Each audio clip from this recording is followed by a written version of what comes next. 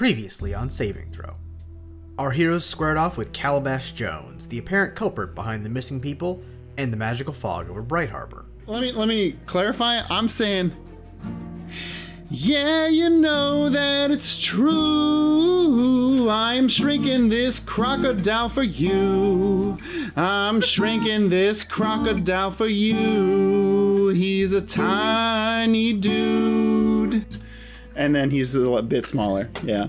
But after a long battle and some assistance from a local phallic wizard, Jones fell, and the fog above Bright Harbor parted. Throw the wind out and you slide in and you get him with like the low kick. And then like you like spin up to your feet and then you hit like the Little Mac star uppercut on him as he's lowering down. It's fucking awesome. Jones flops over. I do not deserve the final blow. Let's go! I'll take it.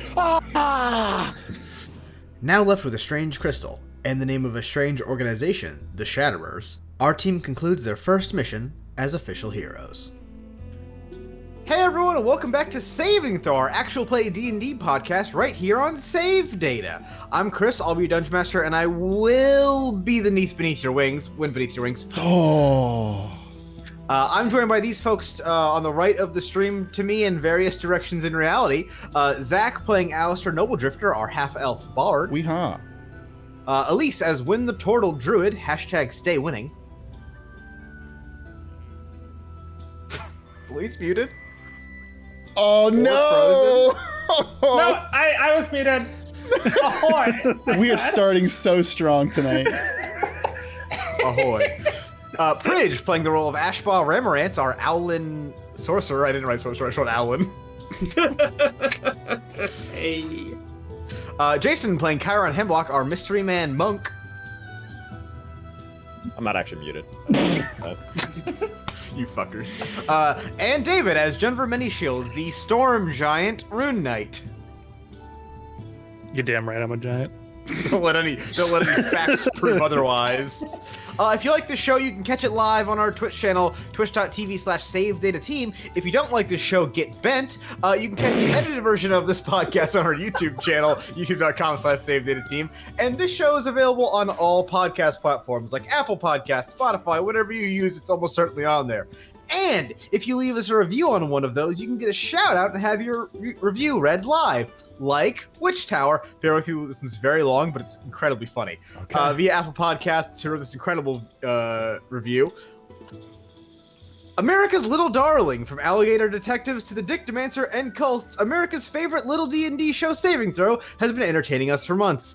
And now with its exclusive podcast offer, you can experience the most comprehensive episode collection of one of the silliest shows in D&D history. Presenting the Saving Throw Little Darling podcast collection. More than 7 timeless episodes of unforgettable antics. Insert the Dictomancer here. Spectacular buffoonery. Insert Alistair here. And obscene, indecent debauchery for the whole family to enjoy. Insert Dictomancer here again. Giggity. These classic Saving Throw episodes have withstood the test of time, and you'll cherish sharing these heartwarming adventures again and again with your friends and family. For just 2 free payments of $3.99, you can get Saving Throw Little Darling Podcast Collection. Call now, 420-666-6969, and receive the Saving Throw Little Darling Podcast Collection. Shipping and handling not included. Please contact your doctor if you're laugh, guffaws, goofs, or scoliosis due to consumption of Saving Throw. Fuck, that was really good, Witch Tower. That was incredible. Incredible. What is that ripped from? It's the Shirley Temple, yes, America's Little Darling collection. Thank you. Oh. And then on the complete opposite of review length, we have Vakra, who gives 5 stars and writes, "Do it." Fucking review. Do it. Very good. Do it. Thank you both, and to all you fancy folks listening, if you want to shout out, leave us a review on whatever platform or tweet about the show. Tag us on Twitter, Discord, whatever, and let us know what you want to say in your shout out, and read it for you live in 4K. Not 4K. And lastly, thank you to the people that make this show happen, including Will and Karen from CZEPeku for the Saving Throw logos, Nezz for the character art for our party, CZEPeku for our battle maps. You can find them on their Patreon. They're great. Bardify for today's music that you're hearing. And you can find all those links in the description below if you're on YouTube. If you're on Twitch live right now, I just said them to you. Get over it. Okay, without further ado, let's start our intermission, which literally, like, between missions, and get into our second arc of Saving Throw And let's start with understanding some things in the simplest form. Uh-huh. As part of what was more or less one final test for full admission into the Imperial Guild of Adventuring and Heroics, you 5 were given a mission to venture to the town of Bright Harbor and find the source of a magical fog covering the town. Through somewhat inadvertent methods and means, you did this. And with the death of Calabash Jones and the shattering of a strange magical crystal he was somehow in possession of, the fog over the town has lifted. So, once again, in the simplest of terms, that is a mission completed.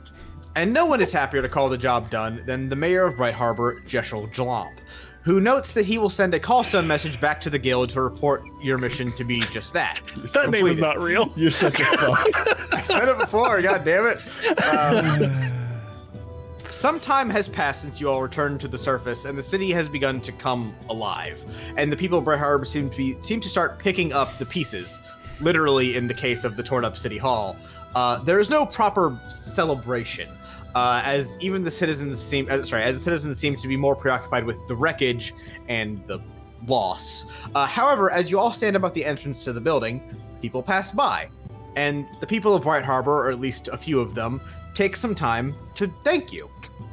It's not much, nothing like, a grand parade in your honor, or no one's like showering you in flowers or lavish gifts, but little by little, people come over and offer you some thanks before returning to their lives.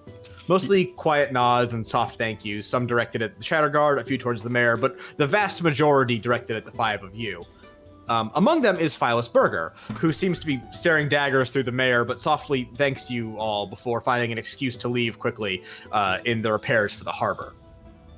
But after a while, the crowd disperses. The Shatterguard dismiss themselves to file their own report, and of course return to their hunt for the Dictamancer. And you are left alone with the mayor one last time. I realize we may not have gotten off on the best foot and all that suchness, but I don't believe we needed to call on the Heroes Guild in the history of Bright Harbor, and I'm rather glad it happened to be you 5. I'm not one for all this blood and guts, but thank you again. He's not looking as sweaty as he was the last time, right? He's sweaty, but that's more of like a life thing. He's not like choice. He's not like anxious like the last time when he was looking suspicious. After the mayor says that, I elbow Ash and I'm like, write that down, write that quote down. I don't write it down. No, that's the difference between an A and an A+. Come on. You guys still don't know how pass fail works, do you? I say, Uh, we pass, and then we pass with an A. There's a difference. There's I pass and there's pass with No, flying there literally colors. is. Ash, I don't think you do either because you still failed ethics. So, Mr. Mayor, what did you learn here today? Well, when things go bad, do what I'm supposed to and call the Heroes Guild? Good enough. Look out for those midterms, though. I know a turtle who's going to be close on your ass. This town's gerrymandered to shit. I'm bulletproof, baby. I knew he was a goddamn Republican. Any more mayor shtick? No, that's it. Okay, it's fine. No. I literally left leave room for mayor shtick, so you know. As Soapy in the chat says, I stole a lot of money from him. I would like to get out before he realizes that. You stole 250 gold, which isn't like an absorbent amount of money. We'll learn more about like. I feel like coins for the later. mayor of a town, that's probably a lot. Well, no, it was like a small pouch that Alistair like swiped out of his like. hold on. dresser. I want to ask questions for the mayor. Why, Mr. Mayor, you have some lengthy name that I'm not gonna pay attention to at all. I'm more interested in bodily function. Yes. Where were you when the strike happened against your office? It was awfully convenient that you were the only one not there. And all of a sudden, he was there. okay. He was kidnapped. Where were you on He was 9/11? kidnapped. Why was he? He didn't see Jones. We glossed over this last time because we were trying to recap very quickly. Yeah. But the reason the aide was supposed to be taken along with the mayor, but the aide saw Jones, so Jones had to kill him. So the only reason this guy lived is because he's incompetent. that what you're telling me? Well, Kinda, Jones also yeah. used the fog, but yes. And did we know why he captured him instead of just killing him? It was to set up like his more elaborate thing of like when everyone returned to town and Jones, if in theory killed all of you, it would just make everything more believable. Yeah. And then Jones would be the hero. Yes. Okay. Yeah. Now, I'm not entirely sure how this part works, but I do believe you all are due back in the capital, well, any moment now. So, did you all take like an airship here or something, or how do heroes travel? Was I supposed to call you a carriage or something? Does it need Vomit to be portals. a carriage? Does it need to be a carriage XL for all of you, or how does that work? Well, the first thing you do is you give us the payment for the job well done, and then we get teleported real lickety split. My son, I'm a mayor. You think I don't know how my taxes work? Yes. Val, He's could got you, you there. yeah. could you explain it to me how taxes He's work? got you there. Okay. No, you are a public service. The guild is a Right. government body. Right. And like taxes go to paying for things, including paying heroes to do their fucking jobs. Okay. And you're well, saying we don't get tips. Okay, but Mayor, Yeah. I did. You could say we did a public function of saving the town, but I did a private function of making sure and verifying that all the people in your precinct were dead and gave them their last rites. So you actually owe us money still, 100%. I thought Chiron just said he murdered a bunch of people. Yeah, I was terrified there for You know a what? second. That's a little fucked up, but I do like it enough to give you a persuasion check. That is the eight charisma. The I have one a character negative with terrible charisma. charisma on our team. Fun. You know, they call me Ace Jones. I don't fucking know. Jones is dead. That's true. I got a 5. That's pretty good, right? Son, in no situation am I going to give you a tip for having the basic level of human empathy. I don't even. That's good because he doesn't have that.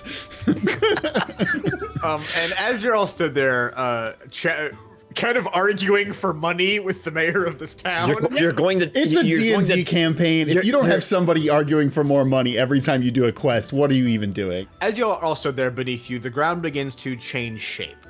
A circle of magical light carves itself into the cobblestones of the street, and runic symbols begin to fill in across the circle. Can I Yes. can I give bardic inspiration to Ash? Sure. Loose stones lift off the ground, and you begin to float a bit as well, as if you've been made lighter. And the lights shine and change together, and as you look down, it's almost like there are like cracks in a wall or a door, and you can see something on the other side. And suddenly you all fall towards the ground. And in an instant you're falling, maybe 4 or 5 feet down, but not into the wet cobblestone streets of Bright Harbor, but towards polished stone floors. Everybody give me a dex saving throw. All right, 14 from Alistair. Straight 10. 10 from Win. 4. 4 from Denver. You know, hey man, it's thematically appropriate at this point. 20, by the way. 20 from Chiron. 8. 8 from Ash. Ash, actually, you have wings. Give me an advantage on this one. Oh, also, what does Zach give me bardic inspiration? What does that do? You can use now because I leveled up, or are we doing the level up before or in the middle of this? It doesn't matter. It doesn't matter. The advantage was a 17. Okay, it doesn't matter. Well, basically, you have a D8 that you can Ability add check, sometime in the saving later, throws, sometime in the attack future. rolls. So hold on to that. We haven't talked about your level ups now. For an hour, yeah. Treat it as if you have them, but don't worry about it too much. Okay. You'll have them officially in a moment. So those of you that got below a 14, which is Yikes. only Win and Junver, you fall flat and basically land on your either like face or like front. Well, as long And everyone else, you managed to land on your feet, or in the instance of Chiron, who got a sweet 20, I'm gonna say did like a superhero landing, like he punched the floor. Yeah, that's fine. The Iron Man land. I break dance when I hit the ground. He breakdanced. I like that. Yeah. I have a +7 in acrobatics, so I'm gonna go for it. Yeah. And with that, you all find yourselves back at the main office of the Imperial Guild of Adventuring and Heroics. Oh, I hate portal travel. Not too bad. I hate sinking this portals, but traveling is kind of nice. Sorry, Ash, how's your stomach feeling? Wynn and Jennifer took 2 damage, by the way. I don't know if I said that part. Oh my god. great. You did not. Did we heal after the Jones Nope. fight? Okay. Oh. It's been like an hour since then. Yeah, good point. Okay, shit. But I'm still low HP. The first voice you hear is Darme Ondal, the Echelor, the mage. Hands still glowing with light magic and energy as the portal above your heads closes up and the magic subsides. Oh, that was a bit high. My mistake. She speaks in her rather bored tone, but seems to get over it pretty quickly and returns to looking down at the open book on her desk. And you all are home. Well, at least you're back here in the capital city of Rontmar, precisely in the room you all departed from, before the same 3 desks with the same 3 people sat behind them. And quickly, let's talk about these really fast, just so I'm not expecting you all to act with information your characters would have, but you as people don't have. That's fucky. These are mostly flavor decisions, but think about them how your character would. Who from the group has spent substantial time in the capital city, either just living here or possibly as a member of the Mages College, or Does it mean on the streets too? Yes, that would also mean on the streets. Yeah, that'd be me. If you're from here, Yeah. or if you had spent any substantial amount of time here. I think I've been here on like trading missions, but never really left the harbor district. Okay. Alistair is from Rontmar. Yes. Only so much as the guild classes brought me Okay. here. That is it. When I was doing magic tech research for my uncle, we were frequently in the capital. I was doing work on the streets, medical, Yeah. unsanctioned, unsanctioned, by the way. Kai runs freaking you know what I meant. He works in the streets. So, as members of the guild, you all know that there are basically 4 people in charge of the guild. They're like the 4 different guild heads. One of which is the headmistress of the Adventurers Guild Academy, where all of you went to, learn to be adventurers. Their job is basically to oversee the next generation, more or less, of people coming into the guild. That's one. They're not present here. The other 3 are the 3 people in this room. So sat at the leftmost desk is the young nobleman of the 3 of them. He is a young human. He's the guy that I mentioned last time, has a cane and looks rather, thin. Everyone with the exception of David and once again with Wynn and Jennifer, who wouldn't know this. Everyone else would know this. This man his name is Vessler, or more accurately, Lord Vessler.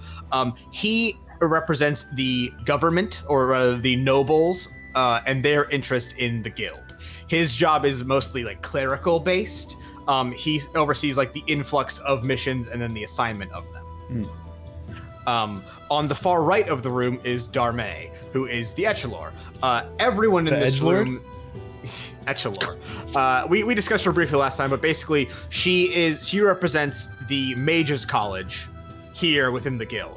And she oversees any like high-end magical stuff that needs to happen. However, it's worth noting that like this is considered a lower rent job than just being a high up in the Mages College. Okay. This is very light work for a powerful mage, effectively. Okay. And then the person in the middle, the gnome woman. This is kind of a weird thing to like ask as a flavor question, but does anyone here not give a shit? About what? About what? So this is the person in the middle of this room is very famous in the universe. And to not know who they are is the equivalent of like not knowing who like the vice president is. Like it's not like someone that's like the absolute highest of fame, but like if you take part in everyday society, it's a pretty glaring omission, albeit not impossible. Are they a physical specimen of some sort? A more accurate question probably for Are they Kyle like is, interesting physically? Yeah. Yes. Okay, then yes, And I would Right. care. Yeah. I thought you left that life behind you. Listen, Jonver grew up on a mountain with some storm giants. I don't think he knows who the fuck this person is. Okay. I don't think he knows who any of these people are. Let's be very clear. Sorry, Chris, what was the name of the second one? Just because I'm writing these down. So Darme, Darme. M-A-E. Thank you. So the woman sat in the center of this room is Marin. That name is it's a mono name. There's no like first name, last name. Her name is just Marin. It's like Cher. And yes, just like Cher, buddy. Cher. Good Exactly the same. Prij, that is the most famous singular name person I can think of. You got another one for me? Sting? Sure. Zendaya? Yeah? Jesus. Zach. Jesus. Jesus had a last name. You fucking know that. And he had a middle name too. It's H. The woman in the middle of the trio is Marin, and everyone here, with the exception of Jumper, would know who this is because Marin is one of the heroes who killed the Sky Eater. Oh, shit. Or rather, one of the 11 who lived through the killing of the Sky Eater. And she is the official head of the guild. Whereas everyone else is like a representative of another body that has input on the guild, she is solely to represent the guild and nothing else. Cool. And officially speaking, her decision is final on any guild matter. However, in a less official capacity, the others are expected to weigh in and also in if it ever calls for it, can overrule her decision. Gotcha. Like a board. Yeah, effectively. I just wanted to give you all of that so it wasn't like, here are characters that your characters would understand, but you're like, I don't fucking know. How old are these people? So Vessler is young, especially for someone in his position. Mm-hmm. He is in his mid-20s. I said he was younger than Alistair last time, but I didn't realize Alistair is actually a child. Vessler he's a very young adult half-elf. He's 20. Vessler's quite young to be in that position. Actually, this is interesting. Alistair, can I have a history check? Yeah. Where's my d20? 18 plus 5. 23. With your noble background, and I don't know how much you're willing to share about it, but like with your noble background, you would know that the Vessler family are as old as nobility goes, as far as like, we only had nobility for about 200 years. But they are a primarily military family, and they're not particularly well known, but they are known for being rather close with the Imperial family. Vessler seems a bit flustered by your sudden entrance, somewhat frantically looking around his desk for something as he tries to like make conversation. Yes, welcome back. Apologies, Madame Ondal didn't really tell us she was bringing you back right now. But as he's looking through his things, Marin at the center speaks, moving around to the side of her desk to get a better look at you all. Well, you're alive at least. How did it go? It was a rousing success. I think we learned a lot about ourselves, like you're supposed to do in school, secondary school, and each other. We succeeded. We passed. So go team. Killed a big magic crocodile. Not as big as me, of course, but he's pretty big. Yeah, that was a bummer. The lacerations caused in the crocodile were extremely visceral and fascinating, to say the least. Extremely deep, brooding. I liked the cut that was in there. Do you need to know more about the real treasure could you please was the start friends talking? we made along the way. I think the fog disappeared, but I was more interested in that. Yeah, the fog disappeared after we killed the giant magic crocodile. Oh, nice. Yeah, we did find some interesting stuff about illegal crystal use. So, send out your storm guard and all that stuff.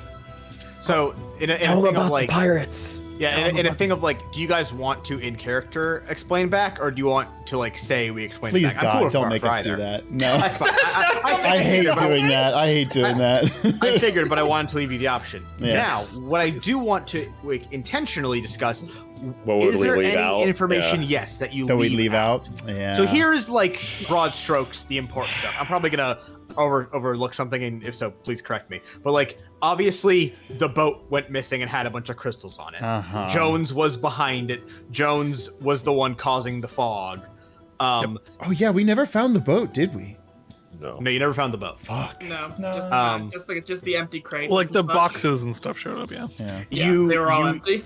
The other thing is you have a shard of that crystal that Jones had. You gave the rest of the Shatter Guard. That is off the top of my head all the like super important stuff. Don't we also have one of the like Empire shipping crate label things that was removed? The big thing would be talking about our suspicions about that. So Jones tossed that in the water, but we didn't talk about picking it up. I'm just gonna say you did because I kind of forgot about it. Yeah. And that's shitty. So yeah, you have that. I have a lost scrying stone. You have a lost scry stone. That's also a good one. I saw God. Yeah, Junver That's saw probably God. important. Saw the sky god. Okay. Is there anything out of this you don't want to tell them about? I mean, I might. Even if I did, I think accident. Ash is gonna fucking tell him. I might by accident mention how my comrades did a really bad pirate accent. I don't know, man. You get that in there, yeah. I 100%. super wouldn't tell them that I stole money from the mayor's office. Yeah. I think I would be factual, other than I would exaggerate how tall I got when I went Godzilla. Okay. I would definitely exaggerate that Yeah. at least 40 feet tall, probably 50. Yeah. I'd hand over any extra blood samples I have of the doctor people that I collected. So These people don't funds that. You That's weirdo. evidence. I really do not want these. I cannot stress enough. I appreciate it. I really do not want these. I mean, I would explain everything briefly. Mhm. I would tell them I'll also be delivering the post-mission report. Yeah, And that would- I assume that you're kind of in charge of that. Yes, and I would include everything in that report except for the crystal I pocketed. Okay. Oh. I would say that we handed the pieces to the Shattered Guard, but I would not mention that I pocketed one of them. Ash, he's a bad I would boy. pretty much detail I mean, I wouldn't include the pointless shit like bad pirate accents. It would be a very formal report. I mean, I would include trip to the pirate, fight against the Dictomancer, trip to the cult, the weird shit we saw in the cult place, all Trip the to the stuff, pool, a dip all in the the stuff spa. we discovered in the Wayne basement. got a cool jacket. Several people in the chat are pointing out. I did. No, Wynn got a T-shirt. I thought it was a I jacket. got a T-shirt. I No, thought it it's was a t-shirt. It's a jacket. t-shirt. It's a t-shirt. Aw. the only thing I would add to anything would be like more physical capabilities of my teammates and like their shortcomings and their strengths. Okay, I like that. Actually, that's Some have more shortcomings. Just than because I'm strengths, though. curious, do you say anything nice about Alistair? Yeah, Such cast as... a lot of good magic spells. Okay, I'll take it. I'll take it to the bank. I'll take it to the bank. That's all I want I'm to gonna, hear. yeah, I'm getting the implication that Karen is truthful in his appraisal. Yeah. Oh yeah. Yeah. Okay, so are we presenting them with any items like the scrying stone or the Imperial Manifest? I would say hand yes. over the scrying stone because that's out of my wheelhouse, and I tried looking at it and nothing happened, but I'm kind of nervous to do it again, so I would hand that over because that is not in my fucking wheelhouse. Yeah. I'm gonna go with present, and then like if we stay assigned to it, cool. If not, also cool. My thing with the manifest is we have suspicions that there are like several members that are corrupt, and that's the reason why this exists. I'm praying to whatever god Alistair believes in. He doesn't. He's agnostic, except for the ones that are real. Interesting. I know that is actually written in my character sheet, but I'm gonna pray that these three are not corrupt, or at least two of these three are not corrupt with And whatever's listen, if going the head of the on. guild is corrupt, we're Yeah, fucked anyway. yeah. If somebody who killed a literal god is corrupt, we are in trouble. Right. So I'll start with the manifest because I think that's the more interesting thing. So Ash, as you present the shipping manifest to the room, Vessler and Dharme both rise and start making their way over to look at it. Dharme is the first one to get there, and it's around now you realize just how tall she is. That special mix of elven and orcish heritage leaving her to stand literally heads above you, and she extends a hand out for the slip of paper. Would you call her a giantess? I would. I'm into it. Wow. I'm into it too. Stop. for different reasons. I'm though. into it for also different reasons. And as you hand it over, she inspects it for a while before offering it to Vessler, who does the same. And she is speaking to you while Vessler's looking over it. And this was it? This was the whole thing, I guess, that the spell was cast on? It was not attached to anything else? When we found it, no. It was on a desk, completely detached from what it was originally sealing. on a desk in a basement In a cult of a compound. chapel. In a cult compound. Don't we also suspect that Jones planted it? Jones planted it, yeah. So like Jones took it off and planted it there. I would. Or add he that. at least already had it. Yeah. So like the cult didn't necessarily take it, but this Shatterer motherfucker did.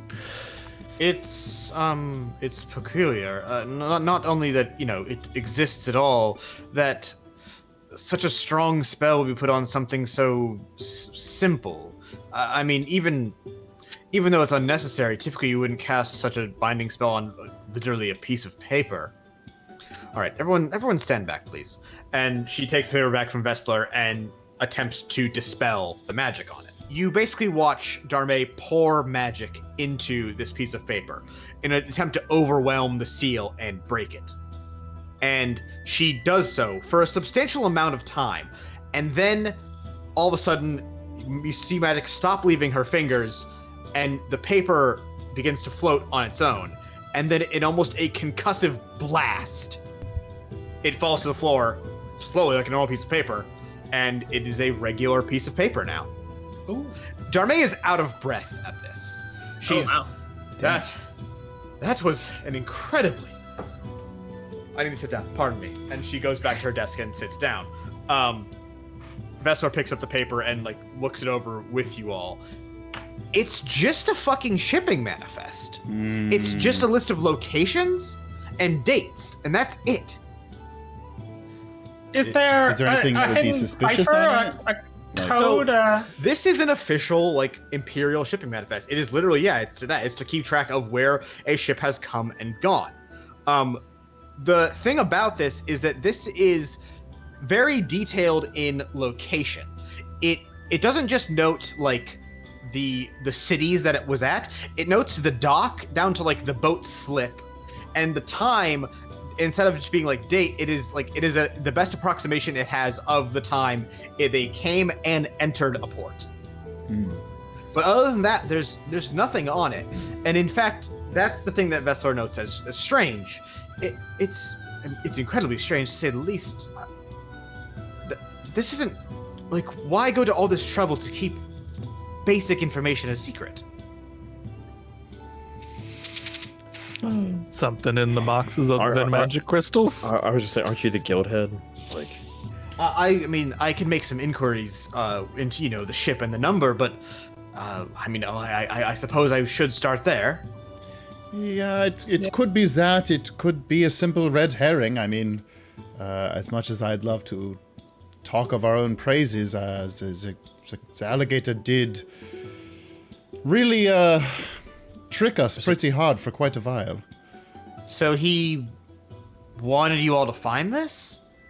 But even for a distraction, that's a lot of magic for a distraction. Exactly. Yeah, Why go to the hassle of casting such a spell? Jones did have a great deal of magic crystals, but I do not know if his particular magic strengths lended him to casting such a spell, so he could have had an accomplice that we did not know about. That might still be out there. Darmay speaks. Was this Jones? Was he a wizard or sorcerer of any type? He was a crocodile. Not the What if Pringle was the assistant that we're looking for? His missing assistant, Ringels. a partner, Ringles. Well, could be, but he did say that Pierre Ringels was dead. No? And by his hand. You did kind of eat Pierre, as far as we know. And no one short of my level of magician would be able to keep that spell up, so to speak. Oh, so you think... So this was a constant... It is highly unlikely Jones was the one to do this. This would have certainly have been given to him by someone else. Crap. That is a conclusion I would agree with. Vessler, pass that to your friends in the Navy. Find out anything you can. Do not let them keep the note. And Vessler nods and takes the silk paper back to his desk. Anything else on the manifest? Anything else particularly want to mention about our adventure here? Did they not have anything to say about me seeing the sky god? That's just We're cool with Well, that. Moving on. they might have thought you were delirious because that's for the most part your character. So. Basically, you explain, yes, that a cultist touched you on the head and you saw God, right? You saw the Sky Eater. To which Darme says it's probably just a low-level illusion. That's very common. And Marin interrupts with, no, you saw her. So the thing is that, like, we killed her, right? Like, she's gone. I mean, you guys would know that better than we would. You can't really kill something like that forever. In general, you can't really kill a god, and despite, what I believe, that thing was a god. What we did was we sent it away. Far, really far, inconceivably far away. And basically, imagine we built a huge, gigantic door and locked it on the other side. Like Kingdom Hearts. Oh, like in Monsters, Inc. I can't believe I made the Kingdom Hearts reference before you. That's shocking. Like both of those things that I definitely know about. Yeah. Fantasy Kingdom Hearts. Fantasy Monsters Inc. Yeah. And from what we understand about the cult and their practices, they peek through that door to get a look at their god, sort of. Does that make sense? Yeah. Enough. You're not concerned that maybe they somehow might find a way to just open that door? If that door opens, we'll be dead before it's our problem. Comforting. Okay. That's a real boomer approach to that, That's good enough for me, I guess. Yeah, damn. If those muscles can't beat God, I don't know what will. Oh. She did punch God. Shatterer talk now? So, you mentioned the name Shatterers, and the whole room seems to bristle at that.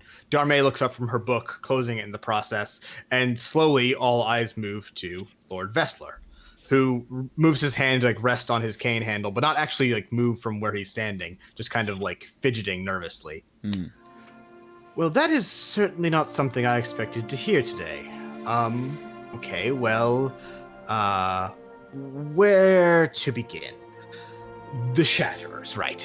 It is the opinion of the Imperial High Council, the Shatterguard, and the Guild that there are no such thing as Shatterers, and officially there are no groups we are aware of that seek to damage the hearth. But before Vessler can continue, it's Marin who speaks up. And what about unofficially? And his eyes move from all of you to Marin and back and forth a few times. Go on, they probably already know as much as we do. And nodding at the guild head's words, he continues on.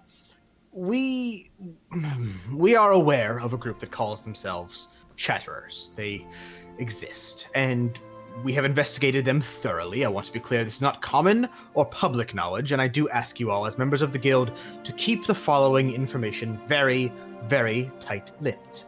Outside of this room, there are maybe 10 other people in the capital that know any of this. And it is the opinion of the three of us and the Imperial Council that this knowledge, if it became public, would cause a panic.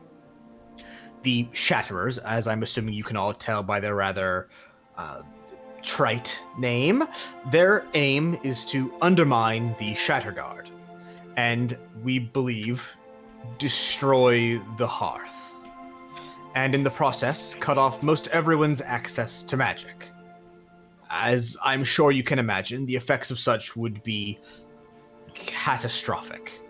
We also know that at least a few members of the Shatterers were once rather high up in the Shatterguard before rather suddenly disappearing.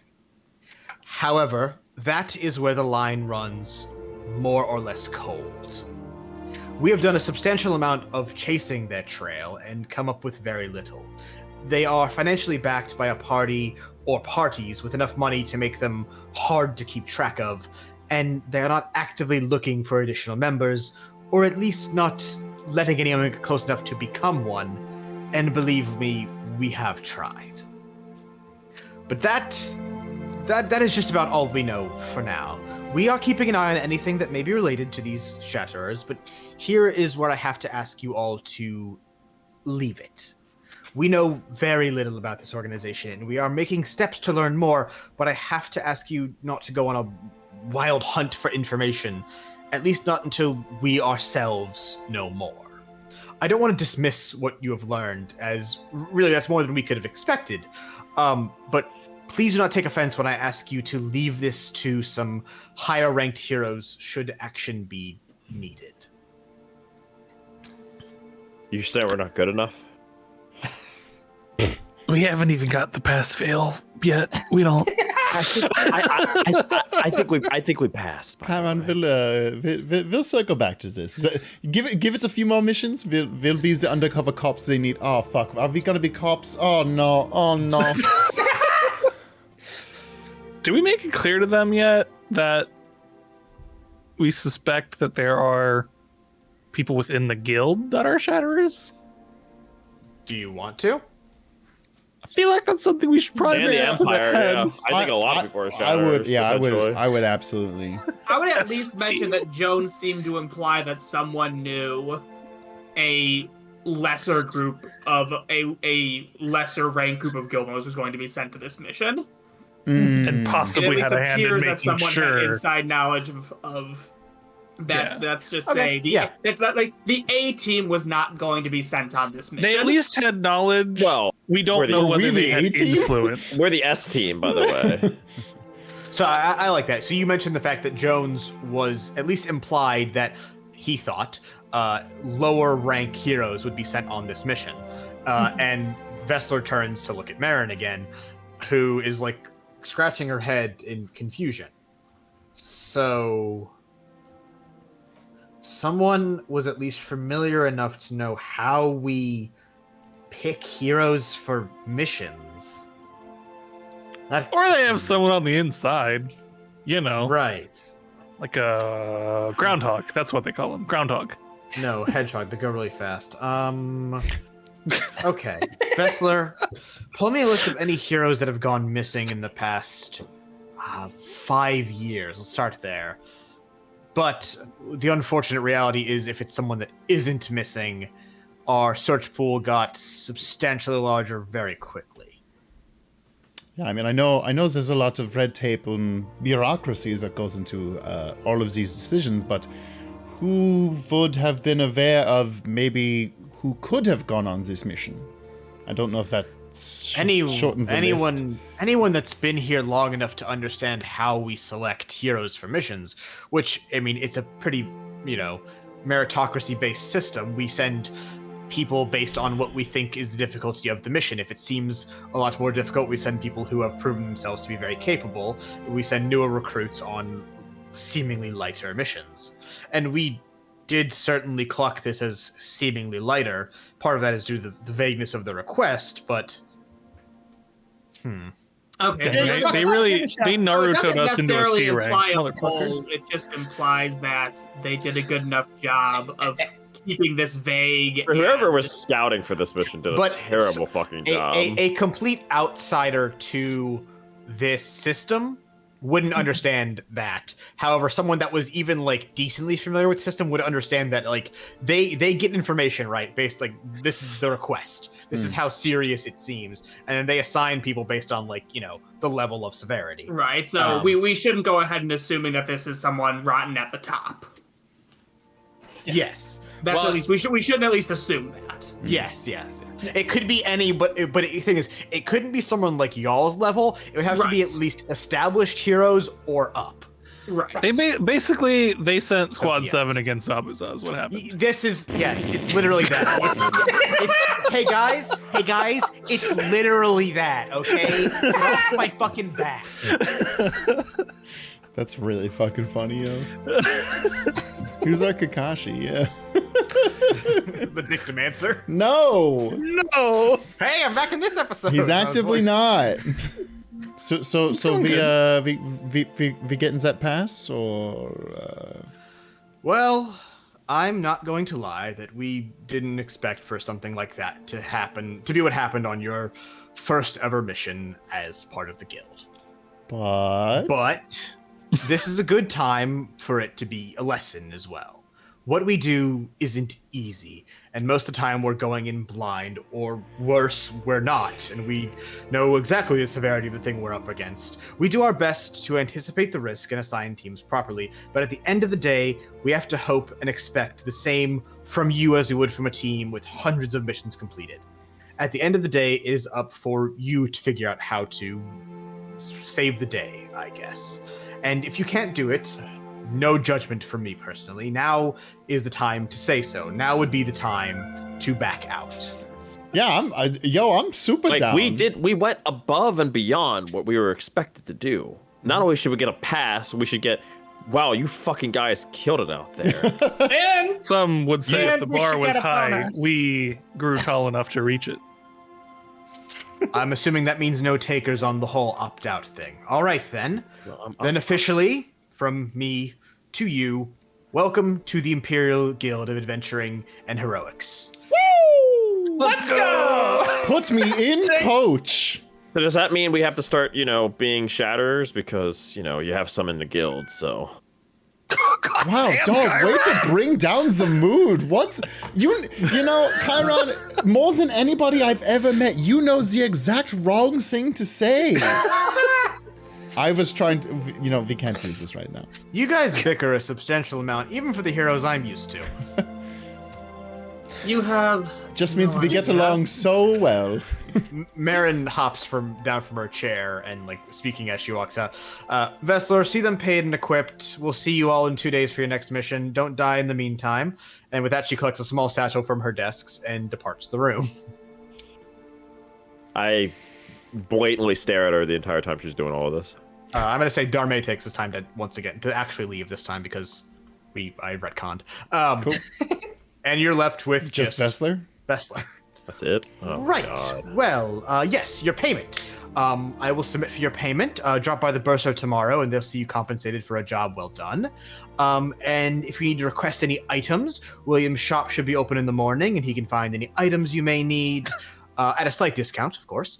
I'm sorry, is his name William Shop? Is that his name? No. William is his name, and he has a shop. Oh, okay, Williams. William's possessive Okay, shop. I didn't hear the S. I was like, wait, is his last name Shop Incredible? No, that'd be good. You'll like him. Don't worry about that. Now let me see here. Oh, of course, I have some signets somewhere in my desk. Hold, please. He opens 2 drawers in his desk and rustles around before. And he withdraws a box, gesturing all of you to come over. He opens up the small box and turns it around, Guild bling! revealing the contents to you. Small stone rings, each with a small pale crystal set into the face of it, making up a portion of the rune inscribed on it. These are guild signets. I'm sure you've seen them before at the academy or some such. Merely affix them to your clothing or body however you like, and these will act as permits for your magical use should any shadow guard be confused. Much less of a hassle than carrying around paperwork anyway. So, these are your magical signets. They are rings by default, but as a flavor decision, they are designed to reshape however you need. This is mostly for fun, but you can pick how you want to wear them, and they will grow, expand to reshape to fit however you want. Rings, Oh, that's great, 'cause I get big, Cool magic bling. Yeah, it's fucking rings awesome. by default. Vessler wears his as a ring. Bracelets, necklaces, Naruto headbands, whatever you want. Fuck. I think mine's a belt buckle. Belt buckle, all right. Oh, that's so good. Mine is where my scarf and the kerchief meet. It's a pin that goes in the middle right there, That's cool. above the canisters. Yeah. I'm gonna go with a shoulder, Like a pauldron? try and incorporate it into my armor. Yeah, so you can it'll fuse into your armor if you like. The only thing you're not allowed to do is put it on a weapon because you could in theory lose that. I think, Jokes on none of my shields I away. was gonna say, Alistair's about to lose his fucking shirt, so I don't know if you can lose his clothes. I was too, gonna say, honestly. I think it would be on the the gold band that connects the top of his, right at the top of his boob window. Okay, I'm fine with that. Yeah. I'd probably keep mine just on my lapel, or the closest thing you can find to a lapel on a piece of on the On like a I'll doublet. put it on on the the pauldron. on the gambeson I'm wearing. Question: apart from being able to form to any shape, do they serve any other magical purpose, or is it just cool logo? They work sort of like a tracking device. They're not like very exact, but they give a rough estimate of where you are. Cool. And other than that, no, they're just there. Like the crystal in them is a very dull crystal. Doesn't have a lot of magic energy left in it. They're mostly so like if Shatterers see you, they're like, okay, they're guild. They're allowed to do whatever they want. So it's the recusant sigil. I don't know what that means. It's Kingdom Hearts. Kingdom Hearts is light. Now there is just one more thing before you go. Please visit the reliquary tomorrow morning, and the keeper there can prepare some relics or artifacts for your use. Before anything else, Magic items. But before anything else, please get some rest. Your rooms in the West Tower should have been cleaned up while you were gone. Take some time. If you have anything to do in town, it would be a great time for it tomorrow. And well done. I know Marin can be a bit rough to converse with, and Darme is less than interested in her position, but just know that your actions are very appreciated, if not by people here, by the people who are more directly impacted by your heroics.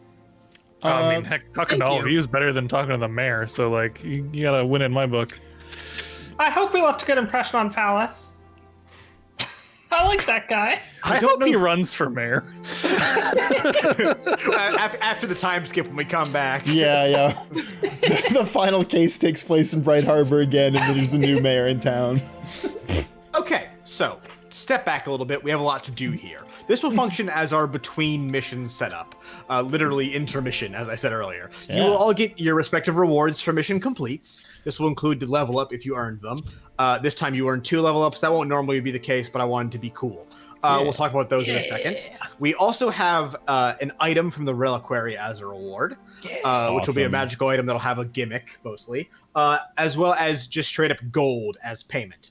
And within the guild grounds, there is a shop where you can get general items, and you can request anything more specific. The shopkeeper will either be able to have it then, or he can track it down, and next time you visit, he can give it to you to purchase.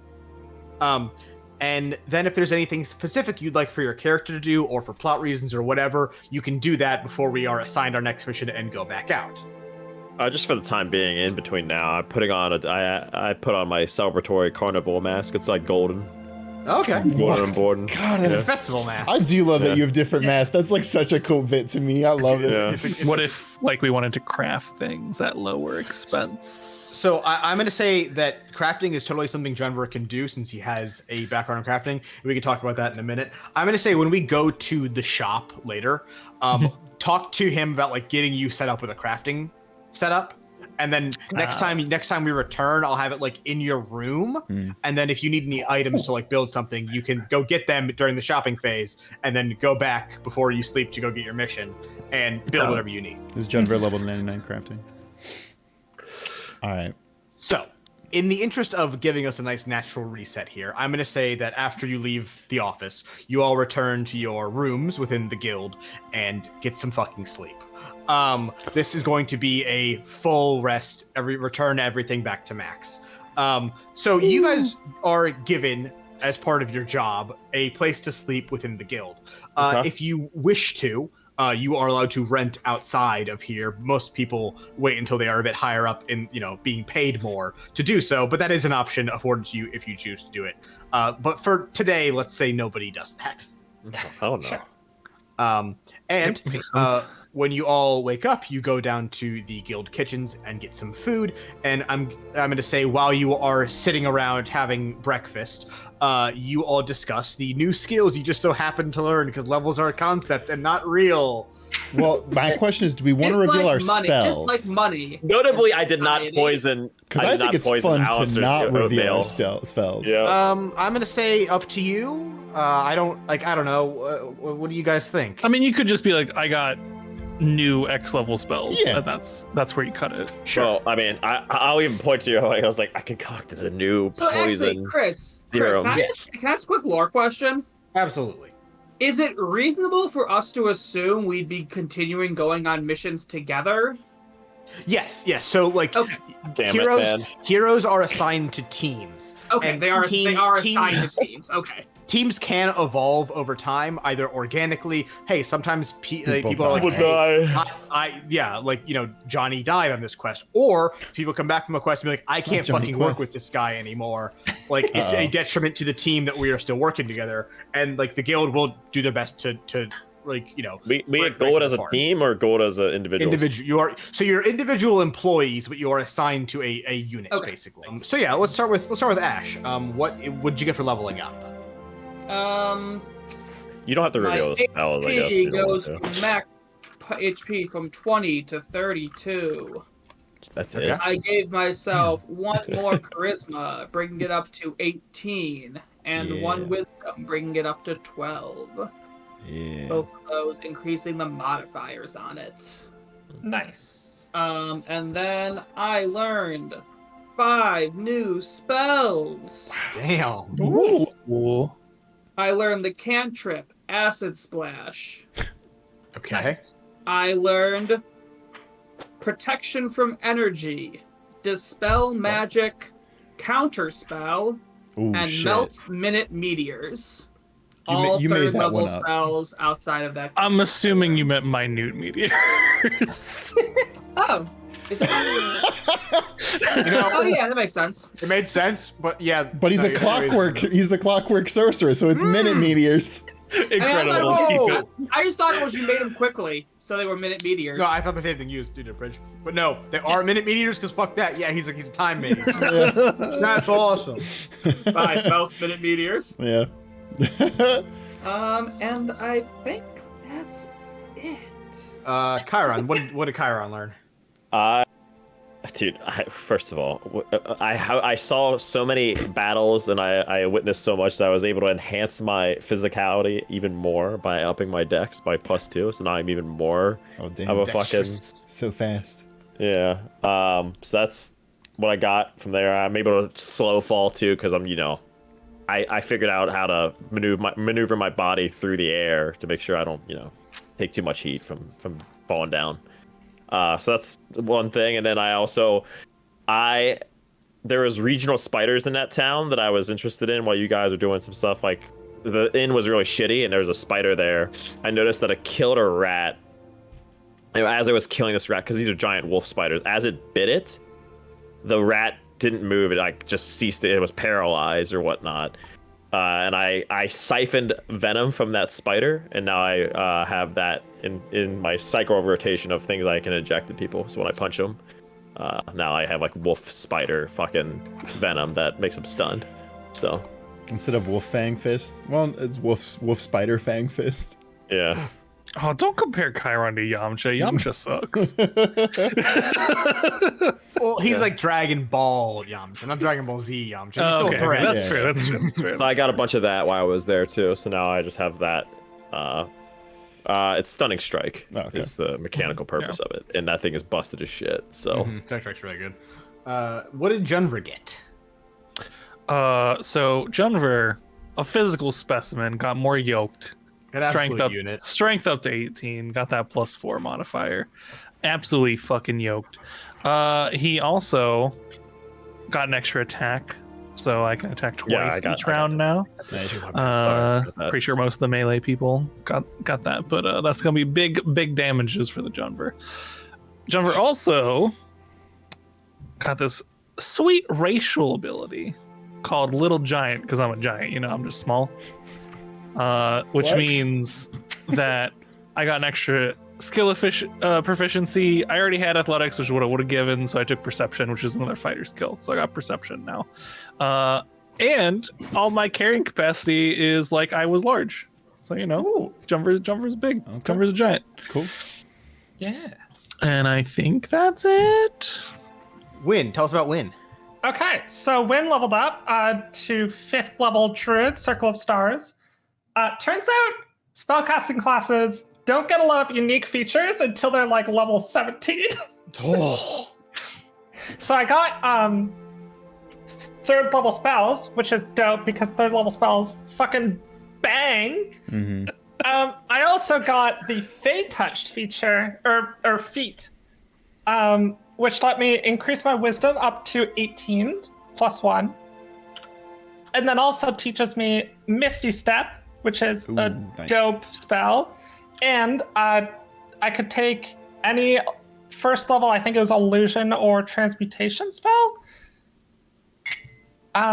from which I took Gift of Alacrity, which I'm going to be casting every day so that I can get a better initiative. It gives me me or anyone else, but I'm going to be casting out of myself because fuck y'all. 1d8 to my initiative. Oh wow, shit. For 8 hours. I mean, Jumper could probably use that. He's pretty, he's pretty consistently in the back of the initiative line, You know how many times I've wanted to cast like spike growth or something before Zach casts before Zach casts Dissonant Whispers, so that instead of running away, they run away through spikes. That's a good point. Shit, yeah. You know what, Elise? That's fair. That's very fair. Alistair, what'd you get? I'm level 5 now, so I got +1 to Dex, which gets me to 16, which finally ups my AC to 14, which is nice because I've been taking just about every hit I've got. And my Charisma is now also 18, so, spell save is a bit harder for people to pass, which is great. And my HP is now 33. Okay. And I learned... I swear to God, I didn't just pick this because of the name. I learned... I don't agree with whatever you're about to say. I learned Magic Mouth. I refuse to what that believe magic you mouth because can of the do. name. No, because there's... I have some hijinks I want to do with it. Have we talked about I don't on want this? you doing hijinks with your magical mouth. I'm going to keep my 3rd level spell secret because I want to surprise people. Hell yeah. So you all do this. You guys have a chat about your newfound health, which is not a thing you have a concept of. And after breakfast, you all head towards the clerk by the entrance to the guild plaza to receive your payment. I say guild plaza because the guild, it's not just one building. They have a small corner of the town that has the place where you all sleep, the guild office itself, the place where you eat, the shop, etc. It's a whole little area. Anyway, you guys all check in with the bursar, and everyone gains 200 gold pieces. Ooh. 200? Nice. Yes, so this is your standard payment for a generic quest completion. However, the amount will go up if the guild deems your average quest level of completion worth extra money. This is basically a fee that is collected by the guild to pay heroes, and if it's okay, well, that team's total value is worth more than this, you need to pay this. And we get promoted. They gave us standard. Yeah, you got entry level hero money. And I stole $250 from the mayor.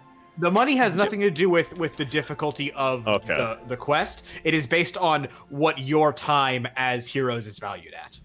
We're literally government employees. That's big money, baby. Is what it is. This is our salary. So we have the guild shop and the reliquary left to visit. I am assuming you guys want free stuff before not free stuff. Sounds good to me. Yeah, I would like the free stuff before I Let's buy do that. things. Yeah. I want to see the cool magical items we can get. We had that breakfast for free already too. I'm not paying for that. Yeah, you don't pay rent, you don't pay for food. Okay. Hell yeah. At least it gets you something. Can for this working for the just government. be the normal way jobs work? Holy shit! Well, the problem is then your room and board is attached to your job, David. Yeah. You know what? Fair. That's just It'd a be- worse version of health Yeah, I insurance was gonna say, being attached to your job. could you imagine having something like your health insurance attached to your job? Oof. You all walk through the halls of the guild buildings, not as new people here on your first day, not as students visiting, or people just coming to get a look at the illustrious Heroes Guild, but as fully fledged heroes and guild members. Other heroes are walking through, sometimes nod or wave as they pass you, and you all make your way to the room marked Reliquary in a well-written script on a hanging sign. And you enter the room to find a rather dark and vast room, stretching deep beyond your view and with rows upon rows of shelving, boxes, chests, books, jars, just stuff everywhere. And before you, there is a small desk with a bell on it, a small ledger, a quill, an ink pot, and a seat tucked up underneath the desk. I ring the bell. You ring the bell, and it sounds off. like low and unnatural, almost like the sound moves too slowly. It's odd. But as you ring the bell, a figure appears behind the desk, literally walking through one of the high shelves. Two glowing eyes appear, and then a vague, like smoky form of a body, and eventually a sort of like facsimile of a coat and hat appear to sort of like finish out the figure before you. This is an Esper. Espers are magical beings that don't really have a full physical form. They are tied to the hearth crystal and other very large magical crystals, which there are some of, not quite to that scale, and really only live in places like Rontmar, where they can be very, very close to a strong, potent magical source. Mm-hmm. They are naturals in handling magic and magical items. They just have like a natural disposition towards it. And many of them work in fields such as magical research, crystal studies, and the like. You hear the Esper speak, but it's not entirely clear if the voice is coming from the being itself or just sort of around. Oh, hello.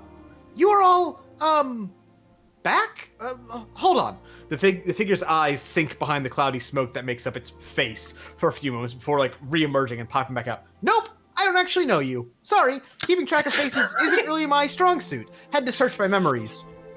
You are all new. Welcome to our reliquary, friends. You can call me, my friends call me Drake. No! Oh, shit! Oh! Patreon name drop. Get your name included when you're a patron at the $5 or more tier. He wanted to be a collector of things. I already had a collector of things. It was perfect. Wow. Let's go. I'll take your finest Transformer figurine. I was gonna say, how many Transformers can we see? Those are mine. Back the fuck off. That's good. Oh, yeah. Oh, you all are here for relics. Okay, let me see. Someone did give me a new list of names yesterday. You are... Who wants to go first? Win. Roll a D100. Oh, fuck yeah. Oh, get that nice. Oh, that's... right in the mic. That's some rolling right there, folks. 17. 17. Okay. Drake goes behind his desks, and then you see his way he selects an item. Espers don't have a physical form, and what they do is mostly so, like, conversing with them isn't incredibly awful for regular folk. But then you see how, like, that disregard for shape works, as he ridiculously expands limbs of his body to go and, like, look for an item. Oh, shit, third gear. While still, like, standing there physically and talking to you. Yeah. Let's see. I've used my divination based on the information they gave me to determine the item most perfectly fit to improve your capability as a hero. And he retrieves for you, Win, in a small pouch, an item called the Last Light. The Last Light. This star-shaped object acts as an inextinguishable light source when activated. I'm going to move this over here so it's easier to read. And will float harmlessly around the user. Once per day, the light may be used to reveal anyone or anything under the effect of an illusion within 30 feet around the last light. If this reveals an illusion cast on a living thing, it immediately dispels that illusion. Oh, okay. Nice. Who'd like to go next? Oh, I'm too busy staring at this Esper to figure out what Karen, as someone that lives in the capital, Espers are common here, more common than anywhere else. However, there is not a lot of them. They're, according to people that were around, before the other Hearth Crystal was destroyed, there was a lot more of them, and a lot of them literally faded away when the other Hearth was destroyed. Is there That's fucking sad. Yeah, I was gonna say, if there's any chance, I'm gonna do like a sleight of hand check to try to like scrape off or see what's like, if there's any like whenever he reaches out, if I can like feel him up or something like that. See if it's actually like feel him up. Or like poke at it. An asshole. Or poke like if it like actually exists. Okay. Give me a sleight of hand check. Sleight of hand's pretty good. Personal space, you dick. No. 22. One of the runes I have. Oh, goes shit. 22. When you're like presenting your name so he can like go find your item for you. Yeah, well, and and you like overextend your hand, but you make it look very natural, and you like pass through what would be an arm of Drake. Yeah, I just want to see if I could go through it, or it's it's non-corporeal. It's literally like smoke, but it just maintains a shape. Is there anything on my hand? As your hand passes through it, like it just like moves around you and then reforms on the other side like nothing happened. But yeah, it's air effectively. Yeah, must make a note of this. Maybe one day I can actually get this extension. And I'm gonna say while you're doing that, give me your D100 roll because you were like trying to be slick. 87. 87. Yeah. Ooh. You get the box of screams. This is appropriate for Chiron. Oh no, you don't get the box of screams. I misread. I'm very sorry. You actually get Cade's left hand axe. Oh, that's cool. That sounds sick. Chiron's gonna love this. Cade's left hand axe. Wait. What if? Oh, I thought it was his hand. I thought it was his hand. I'm more disappointed now. That's very sad. I'm very sorry that I got you the box of screams. Then I read it wrong. One of 2 hatchets left to the guild by the hero Cade. This hatchet acts as a 1d6 +1 slashing or thrown weapon. Twice per day, the owner of this axe may teleport themselves to the axe as long as they were in 50 meters of the hatchet. That's cool as shit. Teleport to the weapon you threw. Yeah, Love that that's always shit. cool as shit. The owner's That's left fucking hand rad. must be free when they teleport, and may only teleport themselves, not themselves and anyone else they are holding onto.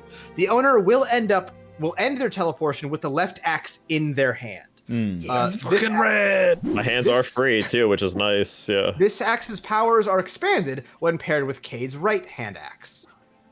Oh, shit! Oh. Is Cade voiced by Nathan Fillion? So yeah, to clarify this, so this is an axe. You like throw it, and then you can, as long as your How are hand they is spelling free. Cade, by the way? I will send you this information for all of you. Kade. Oh, And C. with No lie. anyone besides Junver would know Cade is also one of the heroes that lived through the whole Sky God killing to do. Okay.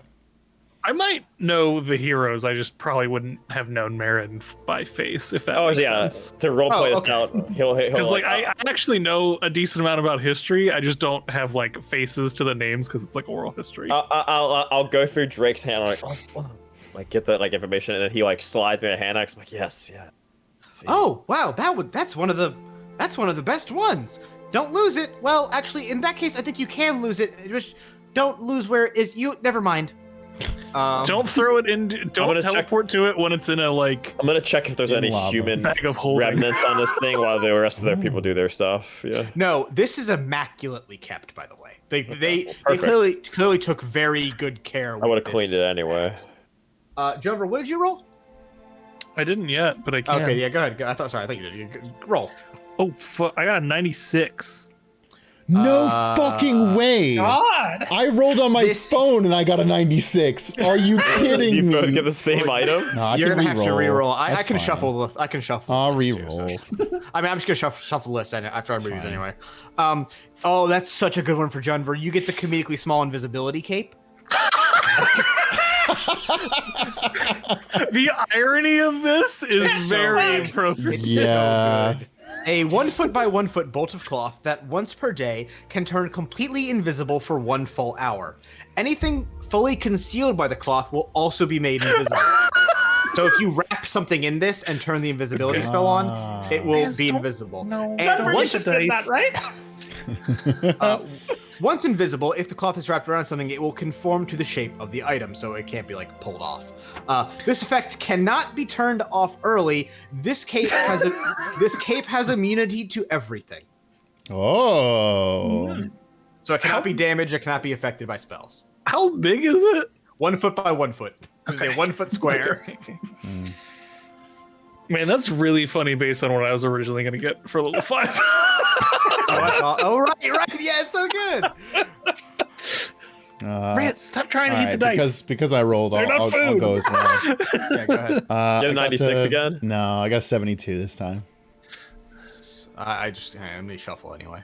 Chrono Okay. Wizard asks if the cloak is dry clean only. That's good. This is somewhat fun for Alistair. You got the Bandit's Harmonica. Oh, okay. Perfect. That's This- perfect. This magic actually, you're between two other musical instruments. What are the odds of that? Wow. This magical harmonica can play sounds from any object the person can see or knows the exact location of within 20 feet. That's so annoying. Sorry. What was the first part of it? This magical harmonica can play sounds from any object the person can see or knows the exact location of within 20 feet. That's cool. So, say you can see a bell tower in the distance, you can play your little harmonica And the bell it'll ring? sound. Yes. Cool. And if it is an item that doesn't have a sound, like a piece of wood, it'll just play a harmonica noise. Okay, that's pretty rad. This harmonica also doubles as a Harmonica. And I should get a last, harmonica. Ash. If you roll a 69, you get the Dictamancer's staff. You probably don't, because I don't think it's in here, but you do get. And I rolled a 79. Oh, you fucking dick! I was scrolling. No, I was joking. If you rolled a 69, you get the Dictamancer's staff. You get the Dictamancer. He lives in your hat now. You also have a hat. No. You also get a hat that he lives in. Oh, this is actually a cool thing to get, considering. Never mind. You get Arale's Shillelagh. A magical wooden club once owned by the world druid Arale. Grants the owner the ability to cast Shillelagh, even if they do not or could not otherwise learn the cantrip. Additionally, the user's Shillelagh cantrip rolls a d10 plus 1 instead of a d8. Okay. No. So it gives Ash a It's a nice little decent melee attack, spell for melee you. attack, Yeah. You're becoming a little bit druid. Yeah. And that is it. Everyone got one, right? Yeah, you're gonna send these to us because like I couldn't find mine online. Oh, no, I made these. Chris made them up, yeah. Oh wow. Nice. Some of them I like ripped off from people on. I'm sure. Yeah, there's so many. The magical items Reddit, but yeah, I mean, pretty much most of them I made up. Mm-hmm. So you all receive your items. Please treat the relics well. If you die, be sure to return them. So I didn't think Kate no didn't return promises. his axe. To be fair, so Thank you, Drake. No problem. And he like fades back into his collection of relics. So you all depart the reliquary and head towards the entrance, or more accurately, towards the shop. The shop. By the entrance to the guild plaza, there is a shop. Less of a shop and more like an open-air counter with a very large, poorly organized mountain of items behind it. The sign reads shop in a somewhat worn paint, and as you approach the counter, almost as you get within, like, shopping distance, a person seems to flip up from behind the counter to, like, lean on it like a salesman and greet you. Nice. Well, howdy, heroes! Welcome to Blackout Billy's Bargain Bazaar, where the prices are bad for business but better for you. What can I do for you? That's awesome. I love y'all. I love your pitch. The proprietor of this establishment is a Goliath. But to be clear, this is the skinniest, wiriest Goliath you've ever fucking seen. Like, he's still a Goliath, but he's quite, like, lithe, and his hair is a fucking mess. This is Blackout Billy, patron name from William Moore. I saw the name and was like, I want this guy to be an old-time prospector. I also want him to have a business. Blackout Billy, what is your daily diet like? I'm just generally curious. You don't have to answer I that. wake up every morning with about 16 eggs, and then I have my first breakfast, second breakfast, third lunch, and then I settle down for a nice big supper. Interesting. Well, I got just about everything young heroes like yourselves could need, but if you need anything more particular, you just let old Blackout Billy know and I will rustle it up for you. So he has anything that like would be like generic, like if you need rope or you need a health potion, and if you like, I want my character to have this. I want my character to have a regular sword because I don't want them to get fucking stabbed. I want to buy a piece of armor. But if you want something more bespoke, Alistair wants a new upgraded guitar, maybe. You can request that, and he can go and find it. And when he next time you return, he might have it for you, and he will charge you a fair price for it. So say the item costs 1,000 coins, like for him to go procure or whatever the fuck, he will sell it to you for like 900 coins because you get a slight discount as members of the guild. Fair. But he also can't sell you something that's worth 1,000,000 coins for cheap. Right. Because this is a that business. He's got a business. That makes sense. All right, Billy. Health potions. Yeah, I was gonna say, other than health potions, I don't know that I would need anything that I could afford. Your run-of-the-mill hell potions provided by big old Deborah are going to be 40 gold coins, and I got these greater healing potions in for 70 gold coins. You said 40? So 40 for regular healing, greater healing is 70. I'll take All right, three. Blackout Billy, I'll take 3 regular, thank you. Okay. I'll take 120 one from regular. you, 40 from Win, and add the potions, obviously. He gives them to you. He does not take them. He does not take your money and run away. He scrambles out. Hey, Billy, I do have a request, though. Yes? I got this T-shirt right here. That's a my t-shirt. Pull up the Windyorkers T-shirt. I love it. Can you make this into like a bandana for me? I love this T-shirt. It's given to me by a dear friend. You want me to like roll it up for you? Because I can do that really fast. I just want something I can wear around my neck. He like ties it around your neck like a kerchief for you. And he's like, I should actually, hold on. That'll be 5 coins. I hand him 5 coins. All right. Incredible. Absolutely That's incredible. good. That's really good. I'm updating from Windyorker's T-shirt to Windyorker's scarf. Neckerchief, yeah. It's just a rolled up t-shirt, but that's fine. Business is booming, Chrono. Billy, a question. Yes? I'm quite a fan of padded armor. I find it a good defensive tool while also being good to move around in. But it's hard to sneak around in this. Do you know if there's any armor of similar durability that might be better for moving quietly in? Well, I'll tell you what. I know a mighty good enchanter, and I'm going to take him down some of my very best padded armor from Pedro's Padded Armor Emporium, and I'm going to have him enchant it for you, and then when you come back, I'm going to set you right up. That would be wonderful. Thank you. No problem. I have proficiency in stealth, but I'm tired of having disadvantage in stealth. So I want to find similar, but not disadvantaged armor. Fair. Yeah. Isn't that just leather armor? But I really like the feel of this. You know, it's got that good, it feels good. Just like leather armor is like 10 gold. I mean, hey, my prices are not regular D&D prices because I'm giving you a lot more gold. William, I already I have hate this. silver and copper pieces. Yeah, me too. Yeah, I mean, Yeah, dude, why the fuck would you have more than one currency So in it's a D&D game? especially like it's What is not this, real life. a gacha game? Like, fuck Yeah. off.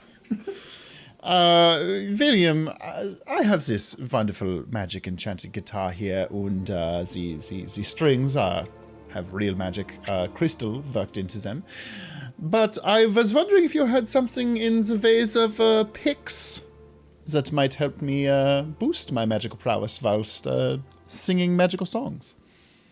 Let me get guitar my pick. box. Let me get my box of trinkets. And he brings a big box up onto the thing and opens it, and it's full of like so much shit, and like there's no organization system here. It's just a bunch of bullshit, and he starts rifling through it. And then he goes, "Wait, hold on a minute. Can I see that there guitar?" Sure. Takes the guitar. Please be very careful. I don't know how you made it sound like that, but okay. And then he just gives it back to you. And he goes back to it. I think I got. Oh damn! I must have sold that one off. Here's what I can do for you. I can go see the man I sold their item to and try to get it back for you. It'll how do I say this? It'll enhance your latent spell casting abilities, but also give you a little something else, if you know what I'm saying. Fair. I don't know quite what you're saying, but I like the sound Don't worry, of it. I don't either. I don't fully understand magic.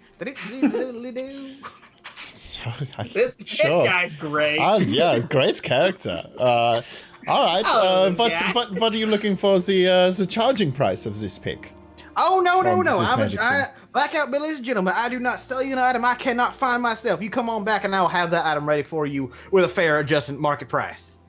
Okay, but you can't give me like any sort of quote on what you might be charging me in a couple days time, perhaps. Well, let's see here. Just to make sure that I have the money for you when I come back. Right. I mean, I'm trying to remember what I sold to the gentleman for. I think it was somewhere in the ballpark of 300 gold. So Okay. assuming when I Say get no back more. to you. Say no more. Okay, great. I will Very say great, no more. William. It's okay if I call you William. I know you like Bailey, but He'll say no more. oh, that's good. And I do the little. And anything else, my friend, your old friend Billy? Just Billy, Yeah. anything you got to make it so the attacks bounce off, you know? Just Oh, I got a lot of shields. Stronger shields, different things that, you know, act like shields, armor made of more shields.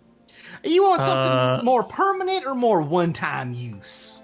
Permanent. All right. Well, I don't got anything like that on me at the time, but I will hunt something down for you. Okay, do you have one-time use on you? Absolutely. sorry. What you got on Billy, you? I just had a great idea. Yes. Seeing stones. You mean call stones, or do you mean like actual seeing stones? Call stones, sorry. Yeah. Just so in case we split, we can communicate with each other. We got a whole mess of them. Let's see. I mean, here's the thing. I understand these are very valuable for a adventuring party. How about 50 gold apiece? Sure, let's make it a pair. Yeah. Great. 100 gold. Down. So you have 3 right. in total now with ashes. Oh, he kept that one. Oh. Yeah, and you can like rebind them to another one. It takes a bit of doing, but like it's a very basic level spell. Like any sorcerer in your party can handle it. Great. Yeah, but Ash needs to keep his to Yeah, I was gonna say. I was like, Yeah, he needs like glimpse. what are you Yeah. talking about? Ash, I just like to chat with Tia every once in a Ash, while. Ash, you want to you give me her do- number too? Or? You do need the other one to pair it to. So if you unpair it, you will not be able to repair it until you see them again. Yes. Listen, we don't. And need to do Ash that. needs to send his dick pics. All right, so you buy 2 call stones. Now, Jumper wanted something more immediate. You want something immediate? Don't you worry. Black Eyed Billy's got you handled. Where's my big old jug of potions? And he starts rooting through, and he is hucking full glass potions over his shoulder, and they're inexplicably not shattering. awesome. And then he like slams a like what looks to be a stuffed beer bottle up onto the counter, and he goes, "This will help you out in a pickle. This here is a potion o' reflecting. You drink this before you get hit by something, it'll bounce right back. One time use only, though." Oh, that's pretty cool. How much is it? Now here's the thing: the guy that made these, unfortunately, did get hit by a boulder. So he's no longer with us. I can sell you this one for. Isn't that ironic that he got hit from a distance no, it's by something? hilarious. It is irony. The irony is not lost on us. 90 gold. I think it is. Whew. But think of the one-time Is use it- moment, John Vuz. That would be the highlight of the episode. You can keep the bottle. Ooh, the bottle. Oh, Oh, I get to keep the bottle. Could you describe what this does a little more? So if you drink Completely. this, if you drink this potion before you are hit by anything that is a projectile, a spell or like a bullet Oh, or whatever, it or will spell. shoot it back at the thing that shot that's at. pretty busted. But I can't use it as a reaction or anything, right? No. Okay. So I have to proactively drink it. Is the downside of this yes. thing? But But you could drink it like at the beginning of combat, and like it won't wear off until you get hit by something. Or unless, okay. I'm gonna say like an hour passes. Like okay, you know, it's not like it lasts for one round. Okay. Mm-mm. Yeah, give me that potion of healing. Thank you. All right, so that'll be 130 gold total out of your. I will ask him one last thing as well. Y'all sure got a lot of last things. Yeah, well, look, I don't know why that got me, but it did. do you have any magical mask? As you can see, I have a bunch of ones that are just more just for. Maybe some that give charisma bonuses. He's like writing all of your requests down on a piece of paper, but if you look at it, that is not that is nothing. He's just scribbling on a piece of paper. Let's see. So you want some kind of mask that can change shapes, and you want it to make you feel not fancy. change shapes, just magic. Any kind of magical mask you got. Any kind of magical mask. All right, I'm gonna go up to Maskberg and see if they got anything there for you. Yeah, that's what I got. This one turns your skin green and makes you mask strong, and you can sing and dance really well.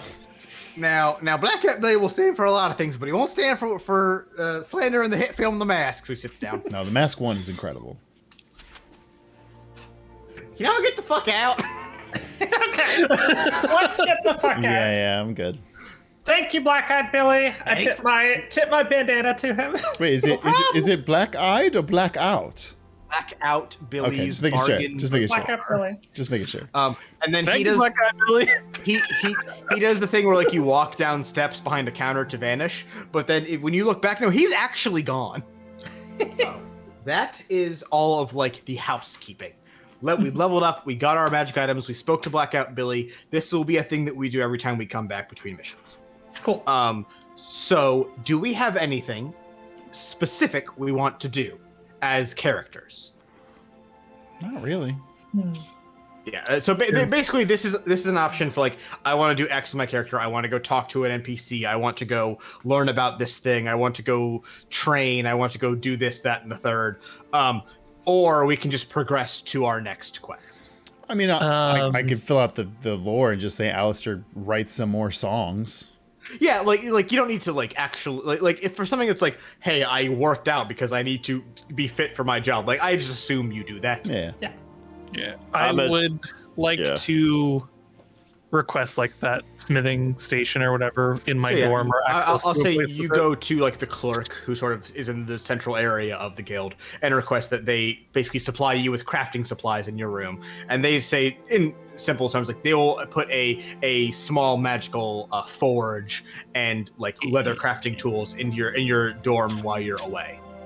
Excellent. So if anyone wants at least non-magical, I don't know how magic crafting works, but at least non-magical items, I should be I'll able to figure it out before next time. Yep. If That was me warning you. if there's any returning like adventures and stuff, like a hall where they typically come back from, I would like to see them, see if there's any injured ones, and then just while treating them or trying to treat them, if I'm able to, then Pac-Man just stalks outside the infirmary, asking if he can, if he can heal people. So I just literally just like sitting in a chair outside the infirmary. Yeah. Hey, want me to bandage that for you? Yeah. I do that, yeah. I mean, I'm trying to heal them at the same time. I'll do like medicine checks on if you want me to, too. I don't give a shit. So there's obviously an in-house medical staff because almost every time people come back, someone's probably injured to some extent because their job is to go on dangerous missions. So I'm going to say, with the time, you go down to the infirmary and basically volunteer your time. Yep. You may have an ulterior motive of wanting to like study or whatever, but they are like more than happy to take you as temporary help. This is a cool idea, and I will expand upon it next time if you choose to do this again. Yeah, the man with the golden mask heals, dude. Yeah. Hey, he's already covered up, so you're good. Yeah. I do some very elementary studying of the crystal shard I have. Kirby. Okay. I don't know exactly how that would work with the world you've set up, but I do some very elementary look into it. I'm going to say you did this last night because I think it makes a little more sense. So while you're sitting in your room, you look over it. Actually, no, we have a whole day because you can do it tonight. It's fine. You look over the crystal and you basically put it into a thing, like take out like your what are like the things that jewelers wear to like see closer? Oh yeah. Good fancy monocle with like zoom. Little jewelers, monocle Oculus thing. Yeah. And you inspect this thing closer. Give me an Arcana check. He's good at this. Yeah, but I rolled a 1, but I rolled a nat 1, so... No! Yeah! We got the nat 1, though. We needed that. Confuse grandma with the bingo win right now. With a nat 1, you basically only reconfirm what you already knew, which I will recap for the sake of it, is that this is obviously an abnormal crystal. And the thing that is like the most noticeable about it is that there is nothing noticeable about it. It is flawless. There are no like naturally occurring flaws that would happen in any rock fixture and in crystals. Can I help flavor a natural 1 for my character? Oh, please. So I'm looking at the crystal, and then while doing so, I sort of like I sort of drop my pen and it rolls off the table. I then get very curious about how far it rolls once it drops off the table. So I then spend the next 2 hours dropping my pen on my desk and watching it roll and measuring how far it rolls every time as a much more exciting experiment. Damn. That's incredible. I get incredibly distracted by an incredibly minute thing and start doing that and completely forget that I was looking at the crystal. Very good. Very good.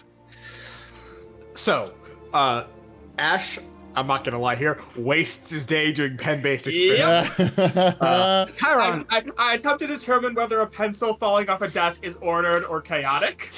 I reach no conclusion.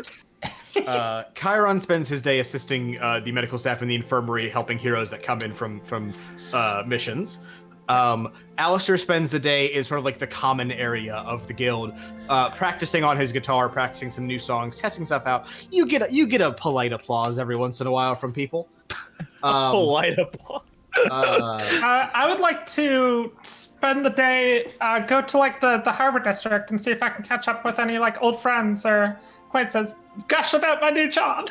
Okay. So when goes down to the harbor and sort of like swap stories with local fishermen, maybe some people you knew from your past time in like, just working around port. Necessarily your crew, I wouldn't say is here. No. Just like people who I might have seen on the dock side or whatever. Yeah, people are very impressed with your job as a hero. I mean, it is an impressive job to have.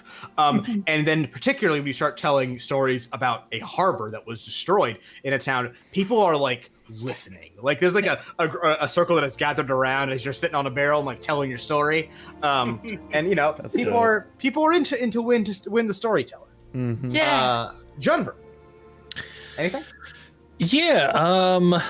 So I know a great deal about just making like normal armor, shields, weapons, stuff like that. Because, there weren't a whole lot of giant blacksmiths that could make things small enough for me to wear or use. So I kind of just had to make them myself is kind of what happened. So I got a grasp on that, but I want to have a better grasp on how to like permanently imbue those items with magic power. Because like I have the runes, I know how to temporarily do it. It's a thing I have to do every morning, but I don't know how to make that like a permanent thing. So I want to find someone who can teach me the ways of doing that. Okay. So the capital city, Rontmar. There are many guilds within our world. That's sort of part of the structure that the Empire likes to keep. There are guilds of heroes, obviously. The Shadow Guard are technically speaking a guild, although they are at this point a bit too big to be treated like a regular guild. They are more a military force. There are Shapers, who are basically mages that instead of learning combat magic, learn how to create stuff. They are more like architects. Their job is to build very large structures. Particularly, this was vital back when we needed to build cities to save people from monsters that were all over the fucking place. And as such, their status is still very high and they are very powerful. So they're archmages? Oh! Yes. There are the Blacksmiths Guild. However, the Blacksmiths Guild is divided into two halves.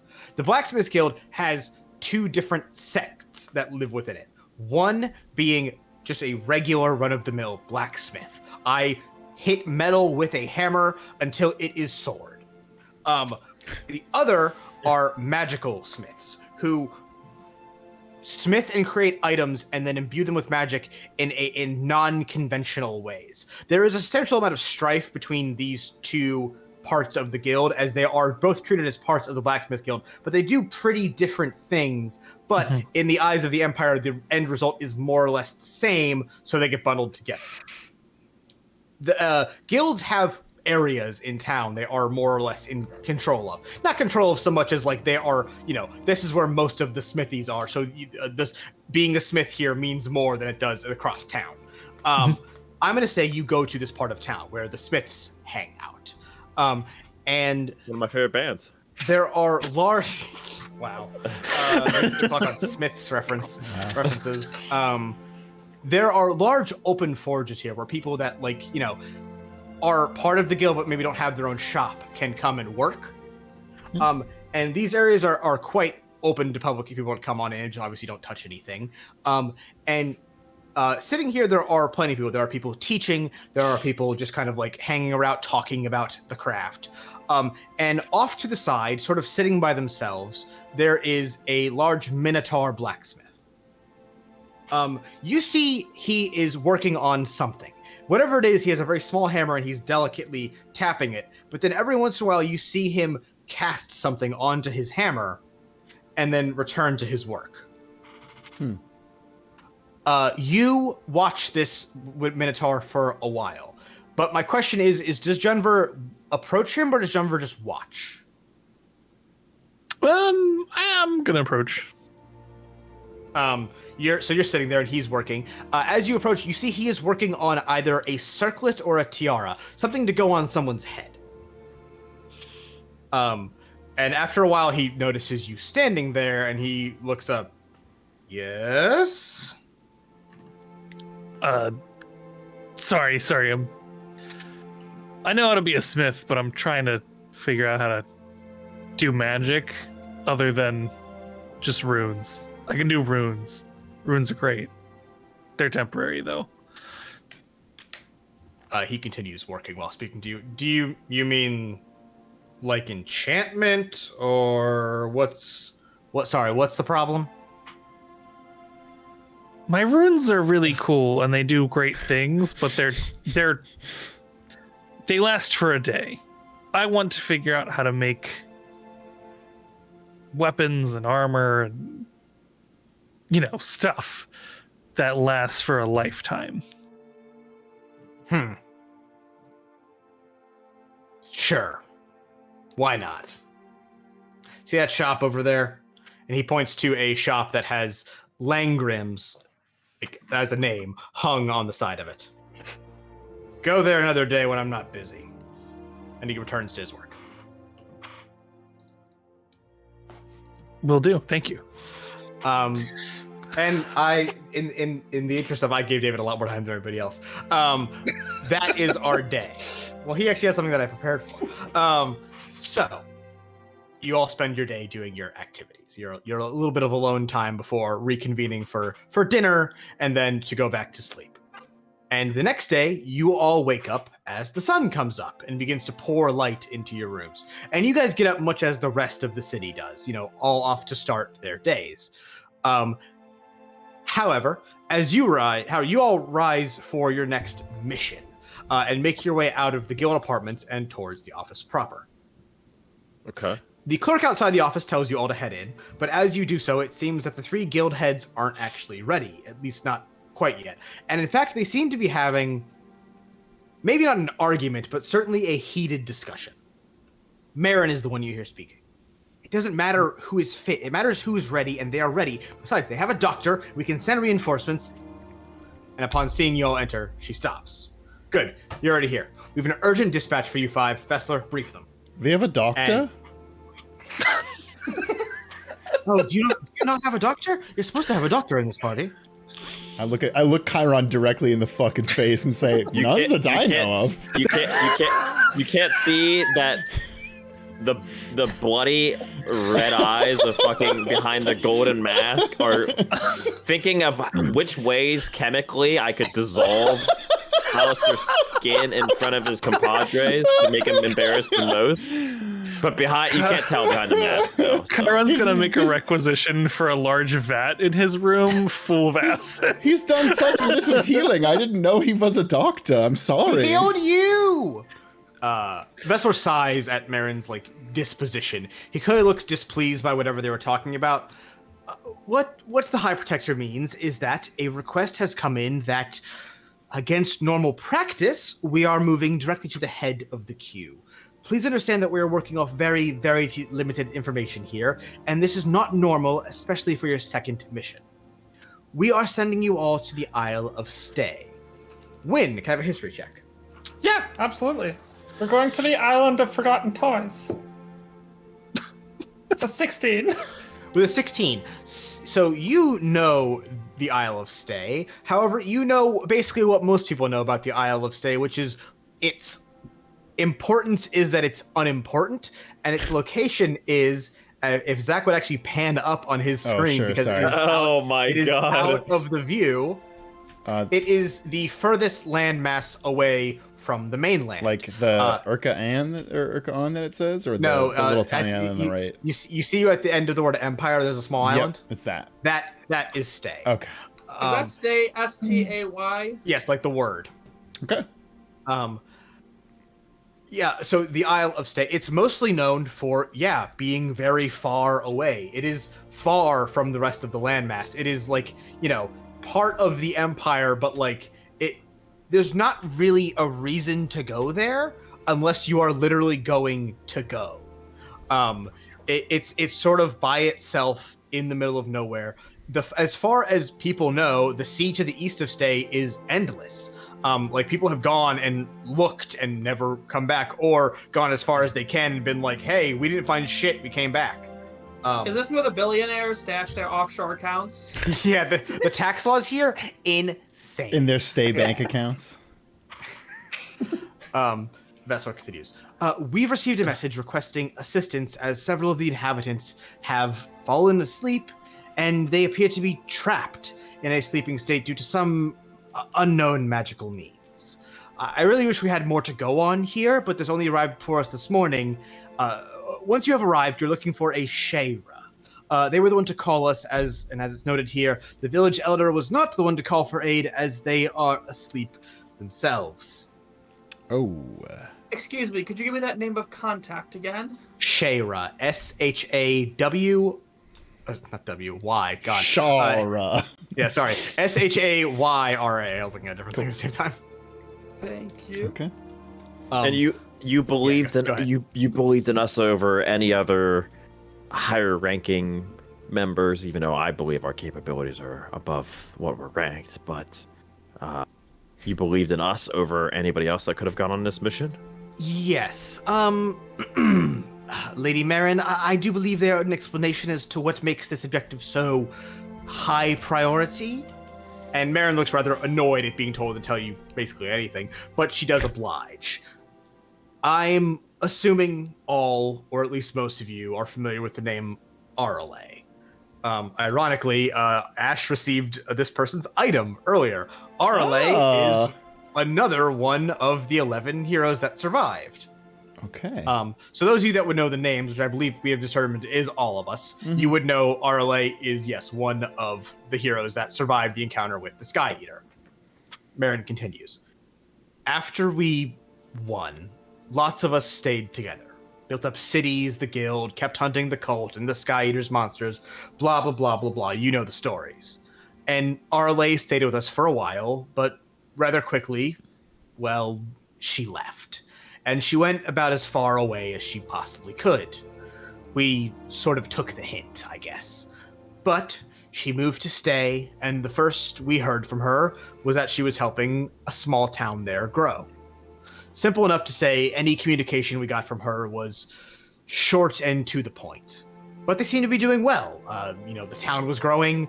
I understand she took a younger hero under her wing. All well and good. About 6 years ago, Arale passed. The Elder let us know that, and a new star appeared in the sky. And now the first thing we hear from Stay since, and they need our help. I'm not going to sit here and act innocent in my intentions. I want you to make sure the town is all right because Arale was my friend, even if she wasn't a terribly good friend and neither was I. You're an absolute unit, by the way. Thank you. I respect the commitment you made to your physical just to be clear, well-being. Is Shayra Arle's? No. Okay, it's just another person. Okay. Or at least you don't know that information. Okay. Like you haven't been, they don't Fair. have the name. Cool. All right, can we go pretty quickly here? I'm ready to go. But is there any other news we need to know? Any other details you can give us? As I said, this literally only came in this morning. We know basically what we just told you. There will be a strong callstone somewhere in town. Please do not hesitate to update us on the state of the town. And Marin adds quickly. And if you need reinforcements, tell us right away. Okay, are we ready?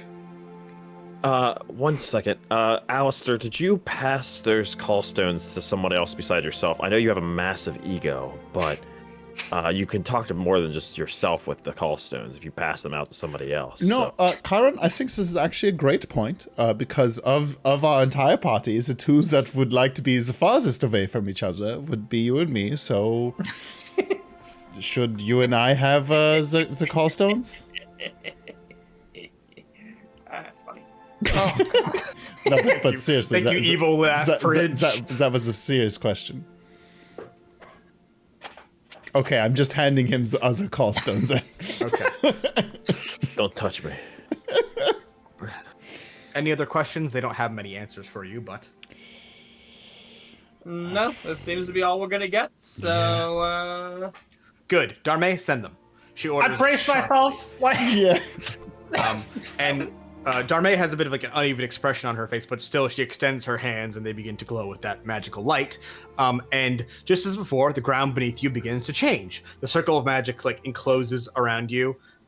So long for now.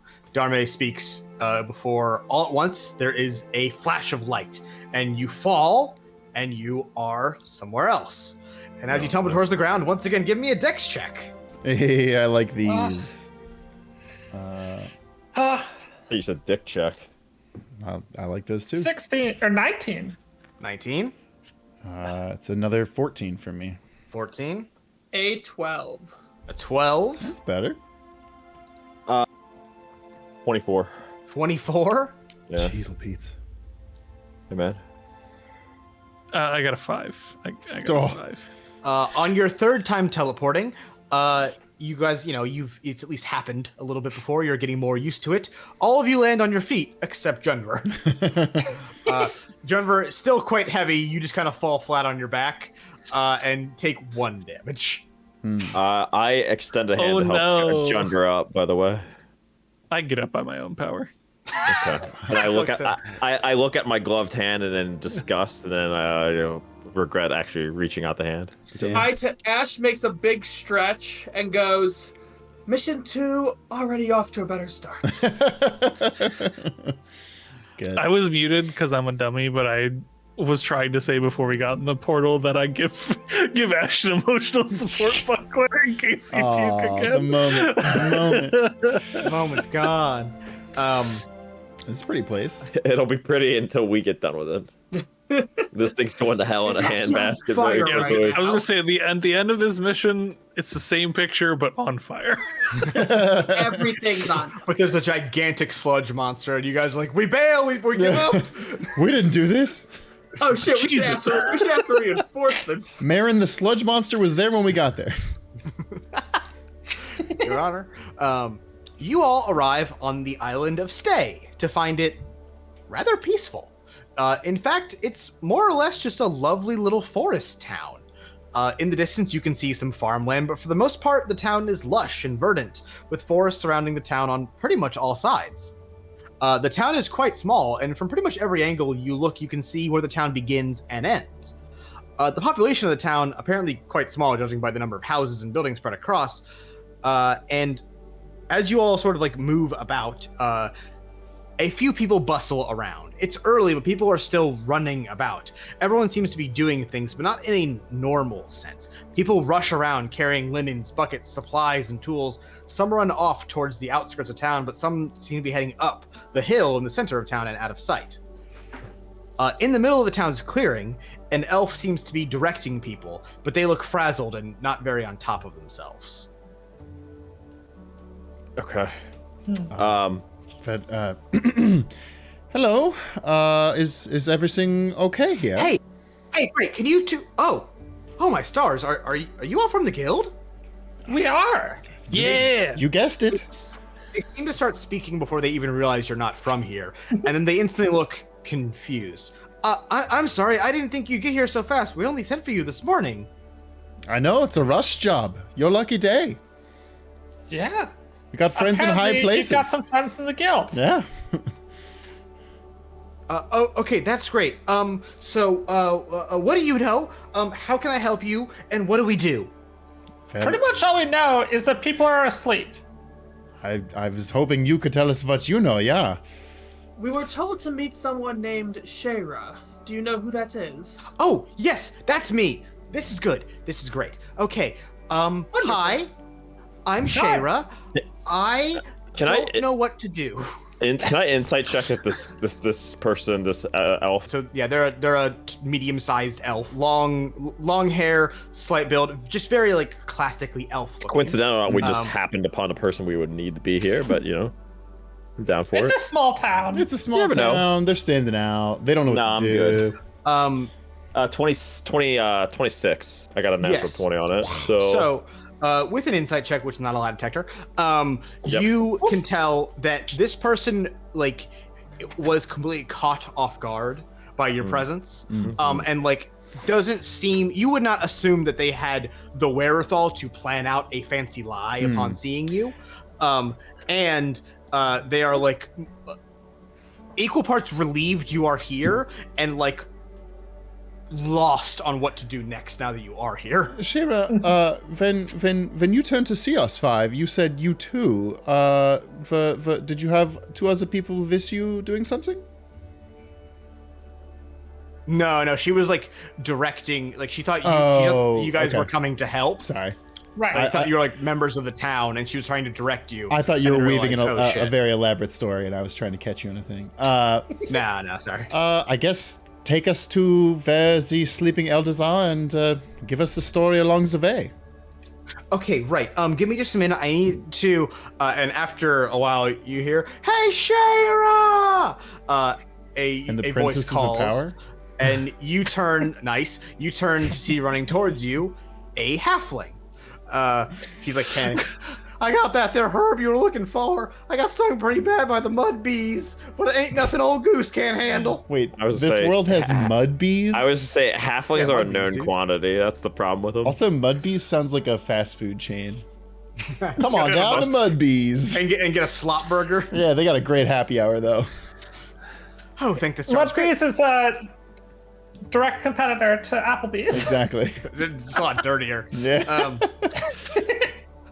Thank the stars. Great timing, Goose. I'm sorry, heroes. I didn't get your names. We didn't get yours, Goose. What? No, what? this is Shayra. This is Shayra. Sorry. You can call me Ash. Alistair. When That's Chiron and that's Junver. That's Chiron and that's Junver. They don't use the verbs. I was gesturing towards Junver first. Well, we couldn't see that in our audio medium, Jason. You guys introduce yourselves. Yeah. And collectively, you can call us the Dream Team. It's a dream team. That's bad. Let's workshop it. That's context for the sleeping village. Let's workshop it. That's terribly rude, all things considered. Yes, well, this is... Hey, fellas, I'm Goose Everson. Goose Everson. Hi, Goose. Yeah, his name's Goose Everson. Goose is our... prefer if you were an untitled goose at this point. Where's Iceman at? I don't... Oh, wow. Fucking Top Gun reference. I mean, it can't... They did release a new one this year. Stay away from any planes. You took that my breath away with that one, man. It is Goos. There's no E at the end, but yes. Okay. Goose is our local hero, but this sort of thing doesn't really fall into his realm of expertise. So, a real quick thing about heroes. You guys are government assigned heroes, right? You went to school for this. You have your degree, effectively. There is nothing preventing a regular ass person from just being a good person and helping the town or whatever. Do they get access to magic though? So in the instant that this becomes a recurring thing, isn't just like, I saved my town from a dragon, I want to never do that ever again. And in the case someone continually acts this way, they can be appointed a hero and they become a hero in the eyes of the government. However, they are not like you sent on missions. They just live in their town and are allowed to continue their regular life while also doing heroism if it calls upon them. And do they get paid for this? They are not I would assume paid. not. Yeah, they're like vigilantes. Volunteer heroes. Anyway, I got that herb for you. Yes. Goose, could you show them everything, and please bring that herb to Forrest and see if he can't do anything with it. I am going to continue trying to keep everything functioning. How many people are awake in your town? Oh, well, let's see. It started with 4 sleeping, then 9 more, so that's 13. I'm Goose Everson. Now, half the town. Yeah, I think we got about a little bit left than half the town left awake. Oh, it's contagious. Which is how many? How many is that? So this is a small town. There's probably roughly 35 to 40 asleep, and then 20-ish or less awake. Oh, fuck. Oh, so he's bad at making fucking estimates, and it's a lot more than half the town is asleep. Yeah, I mean that's not like an intrinsic part of the detail. A lot of people are asleep, is what you need to know. I thought you were going to say a lot of people are bad at math. It's gaining too. The more important thing is there are less people awake than are currently sleeping. All right, Mr. Goose. When these people go to sleep, do they have any contact with the other members who are asleep previously? Do they get in contact? Do they touch them physically or in their presence? Well, it sort of spread like wildfire. You see, it happened. I don't know. It just happened to 4 different people at once. Oh, here's the thing. It wasn't like nighttime. It wasn't sleeping time. It was just the middle of the day, and we found them across town. It might not have been the exact moment, but roughly all at the same time, they all went to sleep. And then the next day, across the day, people started dropping like flies in the middle of work day, in the middle of anything. Okay. And they just keep getting worse. So you didn't answer my question in any capacity. What was your question? I didn't mean him to not answer your question. No, I know. It's just funny to me. Do they have contact with the others that go to sleep? Direct physical touch? Well, anything? I mean, it's a small town. Everybody knows everybody, but no. I mean, they were all in different places when they fall asleep. Well, yesterday, I don't think that was the case. I think some of them fell asleep at the same time in the same place yesterday, but that's just because there's more of them. So to expand on that, so the original 4 people that fell asleep completely separate. They weren't even near each other. The next batch of people was 9 people. None of them were physically at the same location. The next day, a shitload more fell asleep, and now, like, at that point, it was, yes, some of them were in physical proximity to each other, but it's unclear if that's related or if it's just because that many people fell asleep at once. It's spreading almost like a disease, but without any direct contact that would imply the transmission of a disease. Is there any connection between the original 4 that you can identify? Well, one's a baker, one's a farmer. One's a candlestick maker. No, the other 2, well, they're like bar hands, I guess you'd say, but different bars. We only got 2. Damn. Has there been anyone new in the town recently, other than us, of course? Ain't nobody moved to stay since I've been alive. And how long have you been here? If you don't mind my asking, Goose. Well, good old Goose Everson's about 31 years old. Hi, I'm Goose Everson. And you Goose were Everson. born and raised here instead. Yep, everybody I know born and raised here. Has anyone attempted? Do you have any mages who detect magic who have tried to determine any sort of magical source from this? Well, that's actually great. We got Forrest. Sharon wanted me to run this herb up to him. He's sort of our go-to for anything magical ever since RLA ain't here no more. My condolences, Fazuve. Tragic passing. My condolences. What has been done? Yes, what have you tried so far? Oh, well, so here's the thing. Our doctor, well, we only got the one, and he was trying to do his best. He took some samples, and then he tried some herbal remedies with Forrest's help. That's more his specialty. They tried some regular old medicine, and nothing was working. But then, unfortunately, the doctor's asleep as well. So we're kind of running out of ideas. I turn to Chiron. I say, "Well, damn! I wish we had a doctor that could help you with this." Oh, they sent a doctor? No, I said I wish we had one. Oh, damn. I just play guitar, so. Nah, that's fine. And I'm working on harmonica now. If this campaign ends before Chiron or Alistair kills the other one, I will be... I'm building our great rival friendship. He has It's not a rivalry or a friendship. Chiron is going to kill zero you. chance. He has zero chance to beat me. By the way, he will die in probably a round. Oh, I mean, I'm not built for combat. Like straight up. I'm a lover, not a fighter. Okay, so the doctor in town is asleep. He was collecting samples. Okay. What have you done to try to wake people up? So he basically gave the gist of it, but I'll explain. Like, so they tried originally. They quickly deduced this was like not normal sleep. So they tried the obvious stuff like, "Hey, wake up." And like none of that did anything. They then tried medicine, seeing if like a stimulant or something would get them to get up. Nothing worked. Nothing did anything. And then there is a Forrest. There is this person named Forrest. There is a botanist or like an herbalist in town who was trying to make some sort of concoction to wake them up, but that hasn't worked yet. Goose does have an herb he's supposed to deliver to Forrest so he can attempt another one of these. Well, have you tried? Can we accompany you to meet this forest individual? Absolutely. I'll show you around all the important stuff. Luckily, there ain't much to see.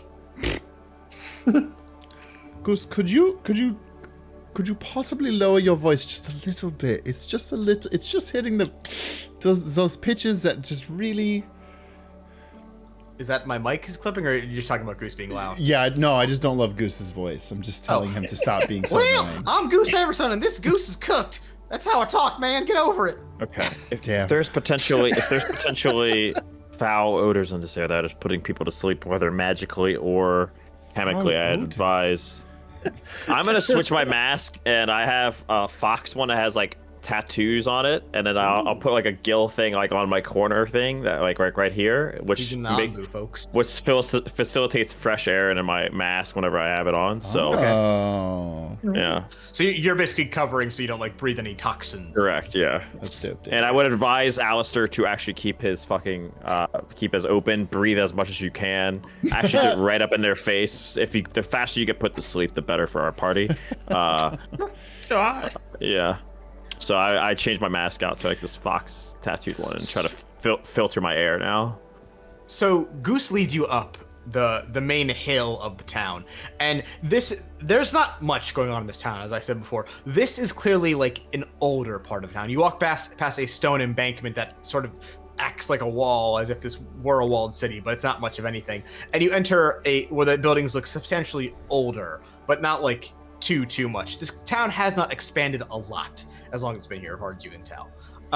And you pass by a large, or the only really large building in town, which is sort of this open air pavilion.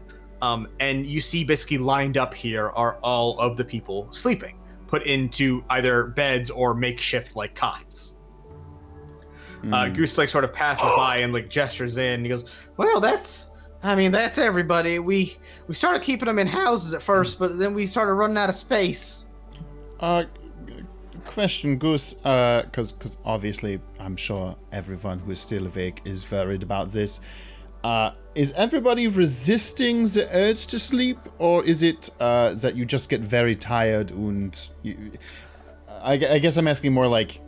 Well, everybody's scared shitless to go to sleep, if that's what you're asking. Great. But yes, it seems like if you go to sleep regular, you're actually okay. It's just, if you suddenly fall asleep, you ain't getting up. Okay, thank you. That is what I needed to know. Most people were just out when they fell asleep. However, it seemed to it's getting more random because like there's a larger sample size. Yeah. Where like some people went to sleep and didn't wake up, whereas the vast majority of people, were just doing something else, suddenly fell asleep and stayed out. Gotcha. Okay. Cool. I guess we can come back and inspect them in a little bit. We gotta get this over for us though. Luckily the wise tree's right over there. He guides you over to a large tree. This tree, who has nature proficiency? Oh, I do. Win, can I have a nature check, please?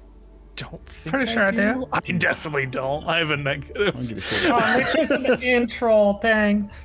15. This, he guides you to a tree. This is a very large tree, like way larger than anything else around it. And by just looks alone, this tree doesn't fit the rest of the ones grown here. This is not like a regular tree to grow in this area. It's not like native to it or whatever. And the other thing you can tell about it, and like just from looking at the fucking thing, this tree is magic. This is a magical tree. Like it is grown somehow in part with magic.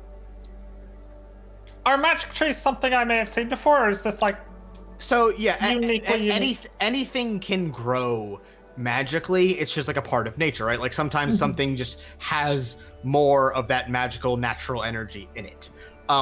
They're not common. Usually they'd be treated as landmarks or something as like, you know, impressive to see. Think like natural wonders of the world. But I may have seen like one or two others. I would say like, as a sailor, you've probably encountered or at least heard of quite a few of them. right. Okay. So this isn't like unique in the world, but it's like special. Yes. Yeah. Okay. Got it. Okay. Well, this is the wise tree. Woody, the forest lives in here. Beans. And he walks up and literally knocks on the tree. And skittering out from inside of it is a squirrel. Like from a hole, or like there's a door carved into it? Like from a hole. Okay, just making sure. Right. And it's where he knows this is a pretty big squirrel. In fact, that's a pretty fat squirrel. Hello. Hi. Hey, squirrel. Hey. No knocking on the tree. I'm working here. I'm working on very valuable, precise potions in here, Goose. What do you want? And Goose offers him up the herb. He goes, oh, that's great. Hang on 1 second. And he skitters back inside his thing. He comes back out moments later. Okay, that's working. What's going on? Who are these fucking schmoes? We're We from the introduce guild. ourselves like I'm not. We're not doing this again. Fellas, this here's my buddy Forrest. And he goes, we're not buddies, and I prefer Woody. This mystical squirrel is Forrest Woody, named after patron Mystic Woody. Hell yeah. Yeah. That's good. I like that. I was about to yell at you again for not naming this after a patron. And he continues on. Look, that's great. I'm glad they sent heroes and all. I'm actually working on solving this problem, so if you guys want to go take a look around, that's great. Well, we just got here, so we couldn't have. Okay, you know. Not to interrupt you, because you're obviously doing very important work. But what do you know so far? Because we are here to help. He sighs. Okay. No, you're right. My bad. Everything's terrible, and I've That's just tried the everything world. I know. Let's start with that. Hi, I'm Woody. I'm the closest thing this town has to anyone that knows how to make potions worth a fuck. Aww. And Arle left me her book when she passed, and I've gone through every single thing in it, and none of the remedies have woken anyone up. So at this point, I'm kind of freeballing. Okay. Pretty cool that you have a book from one of the heroes. I mean, we were friends, but yeah, let's go with that. Yeah. I mean, hey, even better. She can be your hero and a friend. That's fine. Like, She can be your hero, baby. I don't know. Gonna say. I don't know the chords to that. I'm not gonna pull my guitar out. Do you have any other leads at the moment, or is there like some crazy special mushroom that there's only one of in the island, and you want us to get it, but it's guarded by a dragon or something? Oh, right, you guys aren't from here. There's fuck all to do here at Stay. We don't have. We had a dragon once. Actually, dipshit over here killed it. He points to Goose. We don't Nice. get stuff like nice. that. Yeah. I high five Goose. That's fucking awesome. I'm Goose Emerson. Impress the goose I killed already had anything. my character arc. I'm just here now.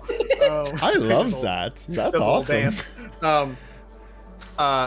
We don't like stuff. We came here, Arla and me, to get away from all the weird stuff, right? We picked this place intentionally because shit like this doesn't happen. So, no, I mean, I got Goose running to get me some herbs to try stuff, but I'm officially out of ideas. Out of ideas isn't entirely. I have one idea. It is bad. Okay. Shoot. We love bad ideas. Everyone's falling asleep, right? Uh-huh. They don't. That's what we're told. They don't want to be. You want one really loud sound. I can do that. I'm Okay, good now at I being have two. loud. I now have 2 ideas. But first, nobody wants to fall asleep and they just drop, right? What if we intentionally got really, really tired magically and see if that did anything? Okay. Wow, when you said bad idea, I thought it would be something better than that. I cannot stress. I have tried everything. Other idea, and I just asked because hey, I just got here. I don't want to assume you tried anything. Does anybody here know dispel magic? Because if somebody's tried it already, I don't want to burn a spell slot. Okay. Look, I understand that we're a bumfuck town. I am a mystical squirrel. I tried dispel magic. That's all I'm asking. No, it's Thank fine. you. I get it. Thank you. And have you tried detect magic? and if so, what did it tell you? They have tried. I love that I asked, hey, did you try a 3rd level spell? And Ash is like, did you try a 1st level spell, though? They did try detecting magic. And so the only thing they were able to detect is that what has put them asleep is magical. However, it is inside of the people who are sleeping. Okay, that's... Wait. I think we just. I just think we Chiron, cut them open and take the magic out. I was just going to say that. Wait, can we do... Is this gonna be... What's that movie called where they get in a really tiny ship and they go Journey to the Center of the Earth. No, that's... No. They Magic go School inside Bus. people. Come the fuck on. Magic School Journey Bus to- did School do Bus. that. Journey to the Center of the Earth. It's not... It's a body.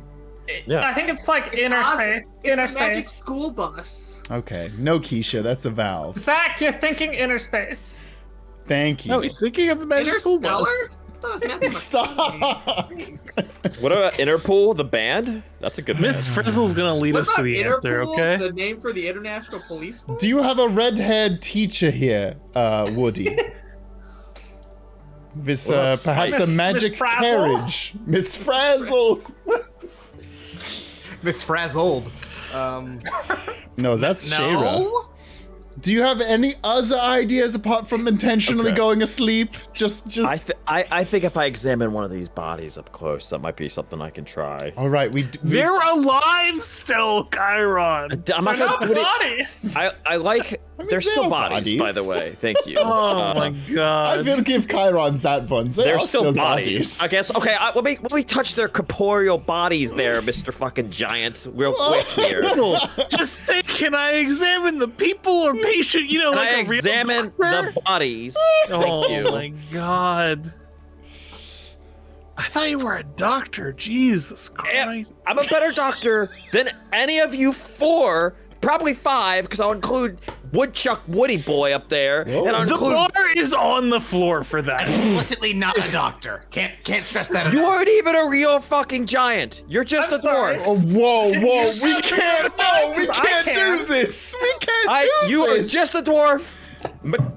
Functionally, physically, anatomically, you are a dwarf. I don't want to hear from you. I get big. I get double big. I'm not even joking. I'm not messing around here. I get double big. Damn it. Okay, you get double big. Woody's like, what the fuck? And he goes into his tree and like hides basically. And Goose is like, oh, fellas, I I understand some bullshit's happening here, but we got a thing to do. Janver, you are very big. And we see that, inside and out. And it's okay if you want to stay big right now, but please do not make me burn a 3rd level spell slot casting Dispel Magic on you, okay? It's all I'm asking. I don't think it's technically magic, but you can Chiron? try. Chiron? There is a time for talking, and it is not now. So Chiron says it's not magic, so I am a giant. There we go. Problem solved. Well, you're a grown-up, bigger... Stop talking, Chiron! I just think I need to see one of these beings and bodies and be able to... No, that's totally fine. I will happily take you over to Yeah. the thing. Can he stop being big, though? Well, I guess you don't have to stop being big, but I feel like it's not conducive to the advance. I literally don't know how to get smaller. While you're up there, can you Yo. what if you shake the tree? If your storm giant stays enlarged for more than 4 hours, call a doctor. It's not. Call it It's a few Dictamancer. minutes. No. Okay, real quick. Hold on. There's one more place you might want to see. I don't know if it's gonna help, but Okay, that's another one more thing from you. Okay. We're nearby. No, god damn it. We're nearby. And he leads you very close by to a graveyard. Oh. Oh, And so where the bodies actually are. Downer, my guy. Whoa. And Goose leads you to a graveyard marked with a small amount of gravestones. I mean, clearly everyone that's died here, but it's not an absorbent amount of corpses or gravestones. This is not a well-populous place. One of the gravestones is immaculate compared to the rest of them. It's large. It has a carving of a person reaching down to help someone else up on it, and it is marked in very plain words, Arale. Yeah. This I mean, look, this is Arale's resting place. Arale's rest, I guess we call it. And it's supposed to be a magical place. That's why she wanted to be buried here. But I mean, I don't know, guys. This is a little outside of my realm of expertise. Fuck it. It's a 1st level spell slot. I cast Detect Magic. There's magic here, and it's almost like it's emanating from the ground, like it's growing upwards, and this is life magic. It is healing magic. Okay. And it's also growth. Like, you can tell that the trees and the grass and the flowers here are all sort of bolstered by this and made stronger. Yeah, listen. Alistair, roll a d20 for me and just keep the number.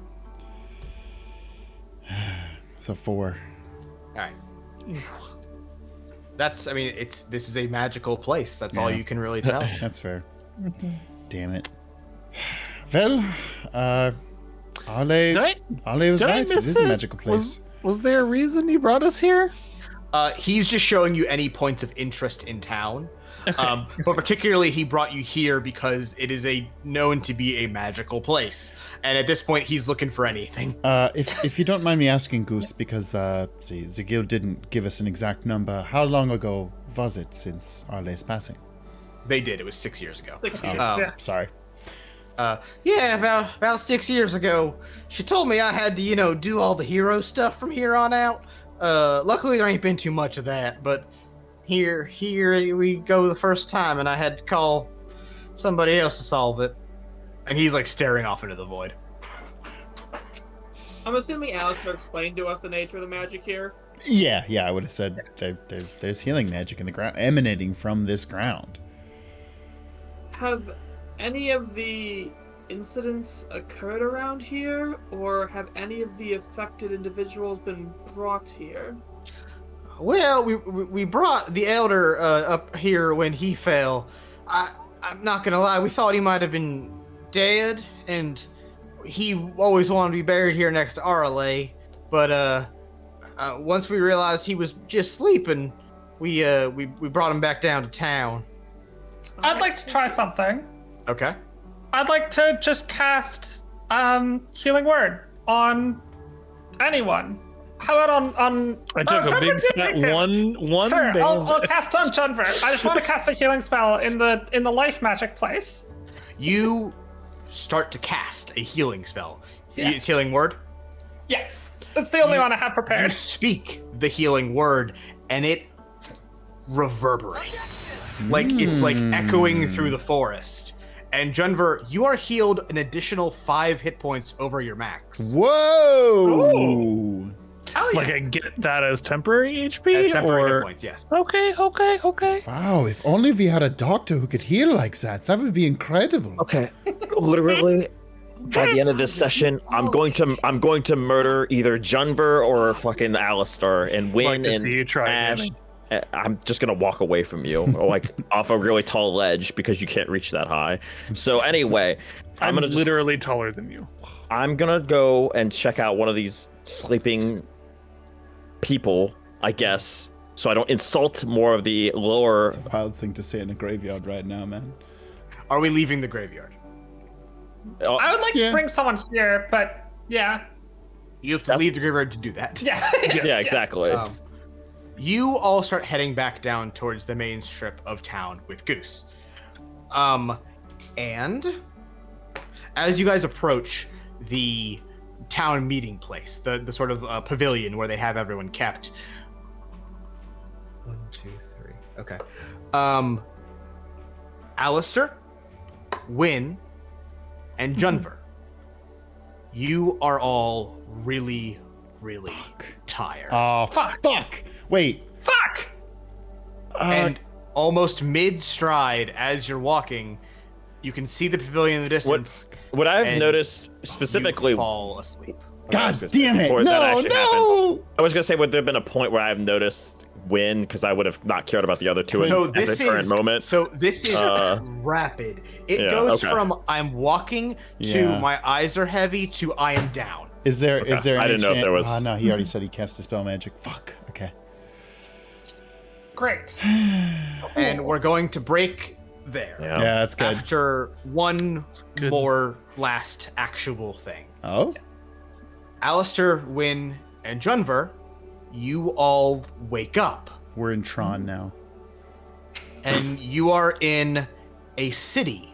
Oh God. Oh no. And above all of you, there is a gigantic, glowing, vibrant, magical crystal. Oh man. Above you, Okay. there is a green version of the hearth. Oh, shit. That's where we're gonna stop. Oh, fuck, Chris. Yeah. Spicy. Ooh, I wonder if I can send messages back to Chiron I from will the ignore sleep them. dimension. Aww. Okay, without further chit chat, let's jump back into our game here. And let's start with the two of us still on our feet. The 5 of you came to the Isle of Stay to investigate why the people of this town have been falling asleep. The guildhead Marin deemed this of the utmost importance, as a hero and friend of Marin's, Arale, lived in the town of Stay until her death. Ash, Chiron, just a minute ago, you were walking back to take a look at the slumbering residents of the island of Stay. But then, as you approached, the other 3 members of your party, Junver, Wynn, and Alistair, also fell asleep. So now you are left in the middle of the town with 3 sleeping teammates and most of a sleeping town. Goose Everson, the halfling apprentice hero of the late Arale, seems full of nervous energy at this point. And with the pavilion in sight, he moves to lift Junver in a rather impressive feat of strength. Let's put him beside the others, I guess. Hey, Chiron, you want to go get a drink? So here's what I thought too. I was debating that. I am quite parched, but I was gonna run my larynx bypass surgery actually on Alistair with this skunk larynx I happen to have. I think it would improve both of their lives actually if I swapped them out. That was a joke, by the way. Yes. I think we can fix these guys if we get them back to town. Question is, how heavy are they? So Goose seems pretty ill at ease at y'all's jokes. I didn't actually make that joke. Oh, okay. I absolutely made mine. So Okay. I didn't. That was way too out of a character of a joke for me. That was Michael. It would have been a huge ash moment. Who? Let the record show not being able to respond in this scene is killing me. Oh no! Whatever will we do? So yeah, Goose moves towards the open building to find a place to set Junver before coming back over to help bring Win over as well. I could probably move Win. How heavy is Win? Win's probably the heaviest party turtle. member. I'm assuming the shell is doing a lot of 250 heavy lifting pounds or there. so. I got 10 strength. I'm pretty sure I weigh more than that. That might be a good point with the armor. Well, then I'm going to say that you and Goose both help bring Win over. And they're with the other members Am of I town? strong enough to move Kyra? To move Alistair? Give me a strength check. Alistair's a twink, so this shouldn't be the worst thing. I mean, listen, you're not wrong. Junver with armor is like 325 pounds. Oh, I thought you. I only rolled a 5.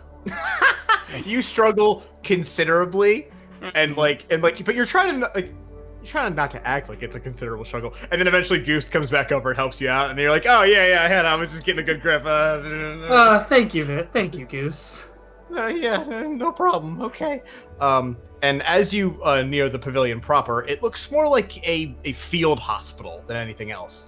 Lines of cots and makeshift beds with the majority of the townsfolk notably knocked the fuck out. And can I get a perception check from Chiron and Ash? 17. Okay. Hey, 17.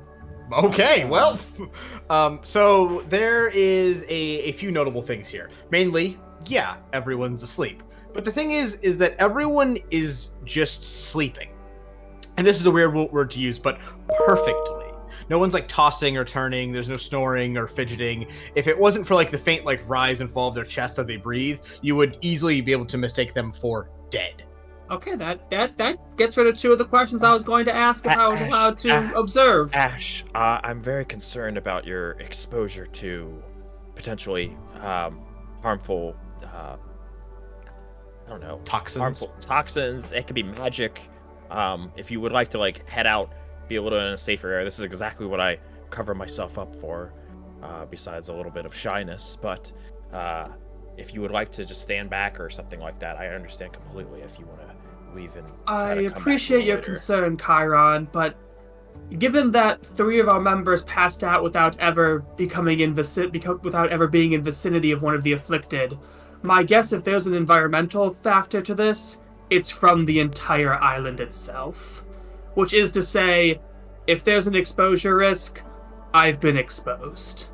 At this point, I'd rather try and stick around and be as productive as possible. Goose, do you by chance potentially have a wheelbarrow?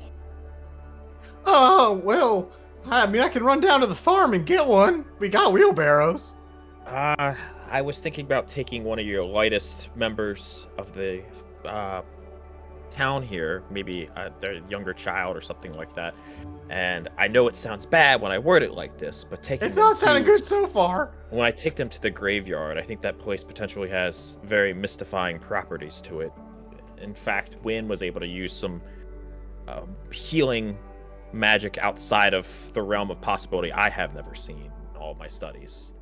So I'm going to respond to your thing in a second. To clarify, they did try taking people there earlier. Yeah. I mean, we did try that with one of the elders, but also at the time when the doc was asleep. So yeah, that's not the worst thing I ever heard. Let me go gussy up a wheelbarrow.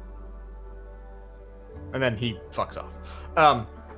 Shayra is also here in the pavilion area. The lithe elf you met before, somewhat running the show, directing like the remaining conscious people of the town, helping set up more spots to put people, putting up like the roofing of the pavilion, that sort of thing.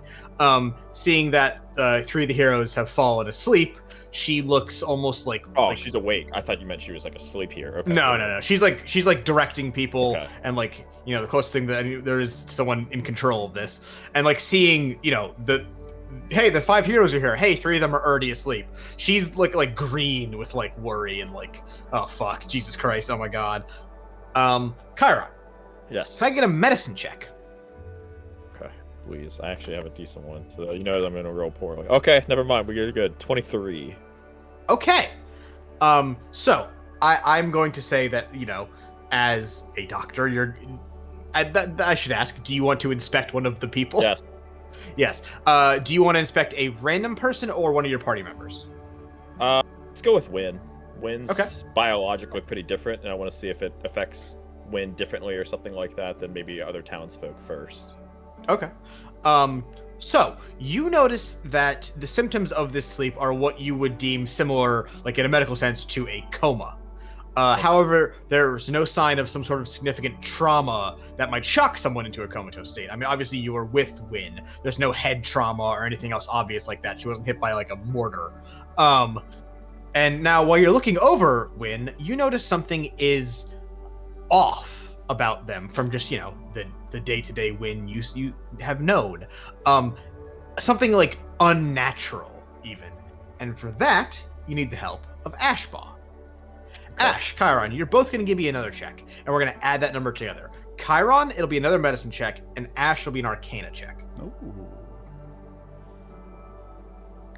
Prij, we should say ours on the count of 3, dude.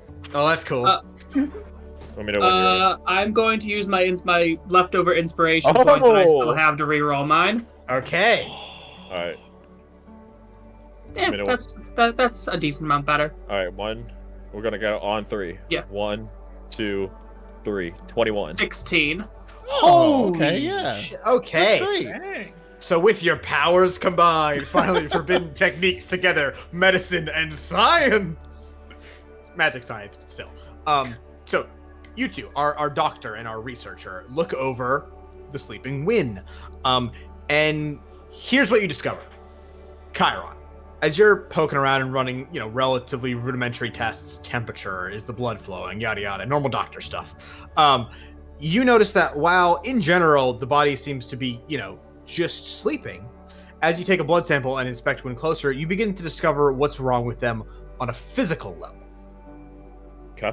In short, while they look, you know, fine on the outside, looks like, you know, the same person you were with minutes ago, on the inside, their body is starting to wither. And it's almost like, in a purely medical sense, you'd say aging rapidly. Okay. And this is where Ash, you come in. Examining Win as well. This ailment, not to anyone's surprise probably, is, magical. And last time you asked Woody the Squirrel if they had tried detect magic, and we were doing shtick. That's not it's not me reading thing. We were just doing shtick last time. But the gist of it was that they had, and it didn't really give any answers, but they were relatively certain that something magical was causing all of this, and it seemed to be coming from inside of the sleeping people. However, with your background as a researcher of magics and such, I'm going to treat this role more like an advanced magic detection. And the key thing you notice here is that Woody's original diagnosis isn't quite accurate. A magical source causing something like this would at least be logical, and like you could see how someone would come to that conclusion, but on a closer and more careful inspection, there isn't some sort of magical source like radiating magic out of these people. That is magic leaving the body. That faint aura of magic that's in everyone, what like someone might consider a soul or a spirit, that is what is exiting them bit by bit, almost like it's burning off into the air. And it seems like that like latent magic is being drained from the bodies of the sleeping citizens. And as you guys inspect another slumbering person, it seems like, you know, someone that has been asleep for longer than a few minutes, it seems that the longer one is asleep, the less magic remains inside of them and the worse condition they are in physically. Did they physically get worse? Because I'm probably examining that more than the arcane. Are they physically getting worse the longer they've been asleep? Yes, so it seems it seems. I didn't know if it was just internal. It's weird. So it's almost like it is only internal. Like externally, their body looks fine. Like they're not so physically aged. I wouldn't be able to tell like the difference between like temperatures and like physical ailments. If you were to like draw a blood sample or check any internals or anything like that, the internals are more similar to that of a substantially older person than the person that is sleeping. I'm drawing blood samples. I got plenty. Now, does fantasy M. Night Shyamalan exist in this universe?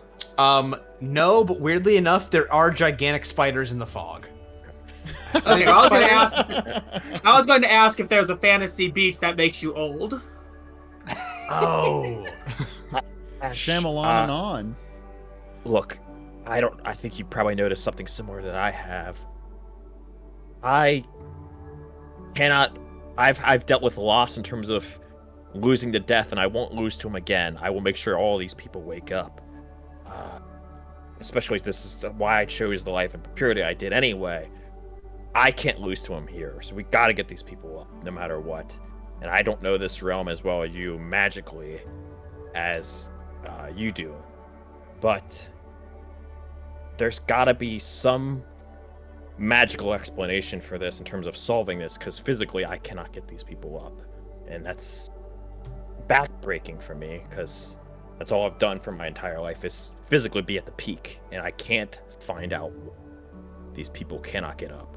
So please, if there's anything that you can do beyond just searching for like any history at all or something like that you've learned in your past, please let me know. Chiron, this is well out of my area of expertise.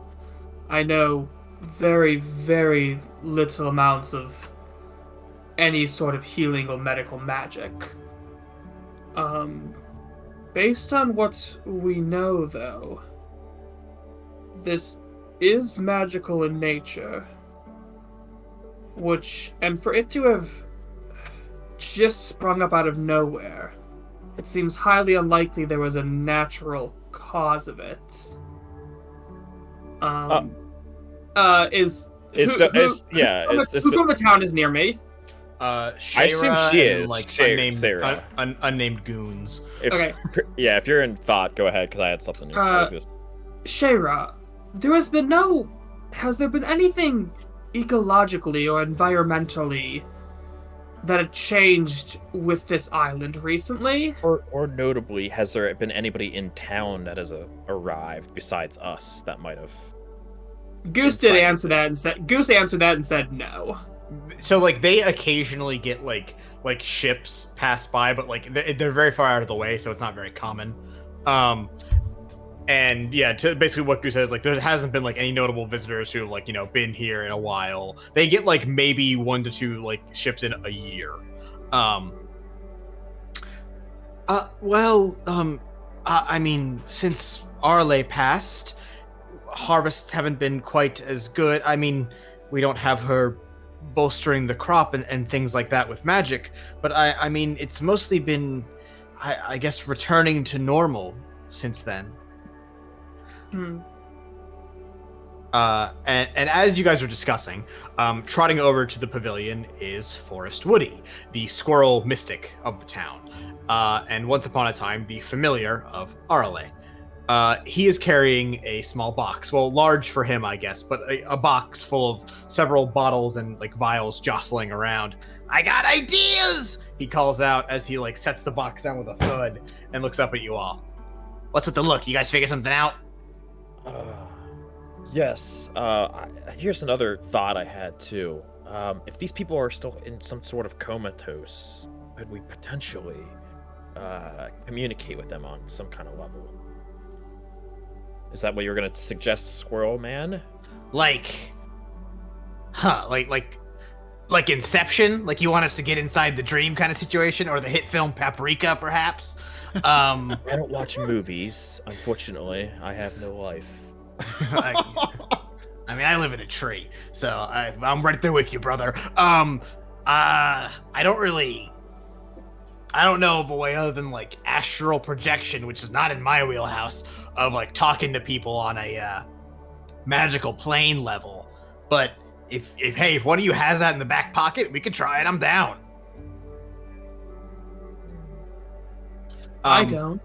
Do you guys explain to Woody what you just learned about the bodies, Yes. basically? Ooh, can I ask Shayra one more question? Absolutely. Miss Shayra, not to be vulgar, but are the afflicted's biological processes still operating while asleep? Or to put it simply, has anyone shit themselves? Are they shitting and farting? Are they shitting themselves? Well, so Or is the body in very much a homeostasis sort of effect? it's more like... Chiron would be able to know if they shat themselves. I'm sure he's not. Well, I'm assuming the people taking care of them have changed them if they've shat themselves, Chiron. You're not gonna leave a sleeping person just stewing in their own shit. That'd be rude. This whole open air pavilion reeks of shit. Oh, it's so gross. Well, so that's part of originally why we thought they were dead. Not the pooping part. That I get the whole Voyager Ballast thing. Never mind. No, they don't do anything. Anything. Okay. Like, they don't seem to be starving, and obviously we can't feed them or give them water. But it's like anything biological has pretty much stopped happening. So the body's in homeostasis and there's no reaction to any external stimuli? Pretty much. I mean, we've tried, regular stuff. We tried herbal remedies. We tried a small amount of magic. And, they just keep sleeping. All right. I still think wheeling off one of them to the grave area would be potentially a thing we could try. And Goose Everson trots up with a wheelbarrow. Hey, I got a wheelbarrow! Okay, hold on. Before that. So, originally, my plan was, let's flush them, pump all the magic out of them. But I'm guessing, based on what you just told me, that's the opposite of what we want. Well, that might kill them. Right, that seems to be happening on its own. And he notes as he lifts a potion out of the box, shakes it, and puts it back in. Okay, wait. This could actually work even better. So, okay, remember back by my tree, your friend, the one who's sleeping now, he doesn't know how to wear a shirt, good. The half-elf, yeah, he asked if we tried to dispel the magic. And he starts rooting through his box while he's speaking, setting down a bolt of cloth and taking a potion bottle out and then a vial and beginning to mess with them. So, if you're right and that's magic leaving the body, which you probably are, this should, in theory, help slow it down, which is a bonus. But might be able to do some more here. So, long time ago, Arle and I whipped up this potion. We called it Magical Bloom. It makes magic, let's say, bigger. It sort of spreads it out temporarily. Now, it's not very tested on magic that's inside of people, but, desperate times, desperate measures. Now, the question I have for you both is, what else? I mean, Magical Bloom by itself, it's more like an additive. It can't really cling onto magic by itself. So we could add healing, some kind of stimulant. That might be the opposite of what we want. Maybe visibility. I'm open to ideas here. To sort of open this up and simplify it, Woody has a potion that he believes may help, but he doesn't know what it's like an additive you add to a potion. He doesn't know what kind of potion to add it to bolster the effect and give it something to do. I mean, as somebody who doesn't know arcane, I'd probably. So this is neither arcane nor is it really medicine. It's more nature, but he's more along the lines of getting your take on it. He's handling the nature part and is asking for your input as medicine man and science or magic science man. Is there anything I would have determined based off, since that withering effect or whatnot? Is there anything because I guess it would be more in character that he would come up with a solution rather than out of character. Right. That's fair. You as a regular human being aren't required to know medical stuff. Yes. To play Dungeons and Dragons. So yes. I would say that so obviously there is a detrimental effect going on. The body is not taking damage, but it's getting in worse condition. So It's like a brown recluse spider. It sounds like. Jesus God. It's like poison. Yeah, that's actually a good. So like healing could be something that Kyron, I think, they'd be reasonable for. I could also say that like something to make it like clearer what's going on in the body, because he mentioned visibility as an option. So maybe something like that. It would. Yeah. I would say Chiron probably wouldn't recommend anything to stimulate them further, because that doesn't seem to have any effect. So there's no reason he would draw that conclusion. No, because I could put him into shock or some kind of shit. I was gonna say either make it more obvious or slow it down is what I was gonna try to say. If you could, but I don't know if that's a thing you could do. Slow passage of their body away or something like that. Just freeze or halt the body. So it couldn't do that. I don't know. That's okay. It's not like I'm just gonna say like any idea you have, he's going to be receptive to. I would. Okay, my thought process, Senior Squirrel. Instead of the original genocide plan that you might have had by, I don't know what you were thinking with that one, but I would suggest anything that could potentially freeze the body even more, so the features could not progress into more of its withering nature. I don't know if that answers your question at all, but it's a very difficult one you put me in the spot of. So, Ash, thoughts? Very little, very few. It's a hard question. It is.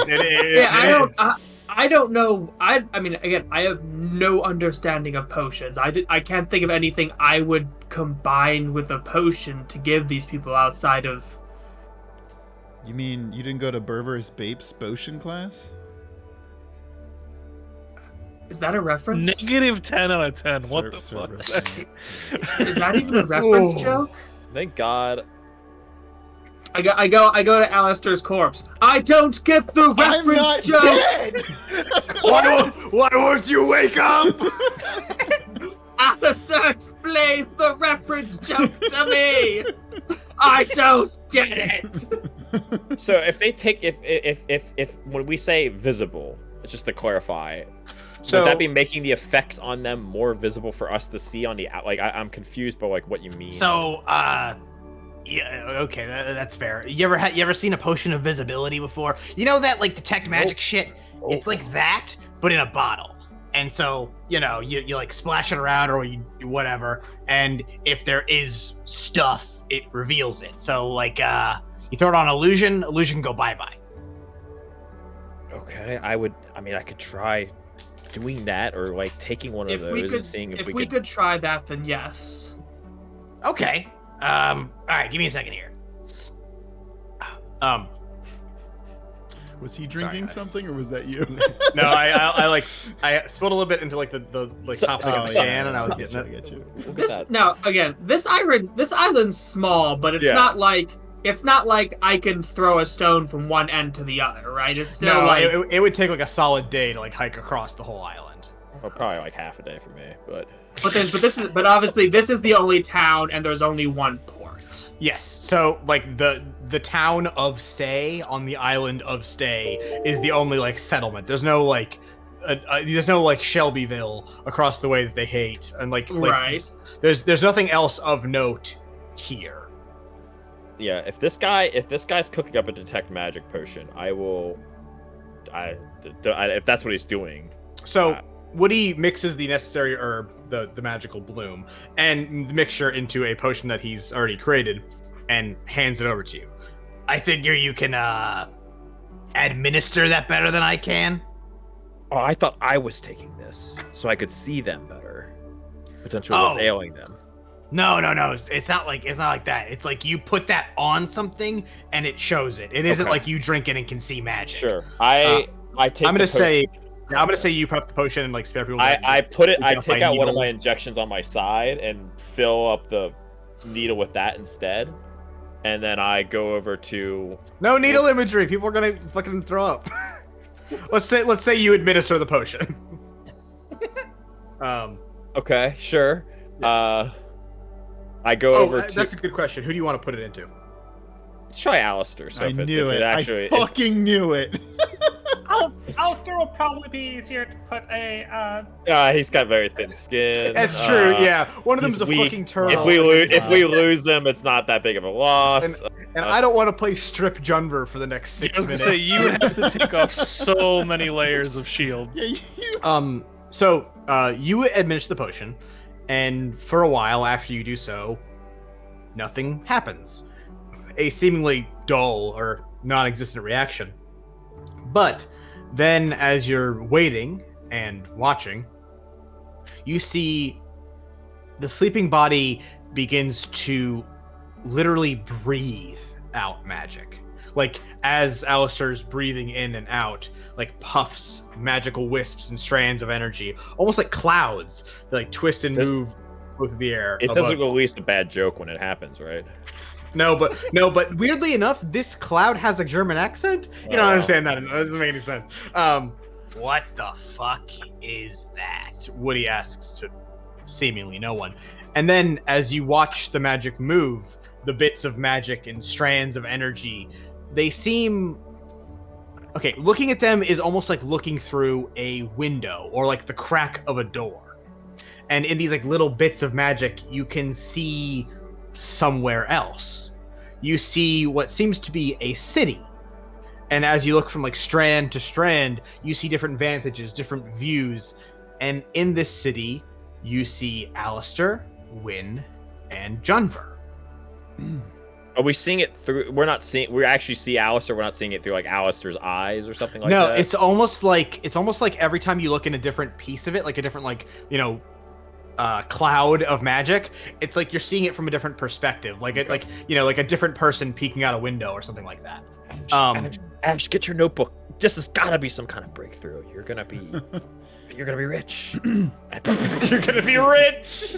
Ash's famous motivation to be rich. Money. Big money. Big money, Ash. You can buy a whole new set of wings. Finally get that wing transplant thing you've always been waiting on. The dog hates it. Yeah. The wispy magic continue. God, yeah. Are they doing anything in the? You're probably getting to that, yeah. So, it's like nothing changed physically about Alistair. He didn't jolt awake. He didn't like wake up. He didn't he's just doing the same thing he was before. But now you are literally seeing that magic leave the body, and most likely due to the fact of like what he was saying, magic bloom increases magic. It makes it spread. It makes it bigger. It seems like a lot more of it is leaving, but it also just seems like a lot more of it is just coming from Alistair in general. Like, it just seems like he has more magical chutzpah than he did minutes ago. Made me age faster. I'm gonna be pissed. The wispy magic continues to flow and spread out in the air. And can you both give me a perception check? 13. I rolled a 4. Oh, okay. Chiron, as the magic moves, you notice that it's not just like flowing outwards in all directions through the air like how air does. In fact, the magic seems to be all flowing in one direction. Where is it? Band. Yeah. Is it out the door, or is it through the hole? So this is like an open air pavilion, like there's no like door or whatever, but like it is all, so even more so, it should be like, it should go in all directions, right? Because there's no central airflow. Instead, it all almost like it's forming a single file line, begins to like tighten and flow in a direction, heading back up the hill towards where the tree that Woody lived in was. Yeah, so Chiron's eyes gleam a little bit behind the fox mask a little bit, and he just starts following the magic and tailing it, like sleuthing after it, and mimicking the mask he actually wears right now. Nice. Doesn't have to move that fast. Ash, do you follow Chiron or do you stay? No, I follow. Goose Everson also follows. So you guys moved to follow the trail, leaving Forest Woody and Shayra with the bodies. Yeah, Goose Everson follows closely behind, as close as he can. He's not very fast. And as you pursue the trail of magic, it becomes thinner and thinner, like a slow-moving stream that's like starting to dwindle. But with like some careful looking, like stop, follow, where did it go, and some like retracing with the help of Goose, you are able to follow those faint strings of magic along, and then it finally thins out to be nearly imperceptible. And you guys and Goose find yourselves stood once again in the graveyard, Arle's Rest, as Goose called it before. Okay.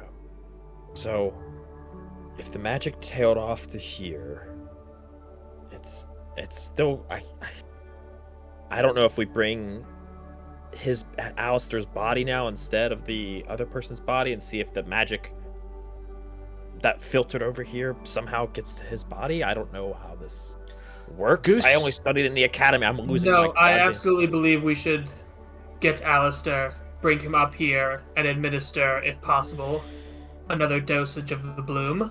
I've seen leprosy on the streets. I haven't seen anything quite like this. This is fascinating. Okay. This is weird. Let's... Oh, I like that. Let's go get him. I got my wheelbarrow. Is your wheelbarrow 3 or 4 wheels? Oh, it's one of those 3-wheel ones. You gotta lift it up and go up, up, up, up, up, up, up. There might be a one wheel though.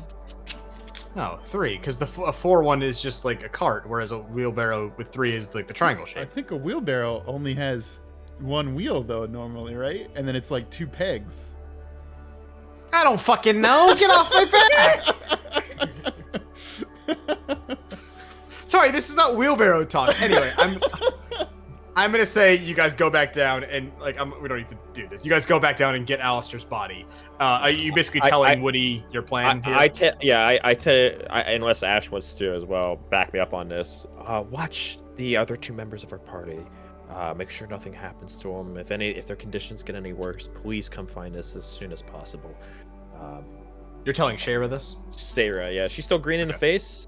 Like she's. I know, sickly, but yeah. She's not looking happy. She's definitely trying to like put on a persona of like, I'm calm, I'm in control, I know what's going on, we're gonna be okay, the heroes are here. But you would be able to tell. I mean, not even with an insight check, just like plainly, she does not believe that. And go ahead. Hey, we've got this, okay? Like, I have to believe me. This is where I'm in my element, okay? I have all elements to be in. This is where I can thrive in, finally. Don't worry, we've got this. Give me a persuasion check. Okay, well, that's gonna be hard. Oh no. She's not gonna believe me. It must be the wolf mask or the fox mask. I got a 2. Oh. Roll something for her. Maybe she'll get a nat 1. She didn't. She forces a clearly fake smile and is like, yeah, thanks. I totally believe you. That's amazing. So Goose plops Alistair into the wheelbarrow, the 6-wheeled wheelbarrow. Fuck you. And It's not a wheelbarrow anymore. It's a fully automatic car at this point. Get fucked. And wheels you back up to the gravesite. So Woody joins you along with this. So wait, sorry. What, you want me to do the exact same thing again? Do the exact. The magic seemed to be flowing in a certain direction, but dissipated around this area. I want to know if that was because it got too far away, or if there was something about this area that might be drawing the magic. Okay, I'm into that. Plus, we wanted to bring the body up here anyway for testing as well. This is perfect. Okay, sure. Give me a second here. Let me just mix it up again. And he does basically the same thing, taking that herb and putting it into the same potion, and once again giving you like a vial of it to do your thing again. I do the thing. I administer it. So once again, you give Alistair the potion. There's a few seconds of like, I guess, lag time as it sort of processes through his system. And then after a minute or so, he once again starts to breathe out that magical flow, that magical stuff. And here in the graveyard, it doesn't just go here, it's going up and then directly into the grave of Arle. Arle? And it's, it's like a big, nice, fancy gravestone with a statue of her on it. And when you say through it, like it just does it like drip on it, or like does it appear to go like? So it's like this is like air or like vapor that's leaving out. So it's not like a solid substance. Yeah. And it's just like going into the gravestone, and then obviously you can't see it because you can't see through solid objects.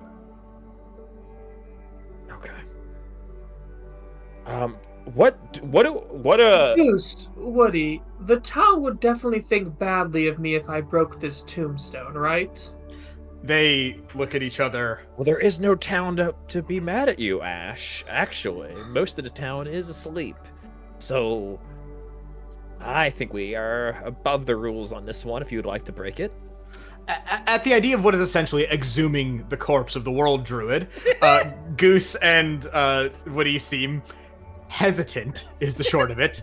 But, well, I mean, look, I'm a naturalist, so is Arle, but I can't say I necessarily condone you digging up my best friend. But Goose actually moves towards the gravestone and places his hands on the stone face of the grave and like ready to push it. And he like looks it to you two, Chiron and Ash. Oh, is it just to be clear about this gravestone? Is this like pushable, or is this like? So this is I don't know like top-down Legend of Zelda game. Yeah. I don't know like the term. Yeah. I don't know like the graveyard term for it, but it's one of those ones where it's like a big stone thing and it has a face on it, and you push it inside, and that's where you put like the body. Okay. Because based off the movement or the model that you have here, right? Yeah. Don't take that as too canon. It has that like long coffin shape. I don't know the real word for it, but like one of those raised you could push bed this. We could push this theoretically instead of just like. There is an area. There's a segment of the gravestone that you, in theory, would like lift the lid off of, and there would be corpse. It is like that, as opposed to literally breaking it or like some kind of like we could keep the.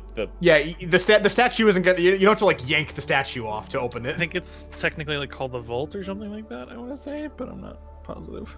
Oh, people in the comments are gonna roast me for not doing the research into graveyards ahead of time. You're about to get graveyard smashed, dude. It was spooky. And Goose speaks. Hey, I really don't want to do this, but if you don't want to do it, we should fucking do this. I think in order to save this town, we have to be ready to make sacrifices and push forward with things that we are unsure of, because this is an unsure disease and circumstance. We have to go through with methods that are maybe not the most practical. Let's try it out. I'm assuming you're gonna go help Goose. I'll push him I'll push. Yeah. He's there. So you place your hands on the stone face of the grave and push that like raised tombstone to the side. The stone base opens, and you see, hey, there's no good way of saying this. That is a corpse. That is the corpse of Arle, the world druid, resting on a bed of flowers and grass, which are somehow both in bloom. But Chiron, that is the healthiest looking corpse you've ever fucking seen. Oh my lord. That looks like a mantle. This is amazing. I've never seen a body in such perfect condition. That looks like a completely regular, healthy, living, not dead, maybe asleep, but you never assume dead person. Full flesh? She's been dead for 6 years, right? Yes, she's been dead for years. Yeah, looks like open casket wake situation. Yeah. The Catholic Church would canonize the shit out of this. Oh, yeah. Incorruptible saint body shit. I'm surprised this wasn't like an Indiana Jones. We opened a lid and then fucking spirits come out and like just through the cross. And go ahead. Hey, I will, unless something like she gets up or something like that, I'll clean off my I'll like dust off my gloves and get ready to get in there. And, like, I'm gonna say you do a straight up like check the pulse situation. Actually, give me a medicine check. Sure. Not the greatest on that one. 14 still, though. 14?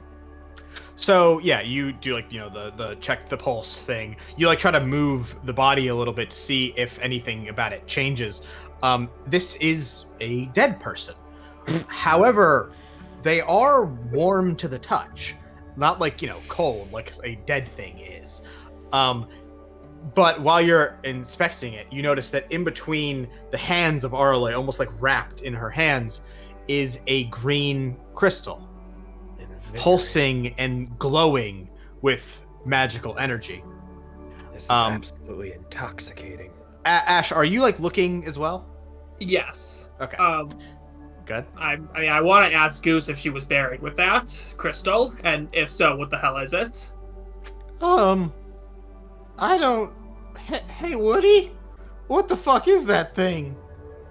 And Woody like clambers over and like has to like get up on the thing to look at the corpse and into the casket. I have no idea what the fuck that thing is.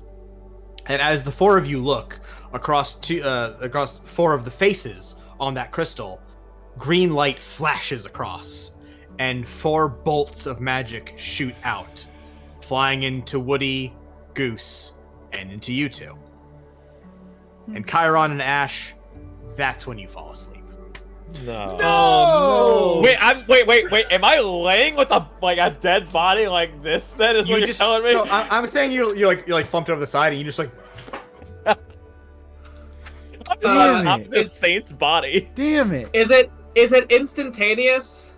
So unlike when and this is all kind of like too much for your character to comprehend, but for the sake of we're doing a podcast here. Unlike when Junver, and Alistair were there, like were walking and then just kind of like slowly settled and fell asleep. Out. You guys are hit by a bolt of energy. That's the last thing you see, and then fade to black. All right. Fantastic. Wynn, Junver, and Alistair, you all wake up in a city.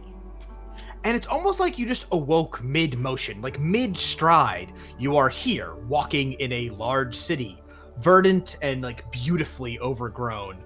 Buildings growing alongside the trees and flowers and vines that seem to pretty much like surround and like swallow the structures of the building.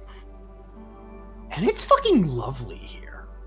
Late afternoon sun pouring through the streets, and people. That's right, there's people here, lots of them, talking, shopping, children running about and playing. There's music playing here, and there's just a sense of joy and like happiness going on. Everybody give me a perception check while I change the music. I got 15. 17. Jennifer 6. got 6. Okay, so 6, 15, 17? Yes. Yep. Okay. Junver, you are caught up in sort of the overstimulation of this city.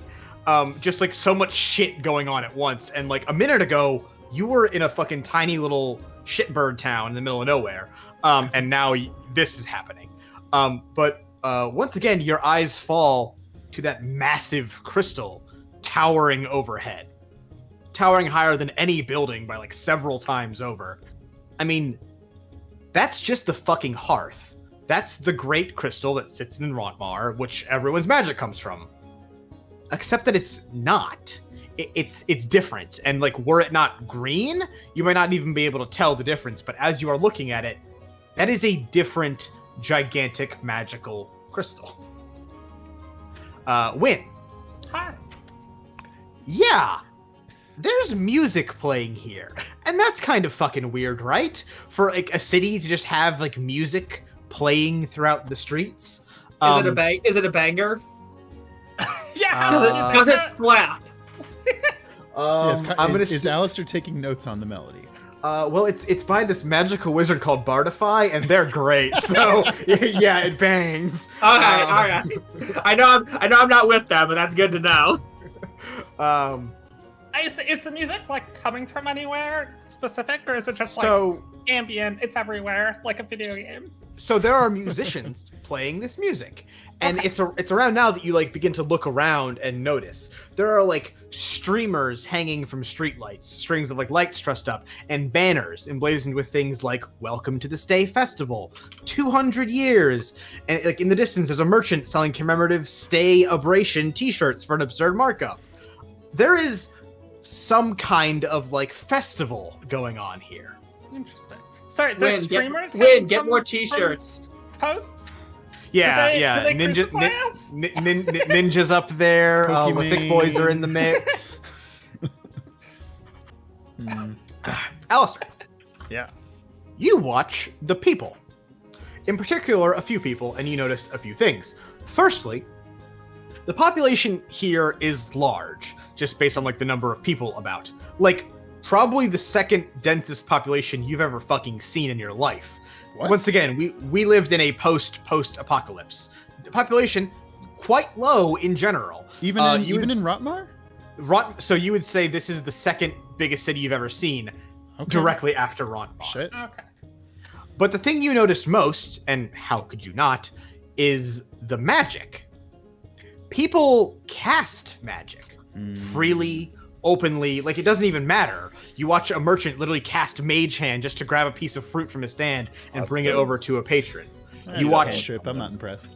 You watch children play some sort of game, like throwing loose little sparks of magic at one another, like play toys. You watch people just using magic, and it's not a big deal. No one like rushes out to stop them. There's no shadow guard like, hey, don't do that. It's just normal. There's no cops.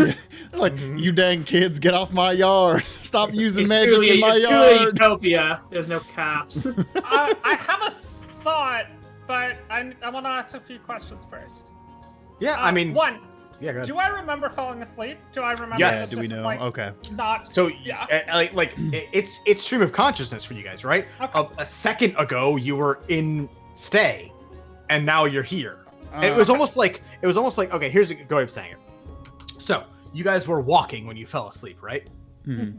It's like you were taking one step while awake, and then you were asleep, and then you finished that step as you woke up here. Gotcha.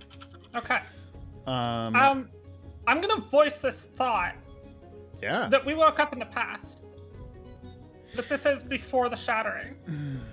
Well, here's the thing about that, is that banner over there says 200 years, and correct me if I'm wrong, but this is roughly 200 years after, I forget her name again, the person that came here, the one of the 12 heroes. Arle? Arle. Roughly, Arle came here and founded this city on this island. Two things. One, can you give me a history check, Alistair? Yeah. And while you're doing that, this is more me explaining stuff that I might not have explained super well last time. Arle didn't come here immediately after the shattering and the killing of the Sky Eater, but like maybe like 50 years after that she came here. Right. Okay. I got a 23. So, when voices the point, we have traveled back in time. And this is before the other crystal was shattered in order to kill the Sky Eater. Yes. However, Alistair, with your knowledge in history, you know that the other crystal, the second hearth, wasn't here. Okay, where was it? It was in the northern part of the main continent, the western continent of Destenia, where the current the fucking Christ, what's it called? Shandia is the state of Shandia. So that's that little orange bit right there next to the Pavan coast.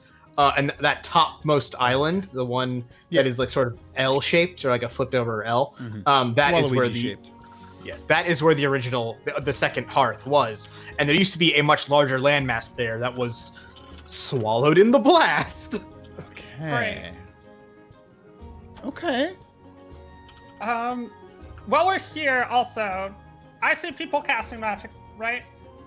I want to try casting some magic myself. Hell yeah. Okay. For one, to see what it does. For two, I don't know what's going on here. I don't know that magic is leaving my real body. So Yeah, I'm gonna cast Gift of Alacrity, also because I just want to have it if it works. Okay. What level spell is that? It's a first level spell. Roll a d20 for me and give me the number. Cool. Just straight number? Yep. 7. So 7. No. Okay. So you cast the spell. Okay. Like regular. And you've cast magic in your life. You're familiar with the idea of it. You know, hey, I've heard of that. when I cast a spell, I feel that amount of magical energy leave my body where I in theory couldn't do that again more than, let's say, some sort of arbitrary game dev level of times. Basically, you have X amount of spell slots. When you cast a spell, you can feel one spell slot's worth of energy leave your body, right? Yeah. You cast this spell, you feel fine. You feel Fine. exactly the same as you did before. And for a gameplay purpose, you cast this spell and do not consume a spell slot. So fun fact, that wouldn't have consumed a spell slot anyway, but it Yeah, but doesn't- shut up, I guess though. it doesn't. Okay, well, I'm glad I know that. I am worried about implications on what it is doing to our bodies in the real world, but I guess I wouldn't know that yet, so fuck me. Stop metagaming, fucker. Yeah.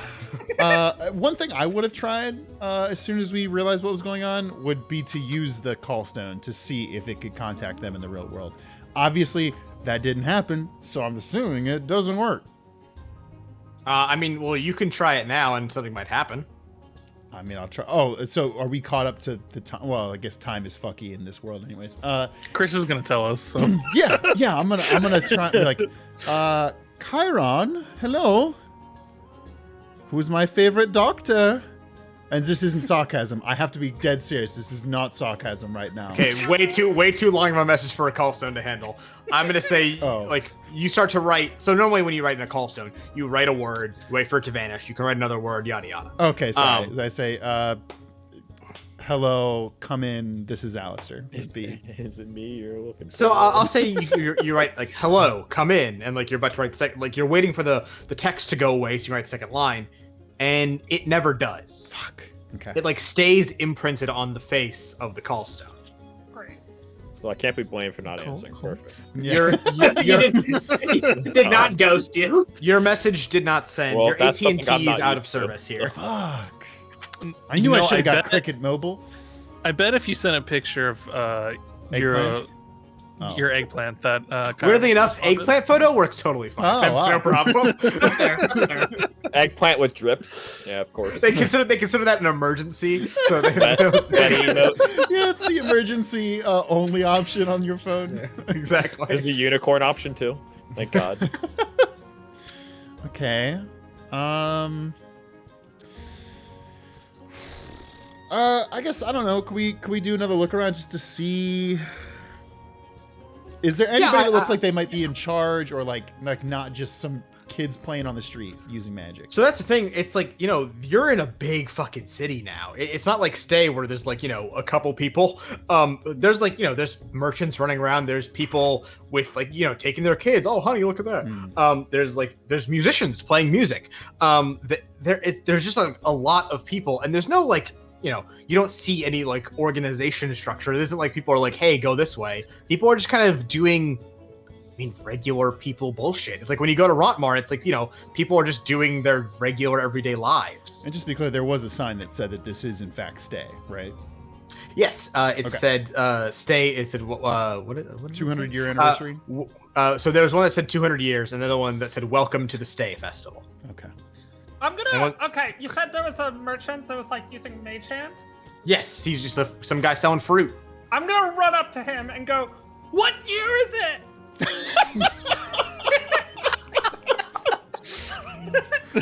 Oh, that's good. He's like, Jesus Christ! in your Jesus best Christ! in your best Robin Williams voice.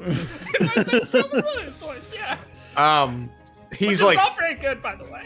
he's like shocked by this. He goes,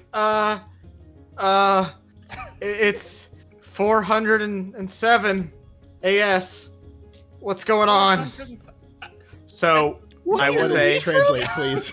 you guys are. We don't know what that means. AAS after shattering. After shattering? Yeah. Okay. Yep. Okay. I You honestly mean Jesus doesn't exist in this world? What the fuck? I'm not gonna lie. I made that up right now. I probably wouldn't have gone with it with an AD kind of thing if it wasn't for right now, because I don't love the tie there. That's but whatever, good. too late now. Good. You guys live in the year 207 after the shattering. So it has been just over 200 years since In the the shattering future? happened. So I was the opposite. I don't know. I'm probably gonna go back to episode 1, realize that I said like 211 or some bullshit, but fuck that. It's not canon anymore. So 207. So So this is in theory 200 years after present Okay. day. Okay, Oh. interesting. I'm gonna run back to Alistair. It's 200 years in the future. Hey guys, just found this out. It needs to be. wow. Okay. Okay. Oh. Alistair, Yeah.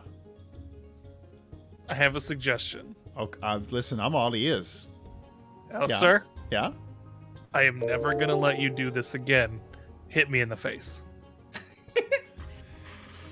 Okay. Well, I'm not sure if I'm the best guy, but are you sure It's you you want and this? you and Win both. You're not gonna do anything. Just as hard as you can, hit me in the face. Okay. You don't have a buckler there. It's gonna break my hand, right? No, just don't miss my face. Everywhere Okay, else yeah, is a shield. I punch his face. Sure. Run. I mean, I punched the face. you're letting him get hit, so you don't have to That's roll true. AC. Thank God, It's just that 'cause I rolled low. he's choosing to get hit. It's Yeah. like choosing to fail a Right. save. Right. So yeah, you hit him for whatever your unarmed damage is. Roll it, I guess. I assume that's a D4. I think if you're not a monk, it's just a 1, if I remember correctly. that might Is that be correct. true? That seems I so think low. so.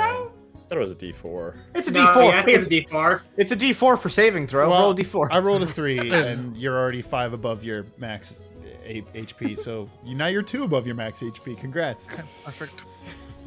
You are that tracks. You felt like you had that boon of like extra life. It's not a very codifiable thing, but like you Right. felt good, and like you still feel gooder than regular, but that definitely hit you. Okay, so it looks like if we die in the dreams, then we die in real life. That's a real leap of logic there, my friend Alistair. I was just seeing if you woke me up if you punched me in the face. That I just assumed you, because you seem like you took real damage. Oh, you know what? You're right. Who knows? You want me to hit you again? No, that was a joke. Let's Can I take swing? stop. I'm assuming because we're also in like a public square too. Like people are like, that man just punched that man in the face. Just to get into a fist fight. They're like, giant oh, they just started guess drinking early. Did that giant just guess that man to punch him in the face? Wow. That guy's huge. Okay. If I could, I would like to ask the nearest jabroni to be like, hey, is there Punch you in the face. no, is there like a library or something nearby? Are we close to one? So let's say you go and talk to a Not- musician nearby. Oh, Let's go sure, with yeah. I stroll up. that. Oh no. I'm like, hey, what's up, guys? How we doing? Loves the song, by the way. So like you walk up and like as you approach them, they're like they're playing a little lute and they're like smiling at you when you start talking to them. Hey, friend! Happy Stay Festival to you. Playing a little doodle-doodle-doo. Right back at you. Listen, we're not from around here. We're coming in for the festival, and we heard you might have a really wonderful library. And we're a little bit lost. Do you know where that might be? They sort of like scratch their head. A library. I mean, yeah. Like there's a library. Oh, okay. You're probably thinking of the library in the High Manor. That's not like, that's not like open to public access kind of thing. But like, I mean, you could always go ask Arle. Is it a library if it's not open to public access? I was just about to ask that. Oh, sorry, he just dropped the Arle word on us. Are you kidding me? The R word. Your A word. The A word. Yeah. Okay. Okay. Okay. Oh, right. Yeah, you're not from Stay. Well, glad you made it for the festival. I mean, hey, you picked the best time of year to visit. Also, listen to this. He plays this week's sick solo. Sick, bro. Sick. Hey, Love and even that. better, it's the 200 festival. It's gonna be a huge party. Right, that's why we're here. You said the high manor. Whose manor? Is that Arle's? Is that what? Sorta. I mean, like, yeah, pretty sure she lives up there. Anyone big and important lives up there, and he gestures to a very large building, a very large, like, towering structure. Easily the second highest building, or second highest thing in the town after the green version of the hearth they have there. But even, like, comparative to the hearth, this thing is tiny. Like, that crystal is fucking huge. I guess. Sorry, before we continue this, because there's a lot of things I want to ask. Would we have recognized anything of the little bit of time that we spent in our stay to be a similar structure to what we're seeing here? Yes. Okay. So, where you're standing was sort of like the main road of Stay. It really only had one road. Okay. It's a very small town, but that road sort of went uphill. When you guys arrived in Stay, you walked to the center of town and then walked up a hill into the area where the pavilion was, the graveyard was, and that big tree, the wise tree that Woody lived in, were. And in the direction of like the tree that you'd walked to earlier, if you look in that same direction now and look like very far away, you see a big honking tree. Okay, I was gonna ask if we could still see the wise tree. Great. Okay. I would also at some point, and I'll voice this, I'd also at some point like to visit the graveyard. If Yeah, that's. I think, can- Vin. I think we're definitely gonna pay a visit to that tree, and on the way, we're definitely hitting up that graveyard. One more question, friend, and I turn back to the musician, and I'm like, hey, yeah, again, as I said, totally out of towners, here to have a great ass time, but we're also like history nerds. Is there any other like, major places in Stays that you recommend we check out while we're here? Like historical places, not like party places. But I'll take Rex on those too if you want to. I mean, hey, you know, it's a 200th anniversary jubilee kind of thing. I'm guessing I think they're gonna do like a cool parade tonight. But as far as like places to go for history, kind of a weird thing to ask, I guess. The Wise Tree, probably. Yeah, sure. The Wise Tree makes sense. Okay. There's got no like- like. Oh, you know what? You'll love that. It's got like this little like inscription on it. It's got a bunch of dates and bullshit on it. Go check that out. There's no like SMNA, the Stay Museum of Natural History. That's not like a thing here. So this is fun. Stay so. They did, but they had a museum, but Fantasy Britain came and took all the artifacts. Oh, motherfuckers. I was just saying, Fantasy British Britain colonized them. what is Stay's official motto? Stay hungry. Stay happy. So, Junver, you ask him that about is there a museum? Is there anything like, you know, is there this is there this piece of information I'm looking for? And his face sort of like falls still, like like he's about to say something. And for a minute, everything else around you slows down, like to a stop. And then he starts again. Anyway, you guys have a great festival. Wait, sorry for my friend's rudeness, and I like wink at Janver. One more question for you. This is the 200 year anniversary of Stay, correct? No, it's the anniversary. Sorry, the festival marks the anniversary of the dream coming alive. And then he points up to the big crystal. Okay. when the bloom first, began to give magic back into the world. The bloom. Sorry, again, we're total idiots from out of town. Could you just give us the cliff notes on that one? Sorry, where are y'all from? No, don't say. Okay. Marrot. Okay. So, Marrot. Bright Harbor, Mar is a suffix, kind of like Ville, like Greenville or whatever. Oh, okay. So you just said we're from City Ront. Yeah. Sorry, we went to school in It's a Rottmar, country. we're from Bright Harbor. Okay. Sorry. Okay, I get it. So you guys are from Rottmar. Cool, great. You know the Hearth. Y'all's big. Oh yeah. Yeah. Loves that city. That it's like that one, but yeah. That's ours.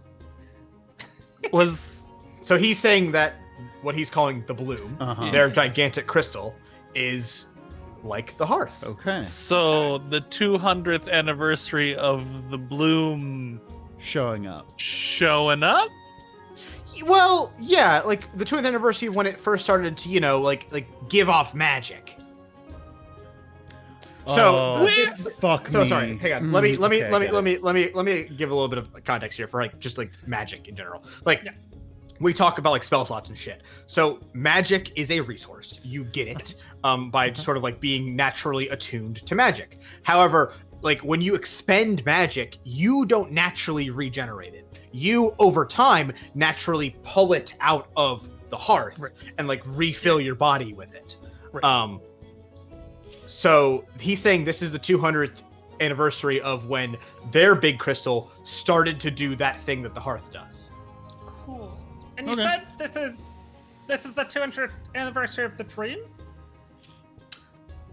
Yeah, which is? I mean, that's just fancy speaking. It's Arle's dream was to get the bloom up for all of us, and this is the anniversary of that dream coming true. Okay. Right. Okay. I hear you. I'm picking up what you're putting down. Sorry.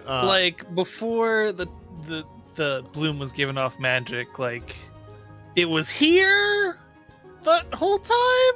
Did it fall from space? Look, dog, I'm 20. I don't know. Sorry. They don't teach you about the main Vista historical artifact source of all magic power and knowledge in your island. That's not a thing that's taught. He learn that? Moves to scratch his chin. Huh. Guess they don't. Sorry, friend. You've been nothing but fucking wonderful American to us. school system. What the fuck is this shit? Sorry. What did you say your name was again? Oh, little old me. Yeah. Yeah, little old you. Wait, where's the one I picked up? Oh. Well, I'm Damien, the bard. Hey, you ever need a sweet bar mitzvah played? You call me, Damien, the bard. Damien. It's gonna be DJ Moon's Patreon name. That's good. DJ musician. That's the best I got. Right. Yeah, no, that's good. Damien, listen, it's been sick talking. Thank you again. Thank you for treating us to your wonderful music. If you're playing anywhere tonight, let me know. I'll come through and we can jam or something. Oh yeah, no worries. I'm down at Danny's Cool Big Festival Tavern. Wow, that's a name for a place. Okay. Well, Damien, thank you. I'm glad that both your name and the place you're playing at tonight definitely didn't sound like they were come up with on the spot. Wait. Is that Dan Sayonara-Stan's place? No. That one was actually on the spot. Okay. And really good though. As you're walking away, Damien calls out, "Have a great festival. Protect the dream." Bye, Damien. Wait, can we ask a question about Protect the Dream? Sure, yeah. So it's rude to go back after saying goodbye. He says goodbye to you, and you guys turn around. And he goes, hey, what's going on? Again. Sorry, again. Really new to town. You're the first, maybe second person we've talked to. So sorry. The Protect the Dream thing you say is not a greeting, but a farewell. That's the word I was looking for. It's like a regionalism. It's just something we say. Yeah. What's that mean? and once again his face like falls flat, and like he's like he doesn't respond. It's literally like he freezes, and then he comes back. You guys have a great festival. That was a good one. I say, cool, Damien, see you later. And I play my harmonica, and it plays a sick riff on his, was it a cello, you said? He's got a loop, and he goes, holy shit! And then starts shredding along with it. Yeah, okay, cool. I'm sorry, did you say Damien or Lamey? No, I'm not being mean to this person. Damien, I meant Damien. This person's been nothing but nice to us. So I was going to say, don't be mean to the nice NPC who's also a patron. No, God, no. All right, well, we don't know that Ash and Chiron and the others are in the dream yet, so I assume we head towards the Wise Tree. If that's cool with Wynn and Junver, I want to see if Woody's here, Yeah, that was also my thinking, is are we going to see a 200-year-old Woody here? Or 200 years more old Woody? This might be a waste of my once-a-day thing, but I want to pick another random person on the street and try to use my last light to dispel an illusion. See if that does anything. Okay. So Wynn is using the last light, the item she got from our friend Drake back in the capital. And to recap for the folks at home, the last light's ability is, first of all, it's a light. But it's like a deployable light. Like if you put it out, it'll follow you and illuminate shit. But the other power that it has is to dispel illusions, or at least detect illusions. If illusion is on a living thing, it immediately breaks it. If it's not, it just like lets you know, hey, there's an illusion there. You hold out the last light, and it like flutters from your hand, and you're using this on a person? Yeah, just a random person. And like someone's passing by, and like you like basically throw a flashbang in their face. Yeah, exactly. Yeah. And the last light swirls around them and like lets off light, and nothing turns to your hand. And they're like, oh, that's a cool like festival trinket you got. Oh, thank you. I just got it down the street. Nice. Have a good festival. Protect the dream. Protect the dream. Damn it. That's good. That's good. Wynn nothing. Definitely gets the award for just like someone says a catchphrase. Guess what? No, it's Wynn's now. in it. Wynn's in it. Wynn is a god of yes and. And mechanical question: did that consume my last light, or does that only happen if it actually detects slash? Attempting to use it does consume. Okay, cool. If that proves to be like shitty over time, I might change that. But currently, yes. Sounds good. Wait. Other thing, because you said that when Wynn used what you thought was a spell slot, it did not. Does that count for magical items too? It does. Okay. Cool. Good to know. All right. So Wait. yeah, I get big. Jungle, you can't just get big all the time. Oh shit, Fate. That means you can get big all the time. Oh no. How are you? So, in general, not as like Junver, claims to be a giant. Yeah, right. How is your getting big a magical thing? So It's the ability / spell. Large. Okay, there's two different sources of me getting big. One of them is just a straight up spell that I can cast as a like racial ability, so it's just a spell. The other one is like engraving a piece of my armor with a rune that functions as magic. We made that clear on like the first episode. So both sources are magical, but one is a spell, one is like a rune. A rune. A rune knight thing, right? Yeah. Which one are you attempting to do here? Feel like I can use the rune knight one more, so probably that one. So you inscribe your rune, right? To get big? It's already inscribed. I just like okay, you're like activating it. You're like boop, boop. Star Trek thing. And nothing. Like it just doesn't happen. And here's the thing. It does all the normal shit, right? Like the rune alights when your magic connects to it, but you don't grow any larger. Interesting. One, I hate this place. I hate you, Stain! Curse this future! I'll never forgive the Stayanese. 2, I would like to inform my party that my runes don't work here, because that's gonna be a problem. That is half of the name of your class. Yeah. Yeah. Okay. Well, that sounds bad. Man, I am so hesitant to do this. I mean, like, I can use the get big spell, if that's what you were thinking. Yeah, I mean, I have enlarge reduce, but I just in case there's a secret cost. The fine print. I'll use enlarge the spell on myself and see if that works. Roll a d20. What level spell is that? Second, I think. I think it's first, actually. It is. For me, it's a second level spell. Oh. Then roll a d20 for me. It is second level. Oh shit. Oh, I assume it's a 1. Now we're at 20. Oh, you get smaller somehow. I don't know. David, do you roll a that 1 every single fucking? He's like legally obligated to, or some shit like Elise, that. Yeah. I am a statistical anomaly. It doesn't make sense. It doesn't matter if I roll dice or if I use like online dice rollers. It doesn't fucking matter. David, It I'm gonna just buy you happens. some weighted dice for your birthday. He's still gonna roll it out one somehow. You, as you are wont to do, cast enlarge on yourself, and hey, you get big. You grow to so that'd be large, right? Large class. Yep. So hey, you grow to be a large size class. Let's say you're 6 feet now. I don't know.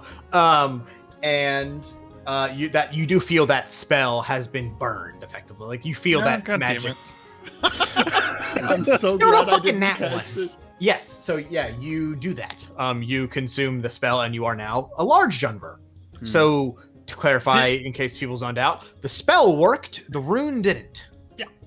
Did the rune consume a charge? So when you activate your runes, I'm making this assumption / flavor decision. If you don't like it, correct me on it. I'm gonna say that like when you like hit it to activate it, it like lights up to go, right? Correct. When you tap it, it lights up, but the light never like receded to show that the spell had been completed. It's almost like it's stuck Frozen. in the middle position. Oh, so it's like still technically on, just not doing anything. It's almost like it's like if it was a loading bar stuck at 99%. As soon as we wake up from this dream, Junver is gonna get fucking huge. He's in the middle of the pavilion and just Yeah. All All right. If I know we're waking up, I'm casting that rune like 3 more times. Just to see what happens. you kill over 100 people that were sleeping with your body. As far as I know, I'm still like on the road out of the graveyard, you know. Sure. All right. I'm saying we head to the Y tree. Head to the white tree, and I would also like, as we're going to ritual cast, detect magic, just as we're walking. Welcome back from the edit. Yeah. Okay. Win, Alistair, Hi. Junver.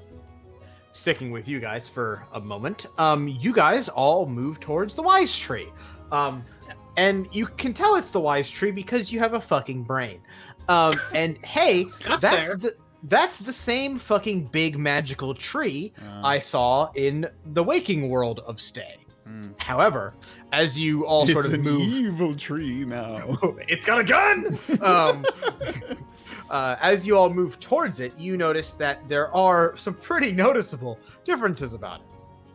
Namely, that now through like the trunk of the wise tree, there is like this like vein of like crystal sort of building up through it. That's pretty sick. And then up out of the top, and sort of floating around the top of the wise tree is just a like spinning disc basically of consolidated magic, just sort of like floating around the top of the tree. I see. Am I tall enough to touch it? Actually, no. No, That was a dumb question. That was a You're dumb 6 question. feet tall. That's actually another great point. This version of the wise tree is taller than the one in real life, and like the bower, like the that's the term, right? Like the branches and shit up top is like wider and more spread out. And whereas no idea if that's the right term. I think it is.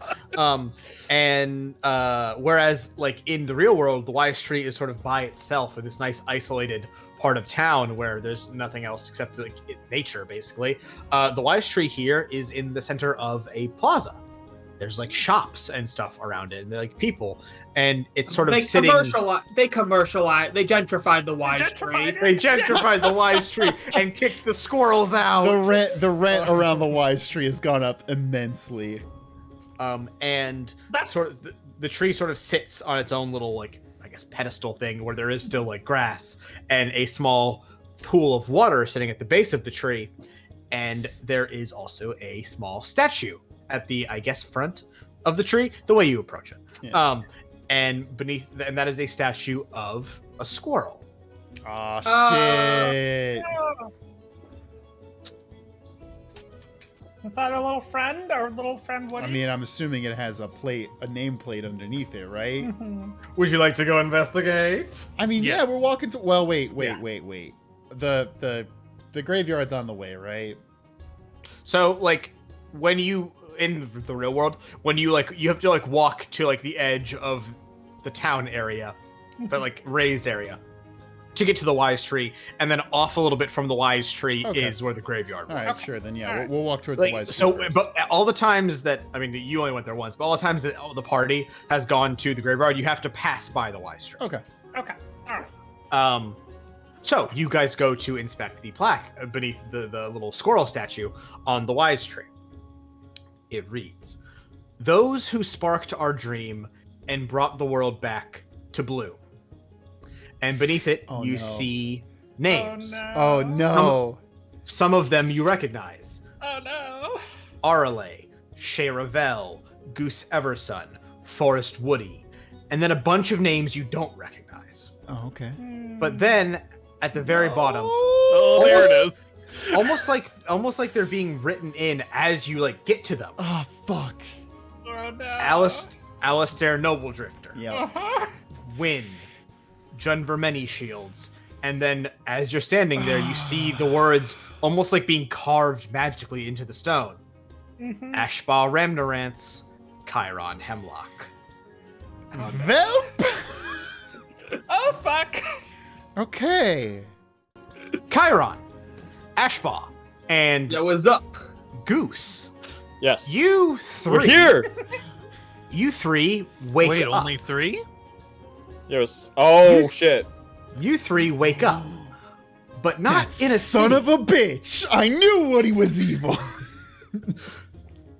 Chiron, Ash, and Goose. You three wake up, but not in a city.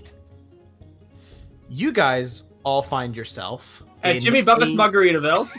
in Myrtle Beach, South Carolina. Come on down, right by the aquarium, baby. Chiron says, I'll "Give stop me a that big hurricane dick to let you before I talk, go Chris. insane." It's 5 o'clock somewhere.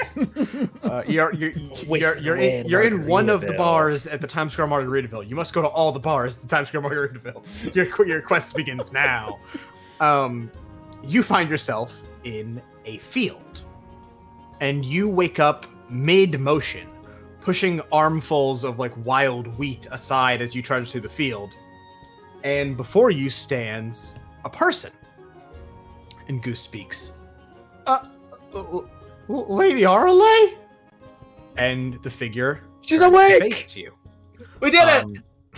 Hey! We saved Throw! An older half-elf woman with braided hair and just a like tired look on her face.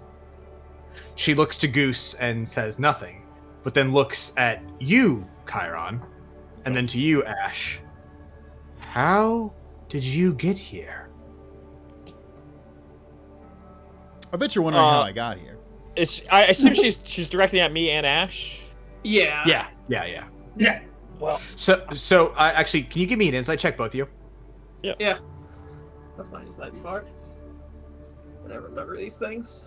I got a 13. Oh, okay, I'm good at that.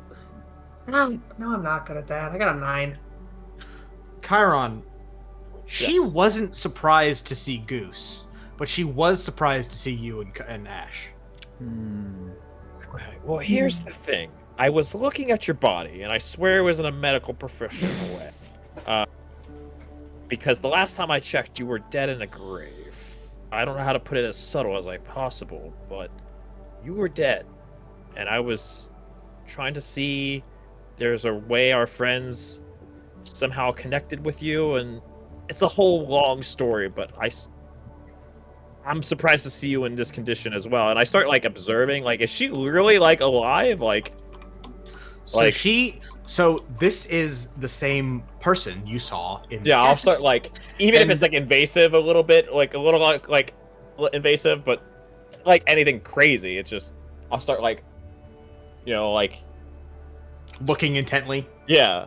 Getting right up in there, yeah. So this is the same body you saw in that casket, although now alive. And in fact, the only difference you would say noticeable is that this person is now vertical and standing and interacting with you, as opposed to being a corpse. They look the same level of healthy, effectively. If you found a way to beat death and you're here right now, you need to tell me everything you need to know. She smiles at that and kind of laughs. No, I didn't beat death. How long have I been dead? I think the townsfolk said it was around 5 years. Goose can confirm the exact dates. Goose, if you would like to speak up at any time instead of remaining mystified out there. So you turn to Goose Everson, and he is still. And it's about now you noticed that so is all of the grain. It's all stopped, mid-breeze. Okay, maybe I feel bad about blaming Goose on this one. Can I interject? Yeah, sure. I'm sort of I'm kind of surprisingly comfortable with this. I'm more shell shocked. So I'm be like, yes. Are you truly Lady Artley? In the not flesh, I guess. In the incorporeal sense, yeah. Hi. Hello. My name is Ash. We were sent to investigate a sleeping condition that was affecting members of the town of Stay. I'm sorry. I'm trying to get my bearings here. She looks both of you over and then nods. Oh, you're from the guild. She says, looking at the signet you wear. That is she lifts up her hand, showing a metal and leather gauntlet, and on sort of the back plate of the hand is that same symbol. We have the new pins, right? Is that what she was looking Yes, at? hers looks fucking ancient, whereas yours look, new. I'm glad to see they haven't changed anything. Okay, so you came here. Everyone's falling asleep. Yes. That is interesting. And how did you two get right here? And you're deceased too, and you're... No, I'm aware. Yep, I'm with that one. You are deceased. I want you to be... So,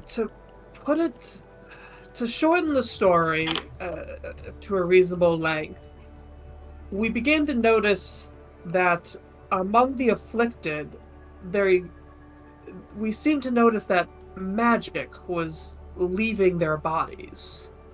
We were able to craft a concoction that allowed us to sort of essentially make this leaving magic more tangible and able to be followed. And I do apologize for this. We ended up exhuming your body, and you happen to be holding a pulsating crystal of sorts. She's nodding along as you're speaking, and sort of rubbing her chin. No, that all tracks, except for everyone else is falling asleep. It must have needed more than I thought. I guess I wasn't enough. by myself. Oh, God damn it. Okay, you're gonna have to clarify a lot because we just got to this frozen time zone, and as much as I like, the atmosphere being a little chilly and a little melodramatic here, I prefer if you a little bit more alive where I'm from. Can you please infer what you were talking about? You weren't by yourself able to handle it? I guess it won't really matter. 200 years ago, we fucked up everything because we had to kill a big monster, the Sky Eater. I don't know how much you know, sorry. And we are aware of the story.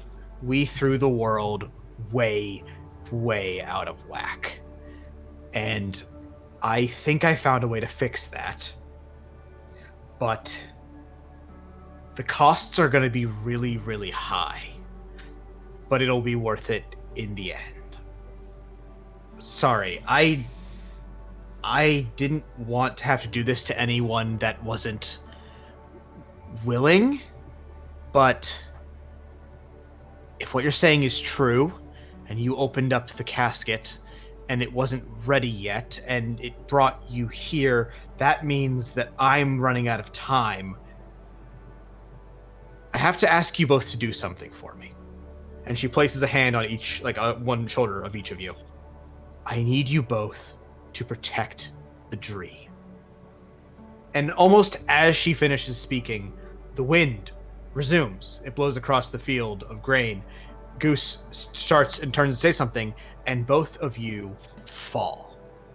You fall through the wheat that almost swallows you as you fall into it like there is no ground, and everything goes black. And then once more, you wake up. Light filling your view as you are more like actually waking up this time, as if you were just sleeping, and now find yourself opening your eyes, and you find yourself in a small pool of water with a large tree overhead and a city surrounding you on all sides. And the city is moving.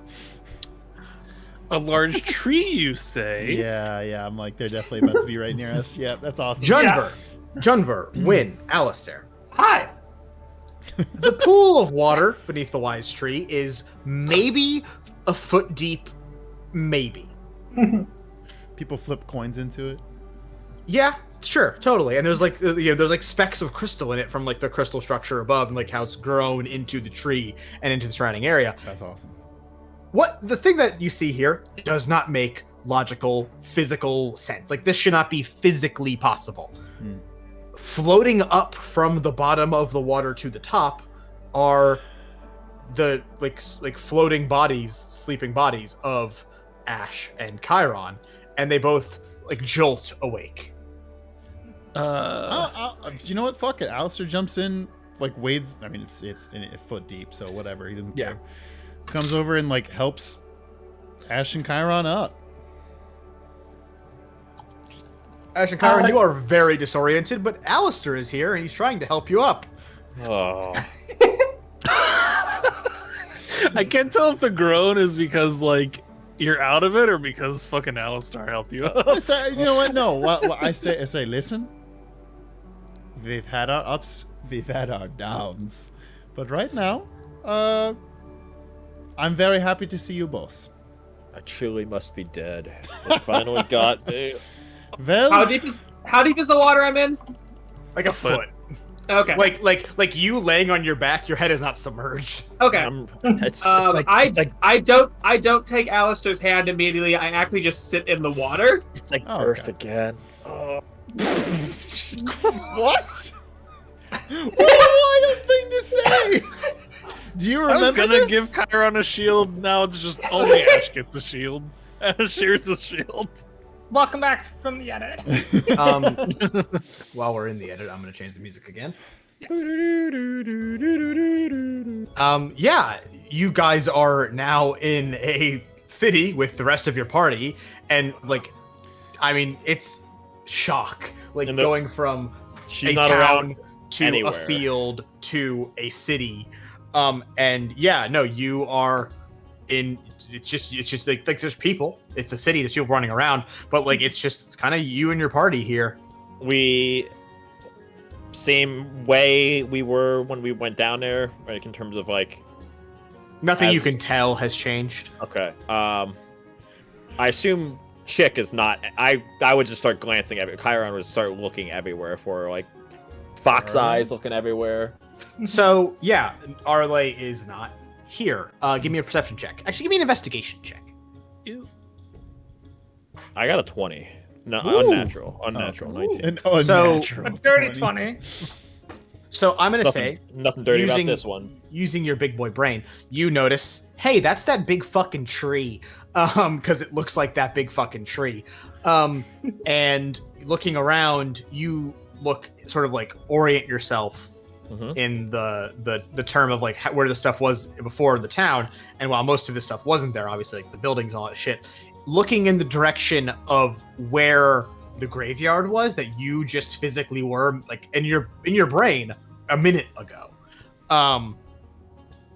There's no graveyard there. What you see is one of the like ends or like the faces of that gigantic, huge mega crystal, and you look up, and oh my god, there is a giant hearth crystal here in this wherever the fuck you are. Hey, so Alistair sees them, assumingly both of them looking around and being like, "What the fuck?" She's like, "Okay, so welcome to this world. Spoiler alert: we're like 200 years in the future now." Arle is not here. Where is she? Well, her name was on that plaque, right? Yes. Well, according to this plaque, she's dead. And also, so are all 5 of us. And also, apparently, we can go ask her things. So that's fun. You know what? I forgot about Damien telling us. Okay, that. he did he just tell me I'm dead? They ruined them. He just Yeah, told me he told you. He told you you're dead. Yeah. vital check myself. Whatever I can. I'm gonna say you don't need Like, a medicine check. I don't care. You I'm as a scared. person are alive. That is like my greatest fucking fear is Right. dying. So Oh, okay. No, I love that. Lots of Chiron so- lore this episode. So your doctorial paranoia, you begin to like do all your rudimentary tests of, hey, am I fucking dead? And the conclusion you come to is no, but you have been presented with information that directly defies what you believe. I know this is a metagame question, but Yes. was it just Ash and Chiron that appeared in the pool? There wasn't like a goose or anything? Nope. too? No goose ever, son. Okay. Cool. I wanted to double check that. I mean, personally, just not even metagaming. I would love to compare notes with the other two, so we Yeah, at least know I'm what gonna- the other group knows. I'm gonna say, like, unless you guys want to exclude information, that you share all the information you both have learned. I at the moment am not saying anything to anyone else but myself right now. I'm just literally. the guy who would take the most notes. Yeah, I I'm am like, muttering. I am muttering stuff under my breath right Here's the now. thing. Ash, after the panic of not dying, is finally like I'm still unsettled by like potentially being dead. Okay, Ash has all of the notes that we made so many discoveries of. Like upstairs, just look at him. He's just talking about the notes. He's getting them mentally prepared to tell you guys. He's like, super excited about it. And We we made can't so wait many to hear it. discoveries about your body.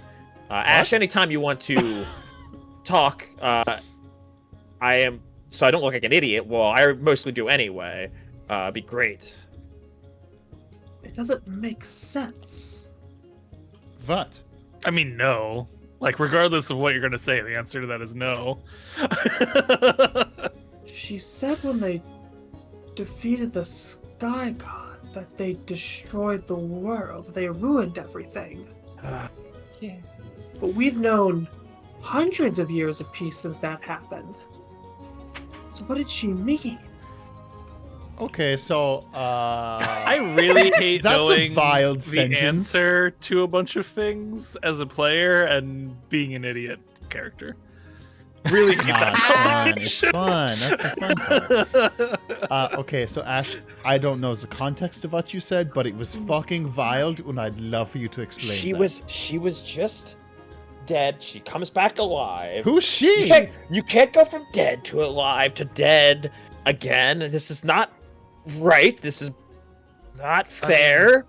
This Resurrection is spells exist, so like that's Not like- I have not- one prepared. To be fair, my guy would know. A, maybe not to that extent, but B, probably not to that capacity. The way she did it. Revivify is a thing. It's not the regular D&D Revivify where you consume a fucking diamond and do it. It's just like a absurdly taxing spell to cast, and literally only the highest possible echelon of wizard could do it. Hey, Chris, Yes. I have Revivify prepared right now. What? Oh, we should talk about that. Wait, what level? What fucking What level is was that? Revivify? Yeah. Third level. Are you thinking of Resurrection? No. I'm talking Oh. about Resurrection. Yeah. Okay, yeah. Revivify is basically magic defibrillator, whereas resurrection is If you fail all Magic 3 of your resurrection, saves, yeah. then you can still come back. Yeah, I'm talking about they have to have died in the last minute. So it's like, hey, we finished combat and our friends are dead. King Kieran says, what the fuck do you mean consume a diamond? Oh, I was thinking eating a diamond. yeah. In order to resurrect chomp. ones, you have to just eat You a diamond. feed them a diamond. you shove it in their mouth and you hit it down with a bat, and then they wake up. and then they need to immediately see a dentist, badly. Look, the teeth are lost, but you're alive. Take what you can get. Or, if it's been too long, a butt doctor. I'm gonna say that you guys confer the information back and forth as much as you are able to do so. And I eventually snapped to attention and explained what happened to us. and Did you tell the story of how we were made sure they're what did Yes, you start the story? I guess I would include that Woody gave us a potion idea. We used it. It created a magical trail. We followed it to Arley's grave. Dug up, opened their casket, found a crystal in Dreamworld. Talked to Arley frozen in time. Learned shit that does not make any cognitive sense. Okay. And she told us to protect the dream. With this new information, That is what she said, right? Protect Yes. the dream. You did yeah. protect the dream.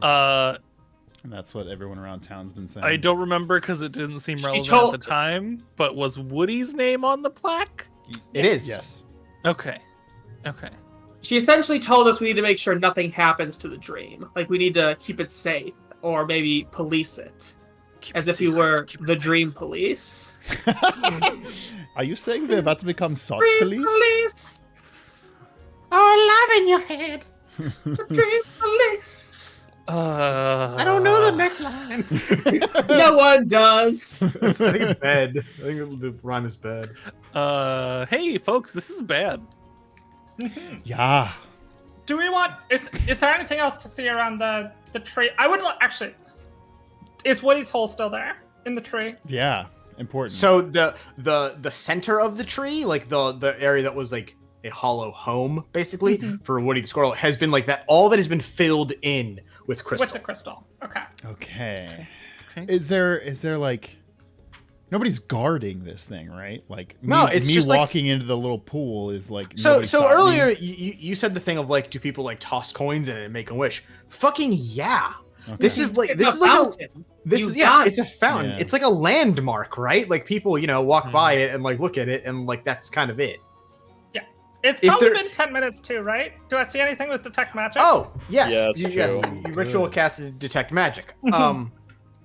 So I'm gonna I hate giving non-answers for detect magic, but I'm gonna give you a non-answer, which is But guess There- what? This campaign involves a lot of mysterious magic. yeah, sure does. So there are two predominant schools, I guess, of magic floating around you. And I mean floating around you as in it's like a blanket of this shit. There is nothing in your view that isn't being currently touched by magic. Great. The first is healing magic, which is coming out of the tree. Healing might not be the right word so much as natural magic, nature magic. Okay. Yeah, so there's basically like a what's the word for it? Like a spire of that magic just like jolting out of the tree and straight up into the sky. Okay. The second is, what would that technically be? Is a great question. I guess that would be enchantment.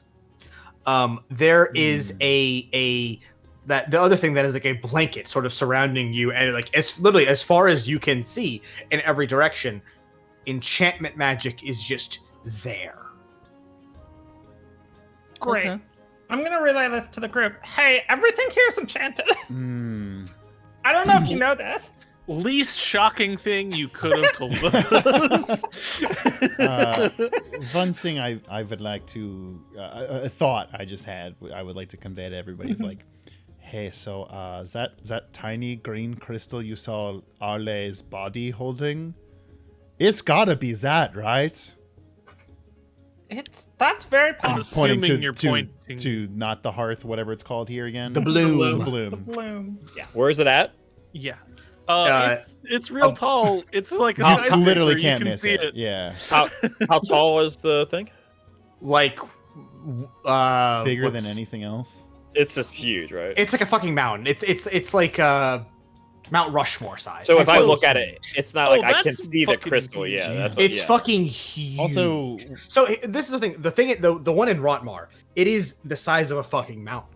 Like the city was built around it. It wasn't like it grew alongside the city. No, we went to the big fucking crystal and built a city around it to make sure that it didn't get blown the fuck up. Also, when they mentioned whatever the potion or the thing that the thing that Chiron administered to my body was called the what again? Something with bloom. So that was an herb that RLA and Woody had used in the past, called Magic Bloom, which the effect of which was to increase the magical properties of blank, whatever you add. You said Woody's body's here? No, Not that we know, at least. No, not I the thought you said there's a statue here. Oh, his statue. There's a- Yes. There's a statue. And he's yeah. the only statue? So like on the Wise Tree, yeah, there's just like a statue of Forest Woody. He's like standing up, and he's a squirrel, but he's like standing on his two hands, or two feet, whatever, squirrel. And beneath that is like the plaque with all the list of names. So it's safe to say, would my character assume that he's the big time deal in this time or realm, as opposed to her, because she had a statue in the grave? I'll say that, like, from what Junver and Alistair and Wynn told you, it seemed like from when they were talking to the villagers that Arle was the bigger deal. Yeah. And they even mentioned like, hey, go speak to Arle if you want to. But her name's on the grave. I'm thinking of Yes, RLA as like. but so is Woody's. Okay, so these guys said that ROA, or the citizens were saying go talk to ROA. Yeah, and like they said it casually, like it wasn't like a big deal to go talk to. So like RLA is known as the World Druid for you. They're It's like also an awesome title. Just want to put that out there. Thank you. For like Wynn, they are the most famous druid. They're the Michael Jordan of druids. Oh, that's they are awesome. the best. They are the best druid to ever druid. And Air Arle is coming soon. When? Do you remember when she had to do that battle with the flu? And she cast just some of the sickest magic during that? Legendary. You remember when yeah, but say who's the Larry Bird? The That's same data. so outline good. Larry Bird. Larry Bird. I guess Marin would be the Larry Bird of this world. Was her really name quick. inscribed before we got here in this tombstone? Yes. So Yeah. it seemed So- that the only names that were being written in were all of y'all's, and it was like the three that were here. Theirs got written in first, and then you two, Ash and Kyle. Yeah, you two appeared like while we were standing here. Is this basically. town just full of like people who are obsessed with just dead bodies, or? Sure seems like it's people that are trapped in the dream. If I had to venture a fucking guess. Did they? I would say these are people that, like, I think we're genuinely. Is there? I was gonna say, is there another person that? Hold on. That's a good question. Is there people like just walking by, Or we Yeah, totally. There's like people minding their fucking business. Could I check one of them, and does it look like vaguely like anybody in town? I mean, there's too many people here for it just to be the townsfolk, That's right? what I was Yes, gonna we say, said but- this was densely populated. Yeah, because I was examining the bodies. I would hope that let's just find the one chick who brought us into town for. Everybody, give me an investigation check. Okay. Yeah. Awesome. I was gonna say there's got to be only a few names on that Intelligence-based thing, plaque. huh? This is just a group check, so it's group pass, group fail. I think we're fair. 20, dirty 20, Never mind, we're passing. dirty 20. Hey, win. 16. 10. Who got a 10? Chiron, I got a 10. That's big. That's big money ball. I rolled above a 10. 18. So. Oh shit! I did very bad. Everybody else did pretty good. But I have a 16, a 23, and an 18. Yes. 16 for 16, me. 23, 18, 10. 20. Whatever Okay, Prij got. whatever. That's enough to Isn't our pass. So, intelligence, like, as a party, pretty fucking terrible? It's like our Yes. highest, like, 14. You have a neg 1. Yeah. I We're got not a plus the 1. ain't the brightest bunch. But very So- wise. Group investigation check. You pass. So a couple things here. Yes, Chiron, you go to look at inspect one of the people You are the- a win. the city. That's it. It's a person, but it's not someone you recognize. Definitely not someone you recognize from inspecting the sleeping people. I don't know who The other thing is going over to. I'm going to say that Win and Ash do this as our more like science-based people because magic is science in this universe. Go and like look at the plaque and doing some quick rough estimates. There are roughly as many names on that plaque as there were people in the town total, give or take. Okay. You're guesstimating here, but that seems pretty close. People in Stay, not where we currently are. Yeah. People in the waking world of Stay, Okay. real ass Stay. I have one more question before we probably move on. The direction of the graveyard, does that happen to be the direction of the bloom? Yes. So if you look, if like, hey, I want to walk down the street to where the fucking graveyard is that I know where it is in real life, you would be walking into the bloom. Like there's a fucking gigantic crystal wall you can't pass, and it's hundreds of feet tall. However, Junver, perception check, please. Uh-oh. Oh, why am I the one rolling for this? Because you made a smart thing. I know! God damn it. I rolled a 5, which is a 9. Oh, okay. That's not bad. That's a little worse than that's, average, that's but it's still not pretty great. bad. That's still pretty bad, folks. You'll learn something, I'm sure, because our benevolent DM will tell you. Off of the plaza where you guys are all standing and the wise tree sits, there is a big fucking crystal. There's also all these other buildings around that aren't there in real life. Another thing that isn't there in real life is a sort of like covered courtyard that sits just a bit away from you and has like, it's got like an arch, and then it has like a bunch of trees and shit, and it looks like almost like a little park. Okay. And then with a 9, that's all you get. Yeah, you all want to go on the swing stats, or like?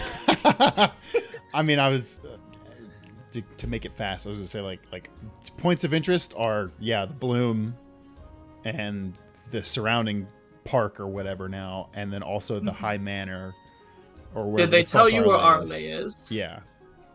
Arle is at the High Manor, right? Did I? Well, I'm going to the high. He kind of. I he am was- going to the High Manor then. I would walk to the High Manor. Damien was like, I don't know, man. I guess that's where Arle is. So it's not like a confirm. But Okay, but that's the. I'd also- still like to go to the hearth. It's probably, or the bloom. It's probably still pretty close, right?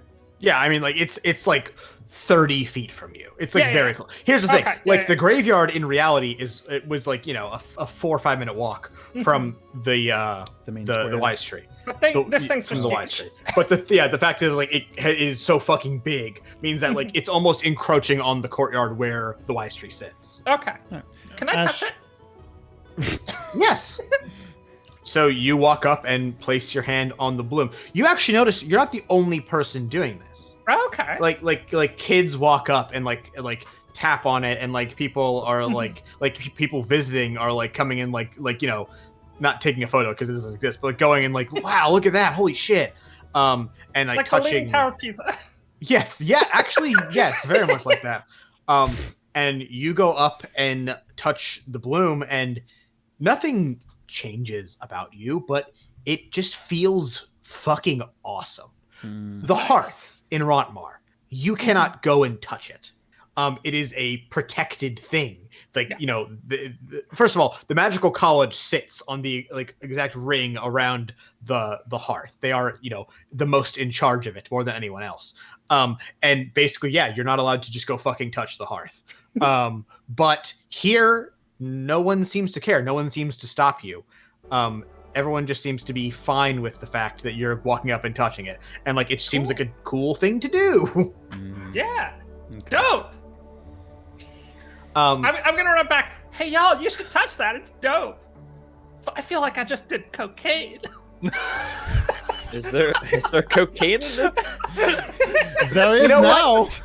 Canonically, yeah, cocaine exists. That's amazing. And I have done it. When I was doing street work for Dr. Jerry, there was a lot of cocaine addicts that did come through. That's very true.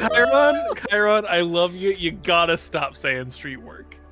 We need to pick a new phrase for what you mean. Also, in this Community service? Can we go with community What do service? you mean? He was working the streets. in this world, I'm surprised there's not magical crystal mess. Okay. Hey, That was listen. better than the previous joke. That was really bad. You That don't even remember what it was. So bad. All right. So if we've checked out the bloom, I do not care where you guys want to go. I am going to that manor. I need to find Arale. We will let I'm us going straight not to the split the manor. party, Ash. Just give You 5 don't- minutes. Let us you look at the don't- park for 5 5 minutes while don't- we're here. You I guys don't think you understand. understand. Yes, you don't understand. Okay. I Thank you. need to speak to Arale. I need Alright, to see then. her Now? flesh, and not in a weird way. I Sure, just need to see sure. her alive.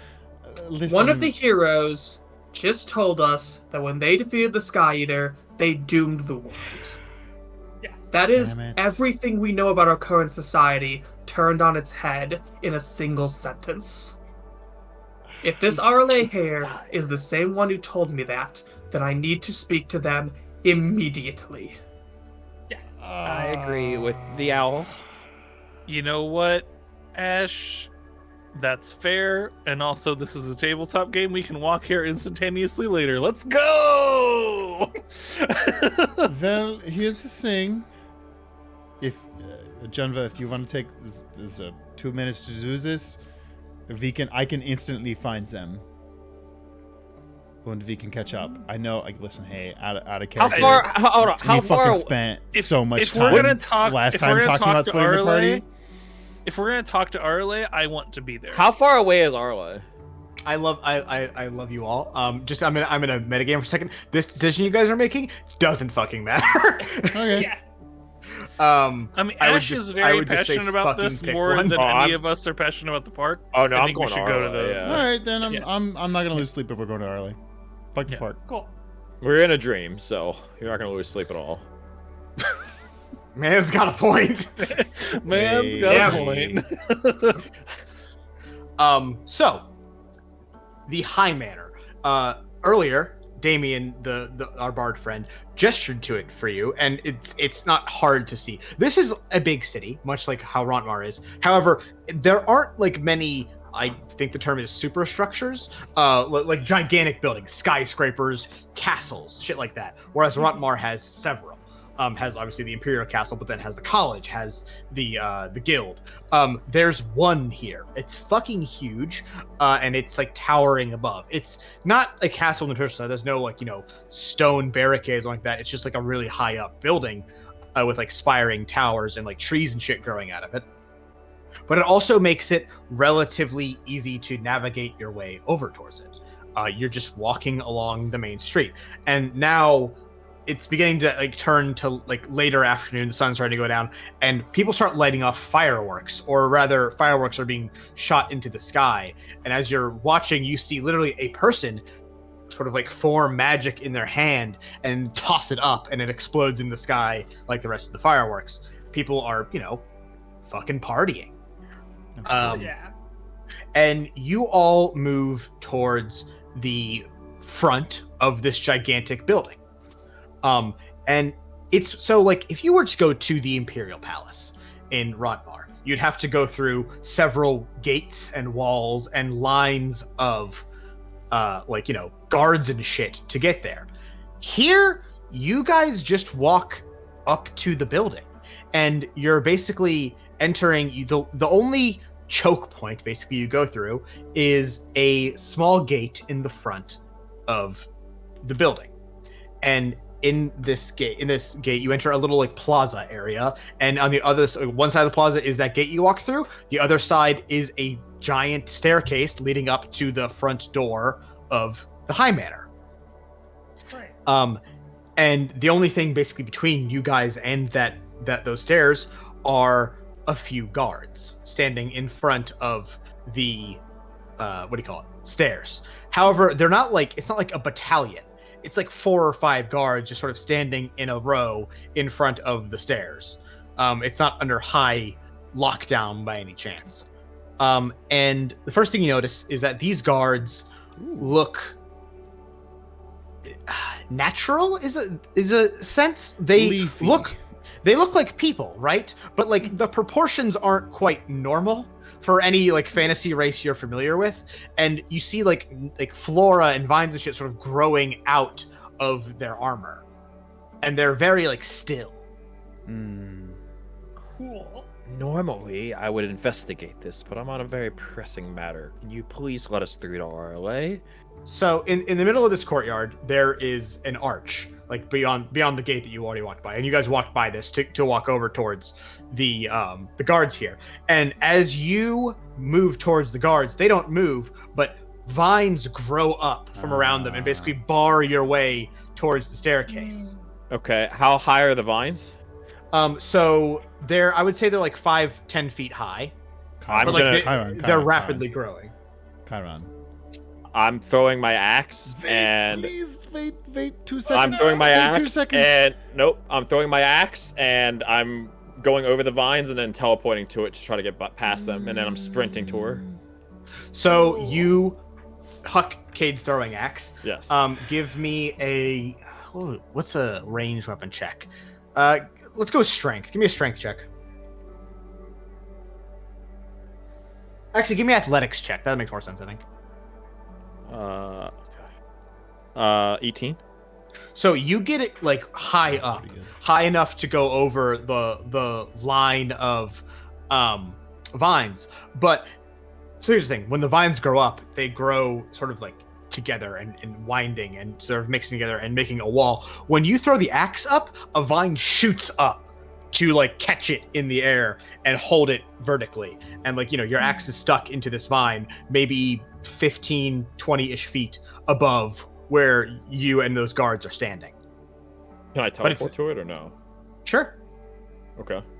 You teleport and you are now like holding onto the axe and hovering, I don't know, 15, 20 feet above the base of the staircase where those guards are and your party. Okay, and I can't fall past and try to just start sprinting. You have to you have to either pull the axe free or let go of the axe to do that. Pull the axe through, I guess. Yeah. Do the people react at all? The guards react? They don't move. Okay, cool. Then I'm not doing shit yet. So you pull the axe free and you fall. Okay. And vines jolt out to grab you, but they catch you softly and then slowly set you back down onto the floor in front of the guards.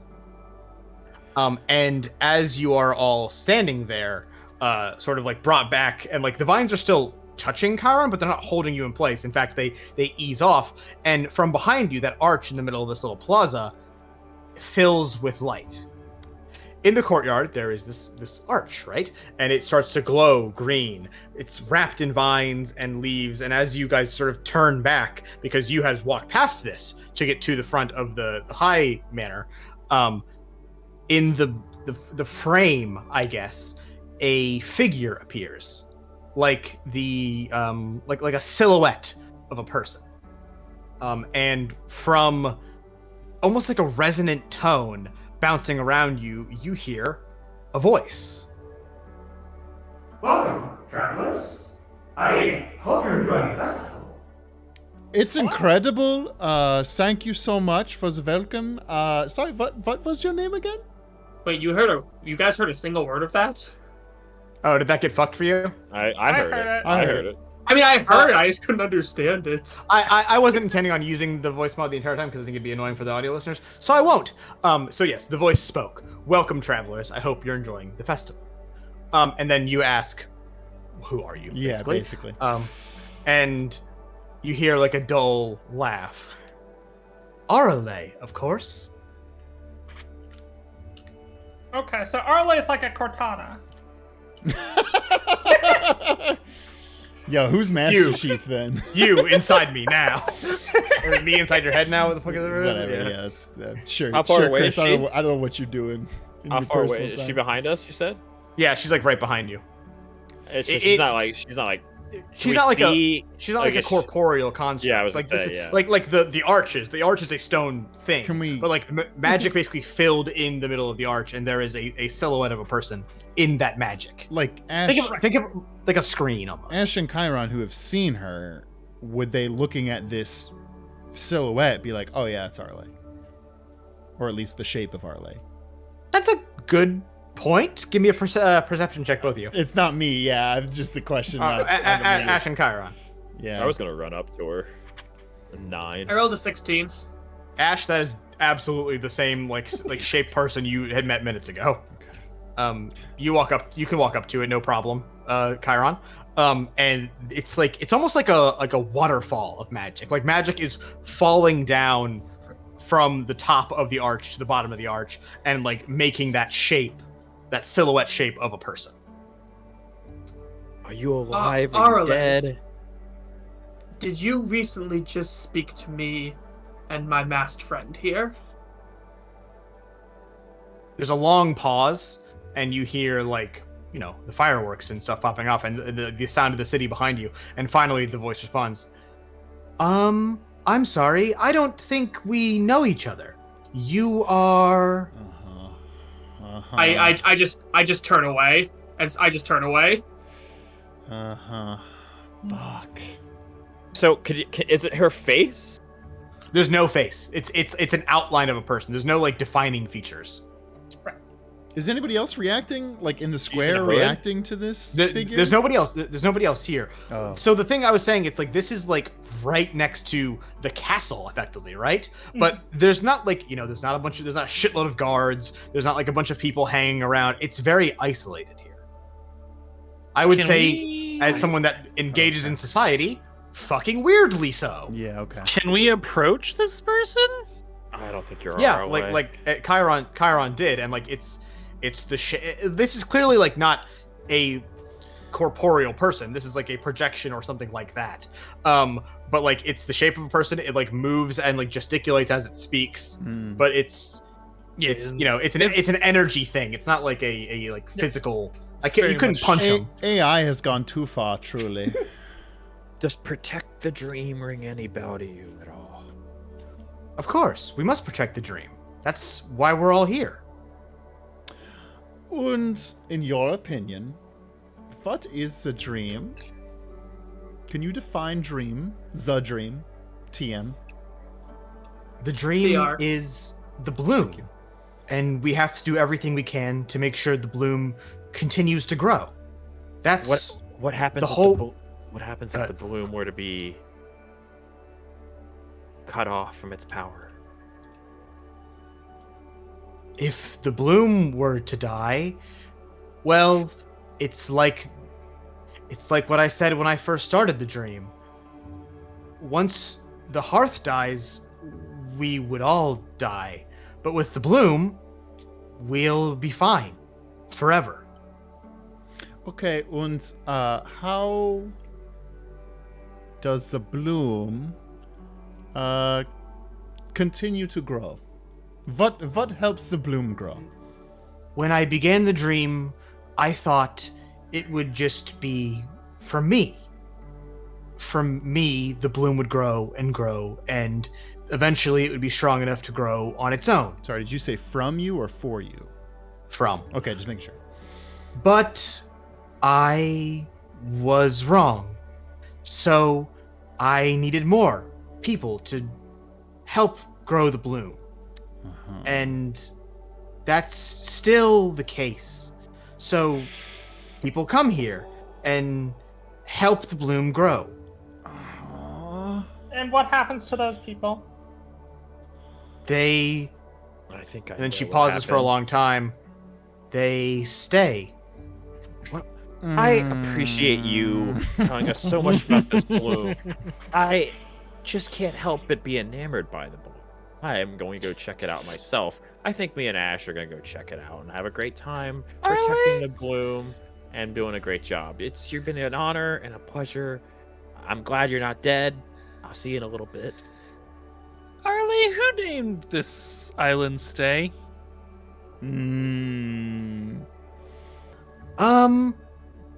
I don't know. Someone a long time before me, probably. Emphasis. Do you have a ballpark? Do you have a ballpark like year time on that one? So we talked about this I think in the cult episode a while back. A shitload of history pre-shattering is lost, flat out gone, because at one point the population was down to 5 digits levels of low. So a lot of shit just didn't fucking make it. It kind of answered my question of was this pre or post shattering? Yeah. Was what I was getting at. I turn back. And reapproach Arle. So I'm gonna say because Kyron said we're gonna walk away. I'm gonna say you guys walk to the other side of the arch and towards the gate that you walked in. But when you turn back, it's like she's facing you on this side too. It's like this is a 2-sided screen and she's facing you on both sides. Shit. Arle, Yes. why is the bloom necessary if we have the hearth? Because once the hearth burns out, that's all of the world's magic gone. And without magic, well, we'd all die. Need to ask a slight lore question here. Yes. Is it in the world? Is it do we all know the hearth's going to eventually run out? Do we? So the hearth is, as we know, think of it as a gigantic magical battery. Right. And eventually that battery will run out of charge. However, crystals the size of the hearth do gain and regenerate power over time.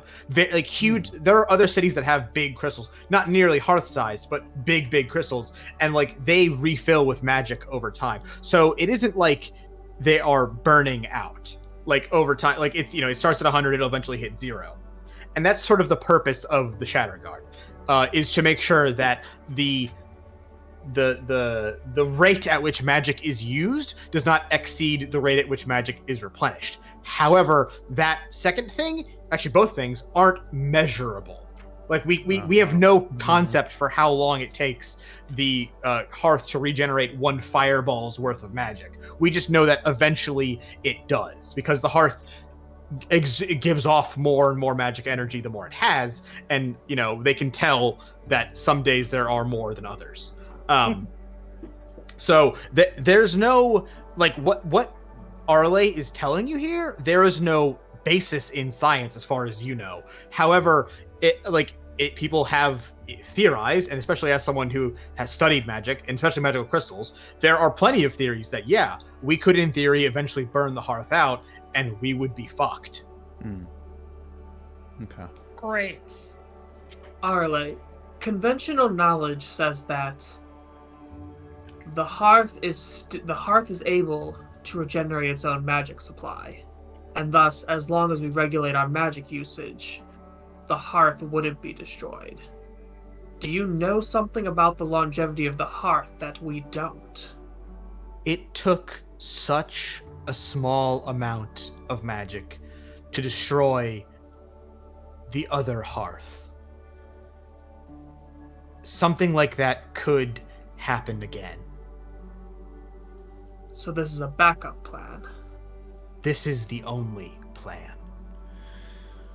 And I hate to ask this question, what about the people on the plaque near the Vice tree who seemingly, apart from you and maybe Woody, didn't know that they were giving up their lives? Are you going to tell me this was a necessary sacrifice? Everyone that sparked the dream, that sparked the bloom, gave their lives up willingly to achieve what we must. Spoiler alert, what That is about not us true five? anymore. Yeah. You are mistaken on so many different levels that I don't think there can be a correct word to apply to it. I'm sorry. The voice repeats itself. Everyone on the plaque gave their lives willingly to keep the dream. Oh, yikes. I was hoping you wouldn't say that. This might be coming out of left field. Arle, do you know who the Shatterers are? There's a long pause. I don't know anything about that word. Okay. I Okay. would not Okay, I've give got a lot of myself theories. Willingly to death. I would not do that. So you're playing some kind of hoaxy game here. Some kind of hoaxy game? Just Pokesy pokesy game? Did we ask this Arle how the bloom came to be? So you asked how the bloom. Actually, you kind of did. Basically, so I'll this might answer your question, so I won't have to repeat the whole thing. Great. Basically, what you have been told is that Arle, in some capacity, started the bloom, and the dream, which are they're kind of. It's worth noting they're kind of using that term interchangeably. They kickstarted it. Not the fucking crowdfunding platform. They started it using themselves as like a thing to feed the crystal and get it going, and eventually it started to need more people in order to keep going. Yeah, which RLA did not anticipate, and over time it has not stopped needing people to do that. Oh, yeah. So it's still eating. Yes, Yeah. that is. Still eating Okay. people. Yeah. Okay, And so I definitely missed that while I was doing work. Yes. Sorry. Yeah. And the people of stay, yourselves included, are listed as like the people who got it started. But past that, it's not like she didn't clarify over the last 200 years how many people have also been. Hey, Win. Hi. Alistair, guys, let's just go visit this thing and just make sure that the dream Well, is protected. well, I would like to ask another question before we do that. Yeah. Like, how did you, or what was the seed to this bloom? Like, how did you get something to absorb, like, energy and become the bloom?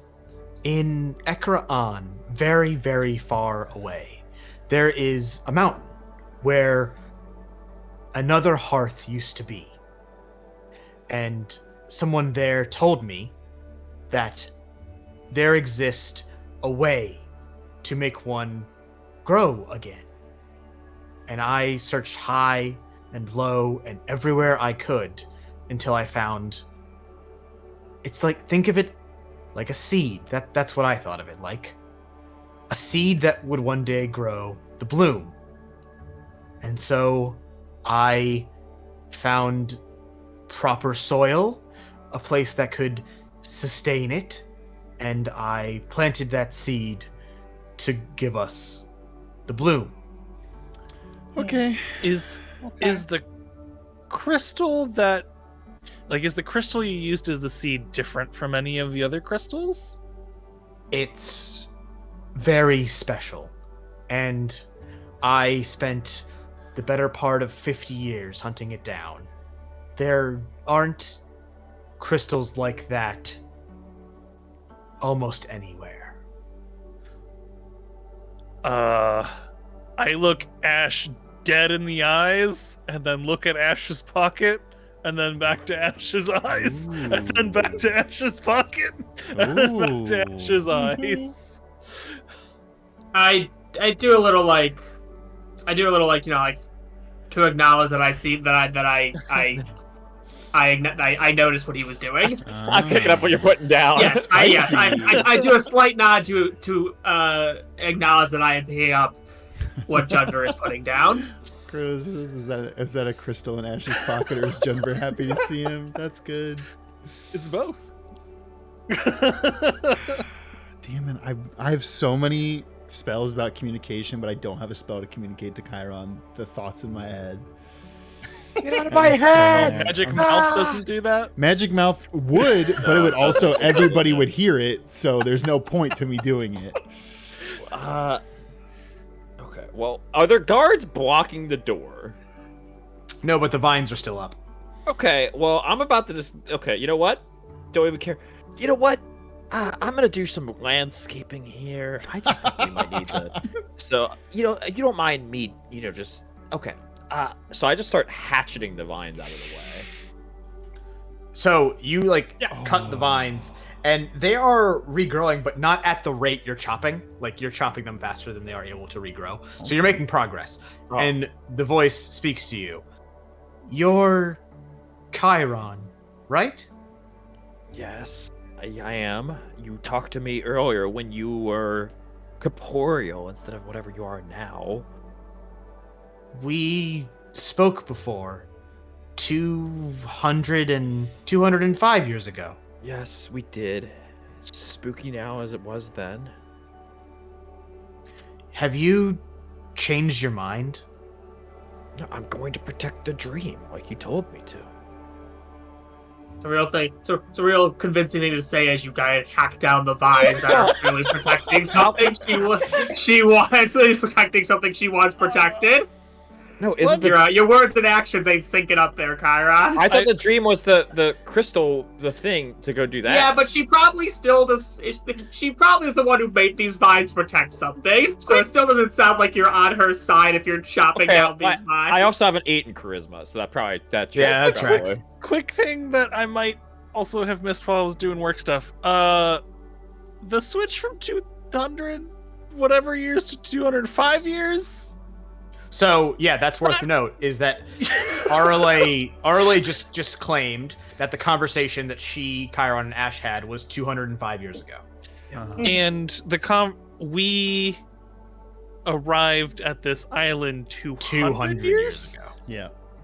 Okay. That was the time period of which she was dead. I wanted to make sure I interpreted that. There's an unaccounted for 5-year gap. Yes. Okay, good. Yes. Okay. I wanted to make sure I was interpreting that correctly. Which, wait, she still would have been dead. So, so you talked to her 5 years in the past from our regular present time. At which point she would have still been dead. Which would have been roughly a year after her death. Yeah. You know what? It's great. I'm just trying to see if these vines are, physically up to date too by going through them. As a doctor, we also perform on vines. There's nothing you need to do up there. She Yeah, suddenly that's speaks, what raising I her voice. expected. I'm gonna start No, let me slashing through these vines too. I got a scimitar. Wait. Yeah, get into this. Okay. When goes and starts hacking at the vines, those grass guards don't do anything. They don't move. I cast Major Image. Which does? I can summon a 20-foot illusion, 20-foot cube is worth of an illusion. I summon a smaller-ish dragon. Okay. That comes into this area and screeches, and Where's then it come it Describe flies. it from where? Flies into this. Okay. Yeah, it flies into this area. Yeah. So it, Lands 30 feet in are you front of trying to this make it Arle. not just appear out of nowhere? Or are you trying to make this that's my question. You trying to make it realistic? Are you trying to make it realistic? Okay, so yeah. it's so Alistair tries to fucking sell this. Holy shit! There's a fucking dragon here too. And then it leaps off towards where there were people. Are you trying to trick us or the Arle in our Arle. face? Well, I'm trying to trick Arle. I'm not Don't looking. say this. So. Okay. No, he's not. This was not a Yeah, character. he's not. This is that. No, I'm not saying that out loud. I wasn't asking that out loud. I'm absolutely baffled why Zach thinks this is going to work. The image on the screen of Arle flickers at the dragon appearing, and it takes a few moments to return to where it is. And like, here's the thing. This is clearly like a construct, or not a like, it's not a physical person in that, but like the silhouette is like moving and like looking about confusedly.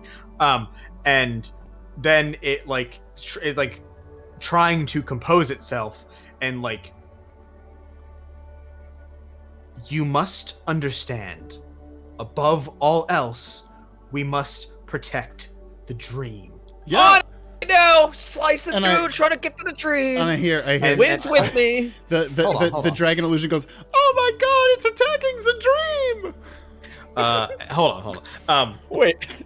Win and Chiron. As you are cutting and slashing at these vines, spikes begin to grow out of them. Yeah. And those grass guards begin to move, and more of them begin to walk out of the flowers and greenery surrounding the courtyard. More of those knights clad in like armor that's like half grass and flora forming up around you, and they start drawing staves and axes and swords. And we must protect the dream.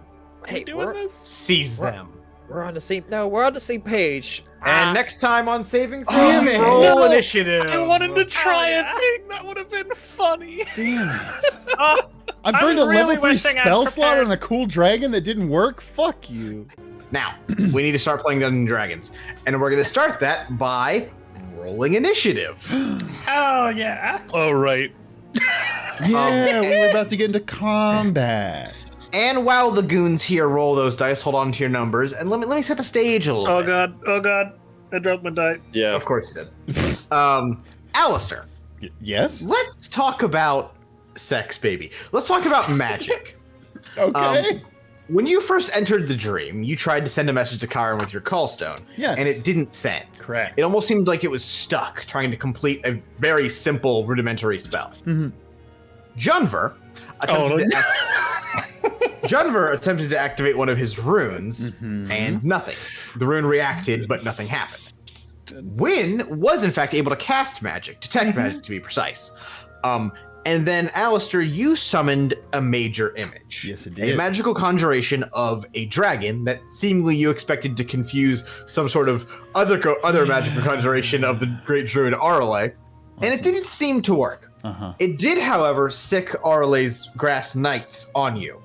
And they all begin to surround you. Well, to be fair, I don't think the image was the cause of that. I think it was the people chomping away at the wall. No, let's blame Alistair for this one. He literally tried to confuse the construct with an illusion.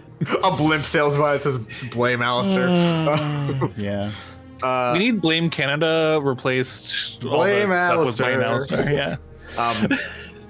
It did sick Arale's grass knights on you, and they all begin to surround you, drawing weapons as they literally grow out of like the foliage in the surrounding this little courtyard that you're in. But your dragon circles above, that spell that seemed to work, and as it soars and flies across the city, it moves over to where the people of Stay were for the festival, weaving in between fireworks and flying balloons. And it's then when your major image breathes, a combusting wave of fire from its mouth that descends down on the people of Stay. But of course, it's a major image. It can't actually breathe fire. It's just an illusion, basically. It's just projecting another illusion out.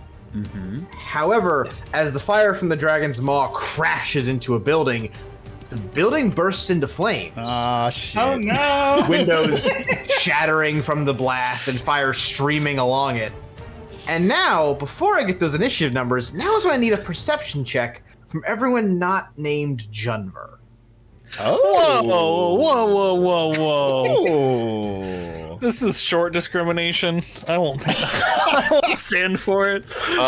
If I'm working cutting down vines, do I get this? That is a 15. Okay. Actually, wait, no. Sorry. I think that's a 19. Also, shout out to Alistair for being the first one to accidentally commit a war crime. Yeah. No, sorry, it's a 20. Yeah, well done, Al. Well done. Whoopsie doopsie, someone's going to the Hague! I'm fancy remembering how to play this game and how to add one number to another. It's a 22. Bro, doing basic math, the hardest part of D&D. For sure. I got a 16 on both my perception check and my initiative roll, so that's easy to remember. Oh, me too. Yeah, I also got 22 on my initiative. Shit. I love you all dearly. I don't need your initiatives right now. I only need your perceptions. Okay, that's what I thought, but then everyone did it, and I was like, fuck, I feel left out. Once again, just perceptions really fast. 16. 22. 10. 10. Prij. 3. Denver. You told me not to roll. Oh, you're right. Thank you. Chiron and Ash. As the dragon breathes out its fire, things begin to slow down. Almost to like a near frozen state of time. Like, Chiron, you're swinging down Cade's axe into like crack into the vines, and it's like slowing, and you look up and see what's going on. And across the literal sky, cracks form, like light leaking through from whatever is on the opposite side of the sky. Alistair and Wynn, as you guys look from basically these cracks forming across the sky over in the direction of the Wise Tree, still shooting out that constant stream of energy into the sky. And as those cracks begin to spread and like sort of fracture across the sky, a pulse of magic shoots up the beam until it hits the sky and sort of like washes across it. It was like an MCU movie. Sure. And then it's like the big bubble shield in Phantom Menace. And then those cracks begin to recede and almost like heal. And as does the damage to that building that the dragon induced seems to fade away, as does the dragon itself. Okay. I see. Junver, you didn't roll a perception check. That's because you were a little bit distracted. See, as all this was happening, you felt strange. Almost like as the world begins to slow and that crack bolts across the sky, you notice that that rune on your armor that you tapped earlier begins to flicker, and magic like bounces from the carving. And that magic pulse that you usually feel when you hit a rune, it surges through you right now. And while the rest of your compatriots are looking up at the sky being filled back in, Junver, you get big. Let's go! Hell yeah! And Junver and Alistair, as the rest of the party and I guess the rest of the world around you is starting to like speed back up, almost like they're catching up with you, both of you two feel fine. Normal, even. And you two are the first ones to act. And I'm going to switch those over to combat. Okay. I think I was like, what do we get to do? So, you two, before any initiative or anything like that, you guys just get a free go. So to sort of give us like a little bit of while Zach is like maneuvering stuff here. Yeah, so you are surrounded by these grass guards, and it's worth noting that like more of them are literally just growing. Like they're just they're just basically growing out of the bushes and trees and foliage. And then there's that huge wall of vines right in front of Chiron and Wynn that I assume you two are still mid-hack. Yes. Yeah. Oh boy. Junver, you got a bright idea? Because I do not.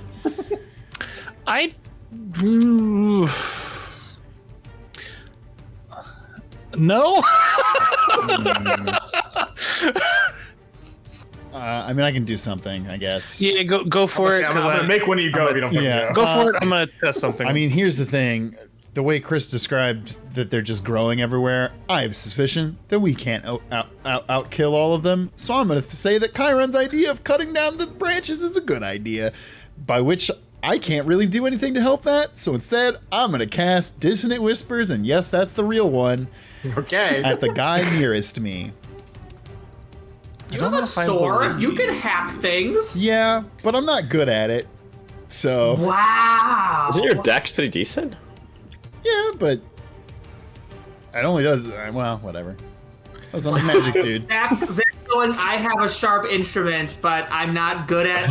I can't use it well enough to cut topiary. Also, to be fair, I don't think a rapier is great at cutting. It's more of a stabby motion. Yeah, that's a very true point. But that's not what I was thinking when I was doing. All right, I cast Dissonant Whispers at the guy nearest me. They have to make a wisdom save. They cannot make a save currently because not reacting to your time, basically. Okay. To be fair, this is a thing. Are they deaf? Because if they're deaf, then this will not work on them at all. Here's the thing. They are more like automatons than anything else. However, this doesn't matter for a reason you'll see in a moment. Okay, great. Then they take 3d6 psychic damage. Okay, go ahead and roll those dice for me. How many did you cast them on? Just one. I can only cast it on one thing. Just at whispers? Yeah. It's only one creature of your choice within range.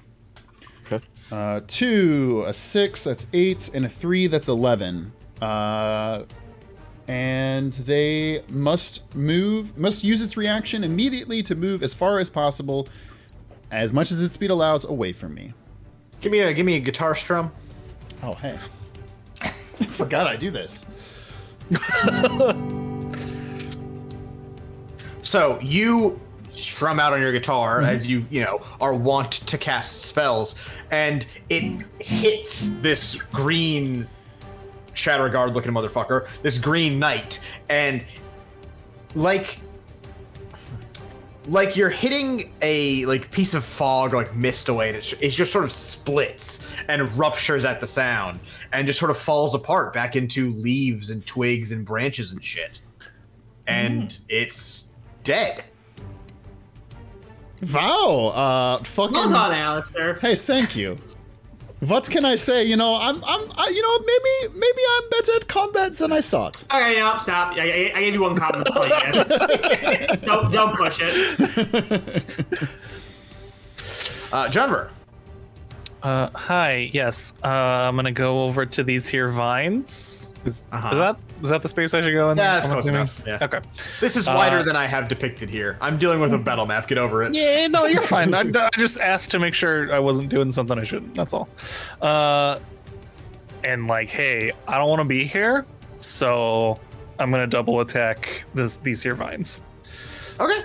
Oh, okay. So, you don't need to do. I'm treating attacks as vines as successful. It's a fucking vine. Oh, okay.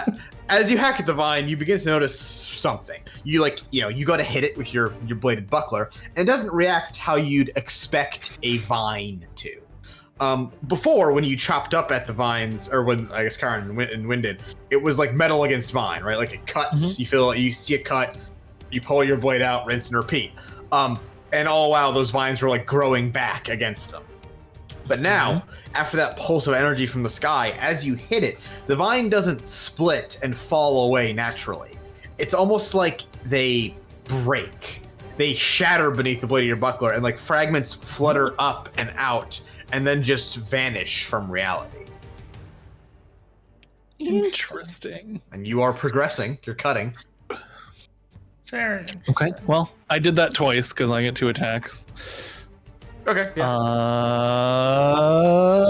right, and then in which case we really will resume regular combat.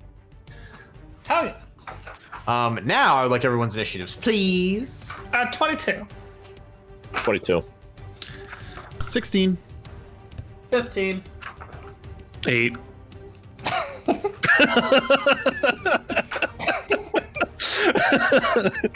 Y'all in your double digits, get out of here with that shit. Come on. Realizing I did leave Ash surrounded by 5 leaf cards. And fine. The first one up is Chiron. When I don't see Jonver probably destroying the thing because he was frozen in time, right? So you almost are pulled back, like everything starts to speed up. So you see all that happen. You see Alistair cast his spell. You see Jonver move, but for them, to you, it's almost like that happens in super speed. Okay. So I see him smashing the things and getting. Yeah, think of for us as people, think of in a movie, as after a shell shock thing and the sound returns, kind of thing. Okay. Right. Guy waking up on a beach after the bombs blow up, whatever the fuck. Okay. Well, yeah. I'm just gonna hack the vines right next to me with this here axe and say, "Coolly, I guess if I could try." Which my charisma's pretty bad. An axe forgets, but a tree always remembers. Whoosh, whoosh, whoosh. It's a good one. You start hacking, and can I do this properly? Yeah. And two hacks. Vines start like breaking away. Like you're making honestly substantial progress against this thing. They're not regrowing anymore. So like your ability to make progress against them is a lot higher than it was. Cool. That's nice.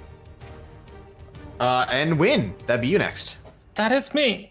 Well, at first I was thinking of summoning Fae, but for one, I do not have Gilded Flower worth at least 300 GP. And by that I mean I don't have 300 GP. So instead, I think I'm gonna cast a simple Guiding Bolt. We can talk about item components for spells later, because I think they're usually bullshit. They're mainly bullshit. Yeah. But for now, let's go with yes. So what are we rolling? Talk about our dice here. Guiding Bolt on... How do I do a ping again? Just hold click. This one. Oh, they changed the Can animation. I see that one? I like it more now. Actually, Yeah, no. Maybe I'll do this one. Okay. This one here. And that will be... So I'm need to roll an attack, and then if I hit, it's 66. Or sorry, 46. Okay. 40. I was like, holy shit. Do I need to roll an attack? Yes, yeah, we're back in reality now. We're back in Goes reality. gravity. 17. That's going hit. That's going hit. Hell yeah. And then I'm just gonna do... Hold on. This one digitally, because it's 4. 9 damage. 9 damage? Okay, so 9 you're... Damn, you rolled 3d6 and only got 9 damage? That's... 46. Oh, 3, boy. 3, 2, 1. Even rougher out here in these streets. That is not good. Yeah, so you pull out...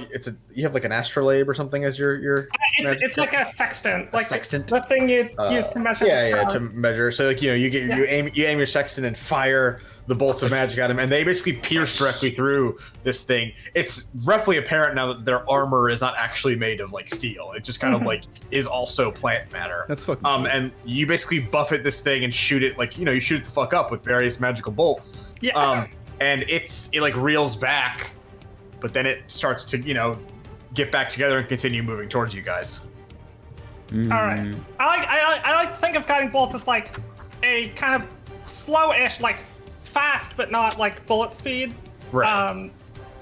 Like ball of like light about. It's like a Dark Souls or Elden Ring like spell, like that speed. Yeah, like a ball of like light about yay big. I'm thinking it's more star based though, because you're a star wizard. Yeah. After Win, unless you have anything else you wanted to do. I think for now I'm good. Give me a pat on the back. I'm doing a good For job now, with these I'm vines.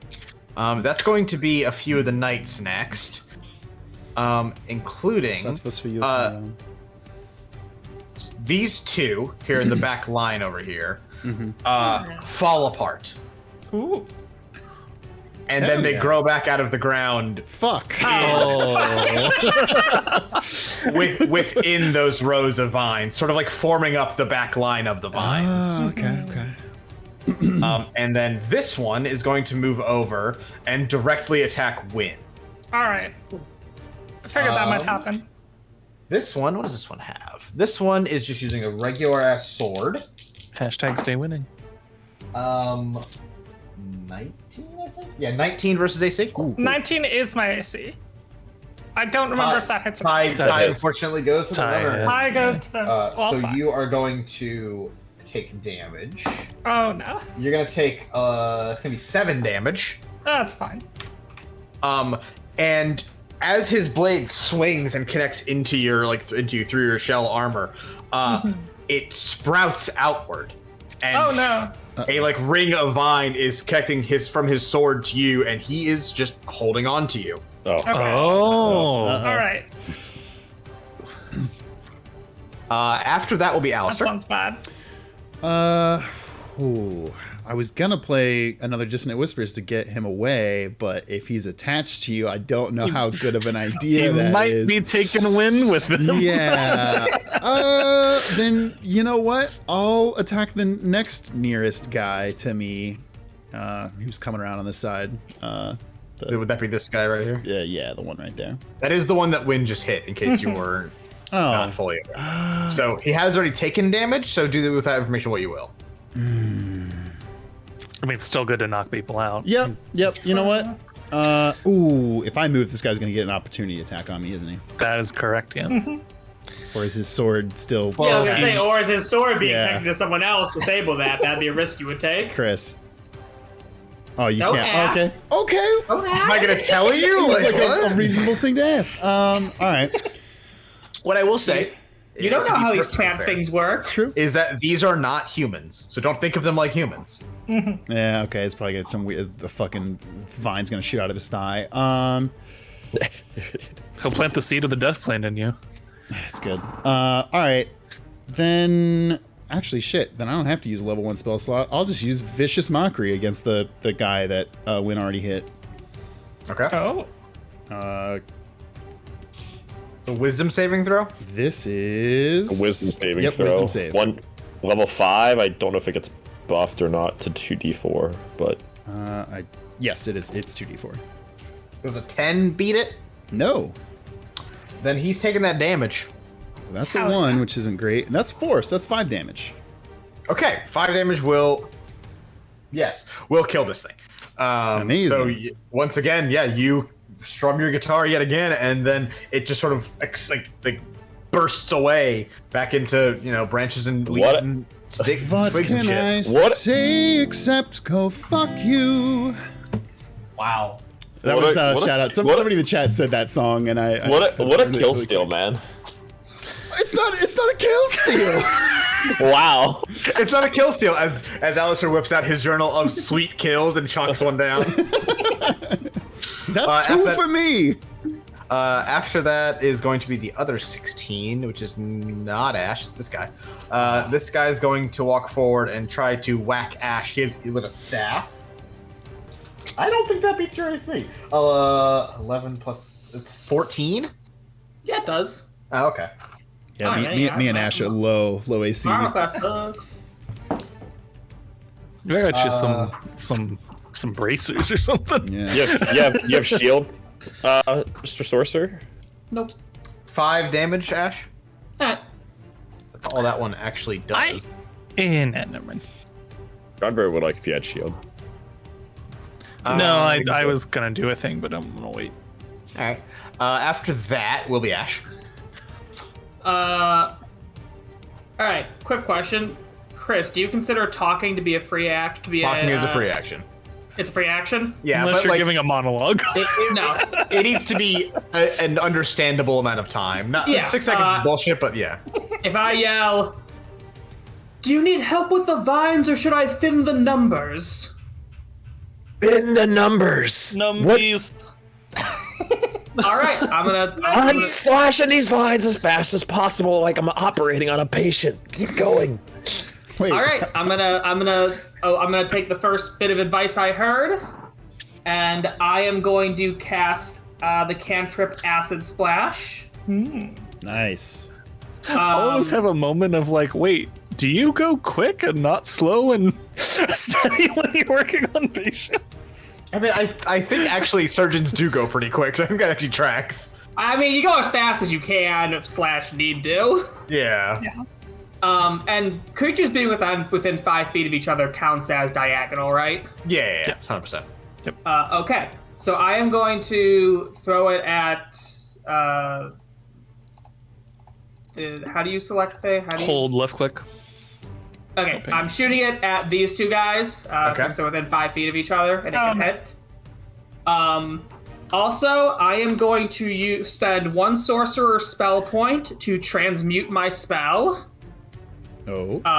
Acid Splash no longer does acid damage; it now does fire damage. Nice. It is now a shit. Good thinking. now a fire spell. Hell yeah. I'm going to go Scorched Earth. Plants do be combustible. And they must succeed at a Dex saving throw. What do they gotta beat?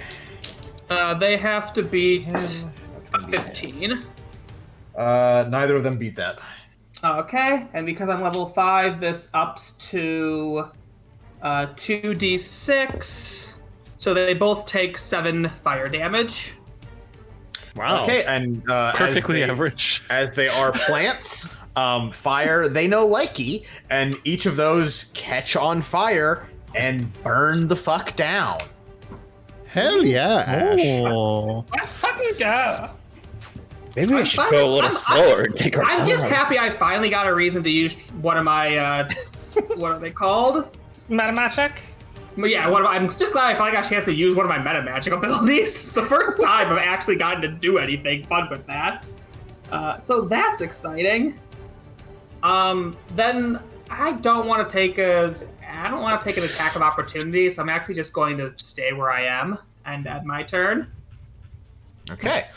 Next is going to be the southmost knight, and it is going to. Chiron, can I get a Dex saving throw? Well, he's good at those. Maybe. Technically a contest, but whatever. Oh, can I use acrobatics? It doesn't matter. Dex saving throw. Yeah. 23. I think that's gonna succeed. Yeah, no, that succeeds. All right, so this back one. I can't do that with him currently selected. Basically fires out a string of vine towards Chiron. Hey. And you just kind of duck to the side and it whizzes past you. Ooh, and cool shit. You're fine, and this thing is basically stuck with a vine projecting out of its arm onto that other web of vines in front of you. Mm. And that's going to be this guy next. This guy walks up behind Mr. Junva. And he's going to swing on the big man. I don't think a fucking 9 beats your AC. Not even close. Not even half of my AC. This one just coming up with a fucking like sword and shield goes to swing on you and just banks off of your armor. And it is instead going to also switch sides and go over here into the vines in front of you. Oh shit. That's fine. I can hit it and the vines It feels now. like we should probably stop them from doing that. And after that is going to be the end of this round of combat. Wait. Oh, sorry, Jennifer's next. I have you literally highlighted on my screen. That guy who just got attacked. Yeah, it's his turn now. Chris, can I attack the man in front of me who just like merged with the vines? In fact, if you attempt to swing on the vines, he's actively attempting to stop you. Excellent. Let's do that then. Yeah, roll dice. I rolled a 7 on the die. What's that total? 14 to hit? Does not hit. I didn't think so. I rolled pretty bad. Good news, I get a second attack. 19 to hit. That'll hit. So you swing with your first strike of the buckler, and you sort of like get stuck in the vines, and it reaches out and tries to like grab your shield and hold it in place, and you yank it free and then hit him a second time. 1, how dare he? 2, also, Chris, it's not a buckler. It's a full-size shield. Okay. Look, you have too many shield-based gimmicks. Get at me. He takes 7 slashing damage. I mean, that hits him. It does not kill. What if I try to do a thing and we see if it works? I'd like to try and invoke a fire rune on him. Are these a free action, or how does this work? When I hit someone with a weapon, I can invoke the rune. Great. For free, yeah. So, assuming it actually, works, he takes 2d6 extra damage. I don't have to roll anything, he just takes it. Well, roll the 2d6 for funsies. 7 fire damage, if he does take it. Yeah. So you basically punch in with your big shield, just slam him, and it combusts and like bursts off and explodes fire across him and the vines he is attached to. I was hoping it would do that. Burns that whole front line away. Oh, hell yeah. Also, my rune worked. Yay!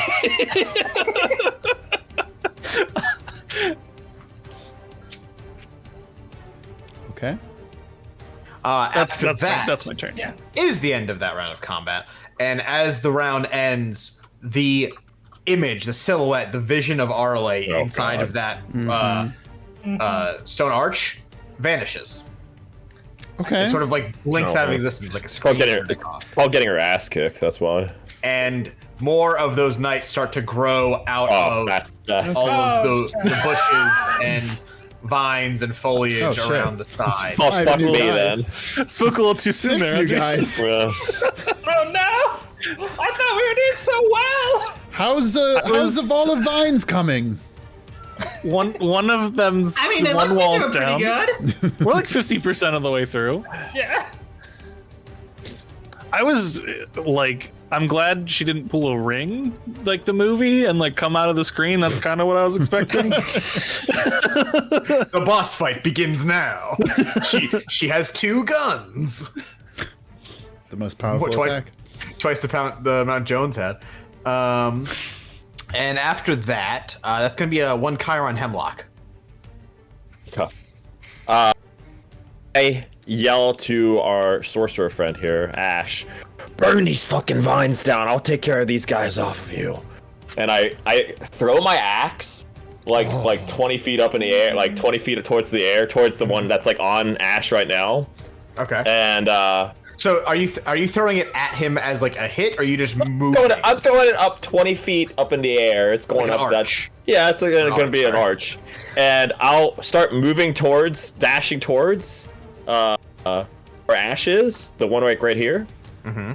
And then I'll catch the axe because I'm that quick, and then slice up and hit this guy with my axe. Are you catching it, or are you teleporting to it? No, I'm catching it. I thought you were going to teleport in midair and bring it down. I'm fast enough that I could probably, if I threw up in an arch, I could probably catch it. Yeah, I'll give you that. It's like throwing a football at yourself. Yeah, I'll throw a football to myself. Throw my own axe myself, essentially. Yeah, you don't cross any combat lines, or you do. That's fine. You can do that. Yep, and then I'll slide in and then do as I catch it, I go like this and just slash them with my axe here. Attack with Cade's axe there. Yep.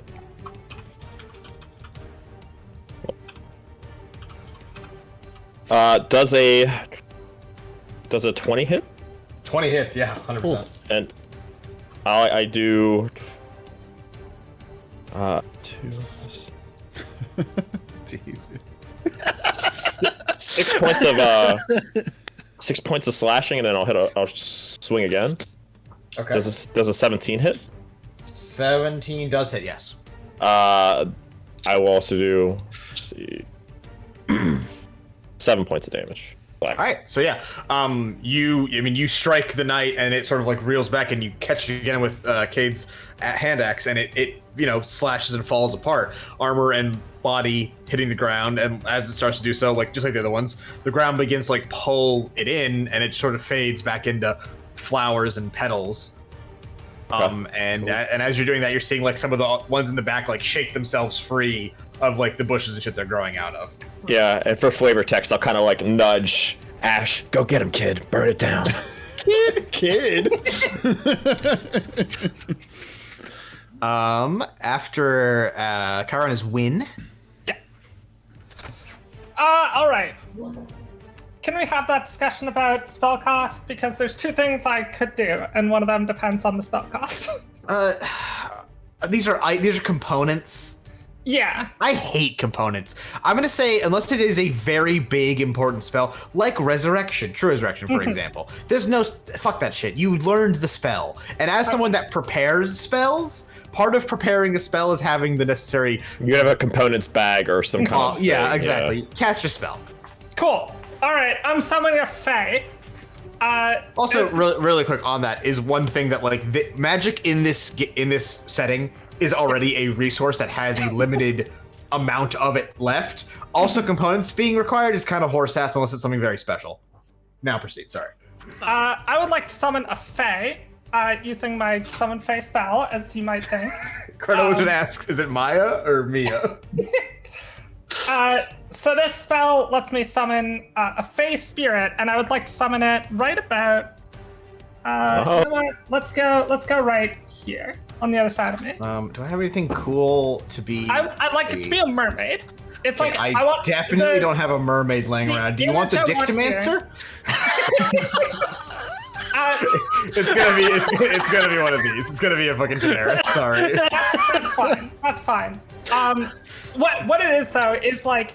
Sorry, you wanted to hear? A little mermaid, not Ariel. Not Ariel. Not Ariel. Disney layoff, all right?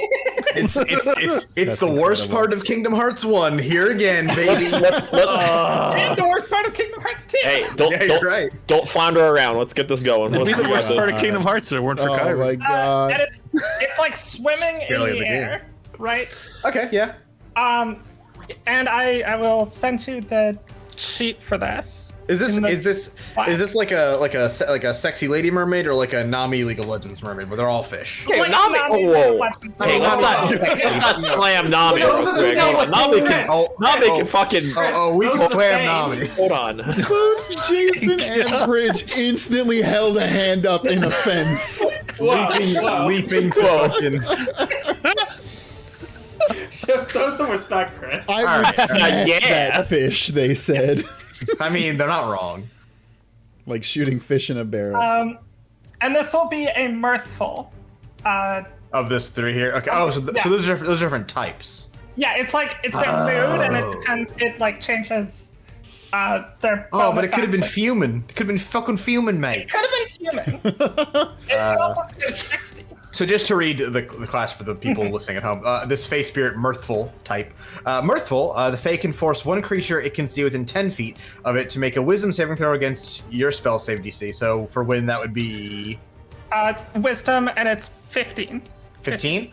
Unless a save succeeds, the target is charmed by you and the Fey for 1 minute, or until the target takes any damage. And charmed means they can't attack. Yes, they're basically just... They can't attack me or the Fae. They can attack. Oh, they're Tim Allen.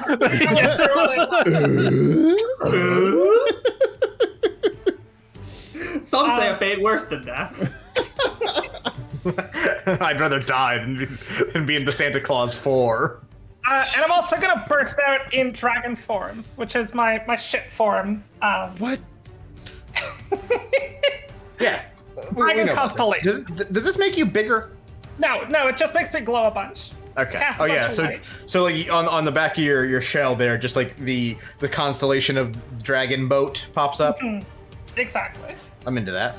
So are you currently using that charm from the Fey thingy?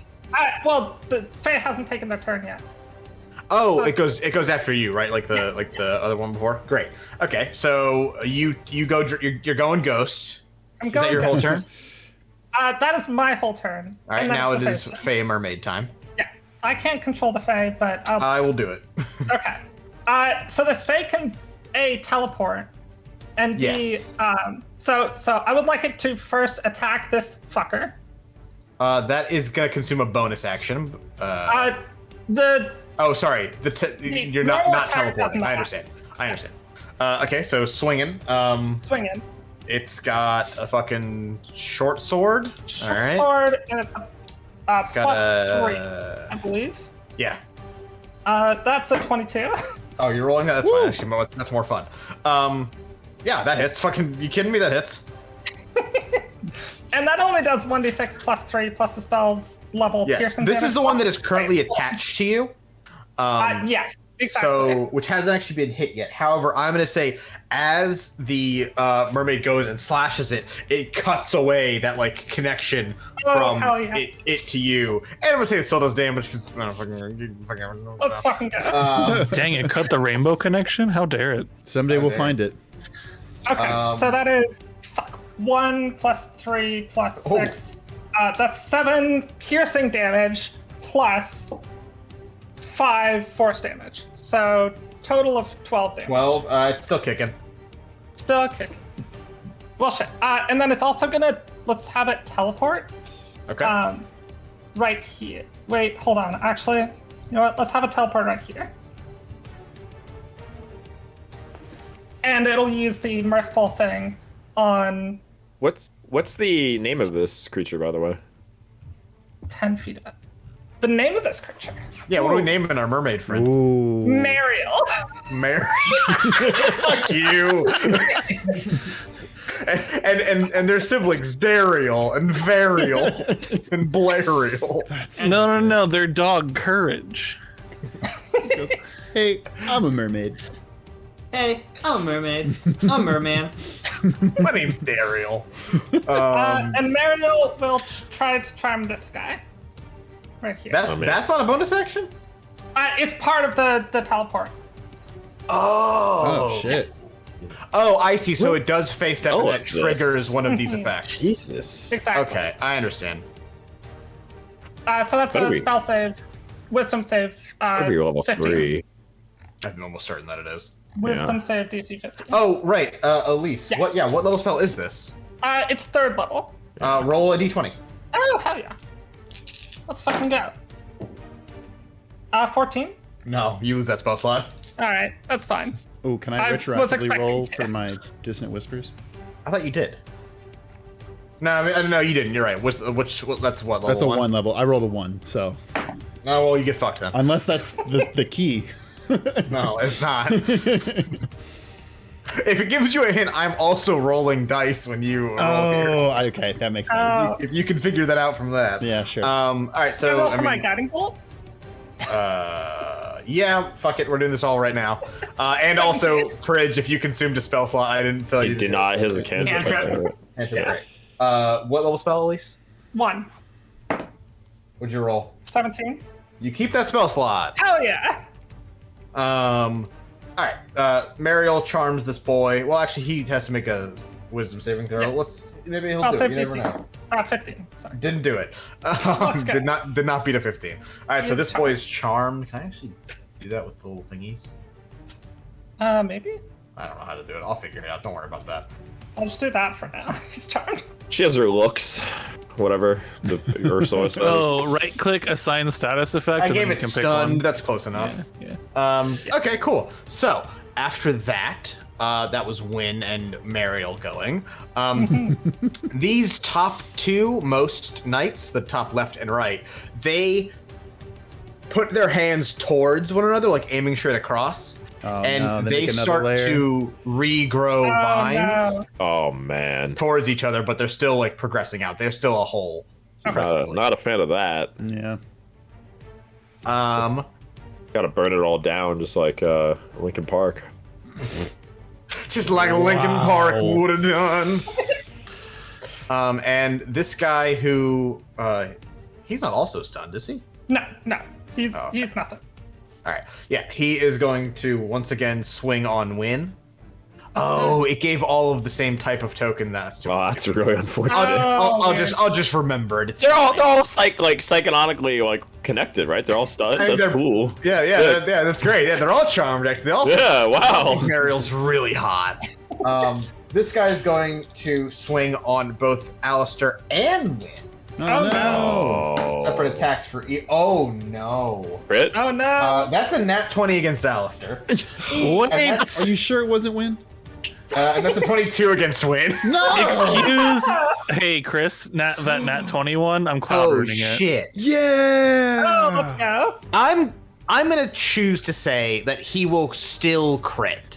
Even though it's damaging himself, I think that's only fair. Well, it's damaging one of his friends. Oh, okay, sure. Pick a friend. Which one? It's the one next to Win and Alistair. Fuck. That guy is the one attacking. Yes. Oh yeah, he's hitting his friend that's trying to grow the vine. Okay, I'm gonna roll his thing and double it. Fuck Ooh. me. That went straight on the floor. All right. Okay. Actually, can I? Yeah, he's within 30 feet. It's actually probably not gonna kill. How much health this thing got? He hits him and crits, but does not kill his buddy over here. God damn. Worse. What a Also, loser. and Chris, it does use the same roll. So like, if you crit, it still counts as a crit. Yeah, I think that's only reasonable. Yeah. And then he's just gonna hit Win. Good old fashioned hitting. Crit again. For a whopping 6 damage. Does he hit? Yeah, 19? it was 22. Wow. Fuck. God damn. That guy rolled high. That would both hit times. even. That guy crit and the 22. Yeah, you're Jesus. on a 22 and a crit. That guy needs a promotion to fucking Making up for all the bad. tree herald They're or just something like making up that. for all the bad saves. He needs a promotion. Hire this man just to fire this man. After that gentleman, Is it me? that guy's dead. That guy's Alistair. Yeah, Alistair's up next. Okay. This is the problem with having a lot of dudes in combat. It's just like who's dead? Well, I was gonna cast Dissonant Whispers against one of the guards making the vine wall, but I'll just cast Vicious Mockery against the guy who got crit because I imagine he's about to die. We hope so. At least I surely fucking hope so. Who's to say? Roll your dice. I believe that's he's you. It's rolling a wisdom. saving It's a throw. wisdom save. What is it? He needs to beat a 15. He didn't. He got a 12, so he Okay. didn't do that. He takes 2d4 psychic then. And his attack has disadvantage if he 3 attacked. and okay, so it's only 4. Please tell me he dies. 4. It's not killing. No fucking way!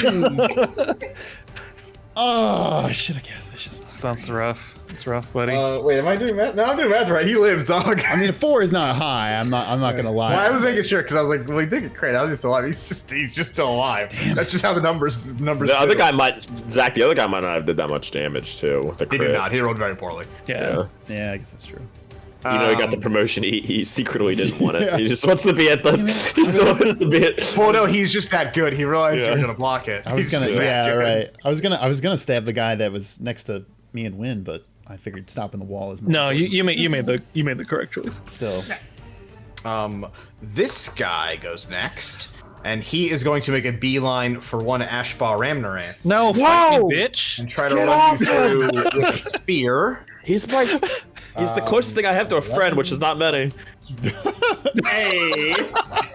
12 to your AC? Tie goes to him. Oh, Ty goes. Your AC's 12? He's a sorcerer. He's a sorcerer, Hey, guys. hey. Hold on, Alistair, stop yelling. Alistair plays a sweet little ditty, and this guy takes what is the minus he subtracts? God I think it's damn. minus 1d4. Or 2d4? Something With a like new that? shot, I can subtract a bardic die of inspiration. Okay, yeah, which for me is It's probably d6 now. it's a Four, D8 right? now. Oh, shit. Level 5. I think it starts D6 and becomes a D8. It starts. No, you're right. You're right. Yeah. That's a 6, so it's now a 6. He does. You basically like hit a chord, and like the sound sort of like makes him jerk to the side, and he whiffs his spear shot. Sweet shot, idiot. And I give, I forgot I give to Ash like a shitting grin and a thumbs How many up. bardic? He doesn't respond. You just shit talk to Sunflower. Like, Yeah. what do you How want? many? How many have you used? That's the first one, because I've not been wow. using these. God damn it, Zach. Well, to be fair, we just got into the dream, you know? Yeah. No. I've got 3 more. So He doesn't have any bonus actions that are useful, so he's not going to do anything else on his I turn. mean, that is my cool bonus action, yeah. And next, I mean, this guy, can this guy even make it far enough? 5, 10, 15, 20. No, he Wait, cannot. can I retroactively this- say leave my friend alone? That's better. This guy's going to go over here, and he's going to attack Mariel. All right. What is Mariel's AC, and is it better than 17? Mariel's AC not? is No, No, I because think they're better. Yeah, I was gonna say better not be. They'd be 15. strong if Oh, it it's 12 was. plus the 12 plus Better, the spell. better not be better than my sorcerer right next to me. I mean, it is better than the sorcerer. It's better than mine, even. That is a 11 damage against Mariel. Oh my Ooh, god! damage. Damn. Wow. Mariel's down to 19 health. Wow, he's really mad. He's hitting on his friend instead of him. I guess. Jesus God. Charm me. Huh? And now it's going to be Ash. All right. Burn that wall. Yeah, I didn't particularly want to do this early, but I actually Whoa. don't like exactly how this is going. So I am going to cast Melf's Minute Meteors. Oh, let's go! I hate that it's called Melf's Minutes Meteors. Well, I mean, it's minute, but it's minute because he's a time wizard. But I keep very intentionally saying it wrong. Sorry, no, I'm more mad about Melfs than anything else. You don't like that? You don't like Melf? Hot Melfs in your area. They'll be here in 1 minute. Are you kidding me? Melf's got such a dumpy. Oh yeah. They just want a ball. Thank you, Chrono Wizard. Let the meteors balls at. They only want a minute of your time for balls. Ball hard or ball at home? Wait, oh shit, Tyler says it comes from Gary Gygax's son's character who was a male elf, so we called him Melf. Yo, that's incredible. That's so funny. Good. Yo, that's incredible. Man, that's awesome. I wish Gary Gygax and his son weren't huge pieces of shit. Yeah.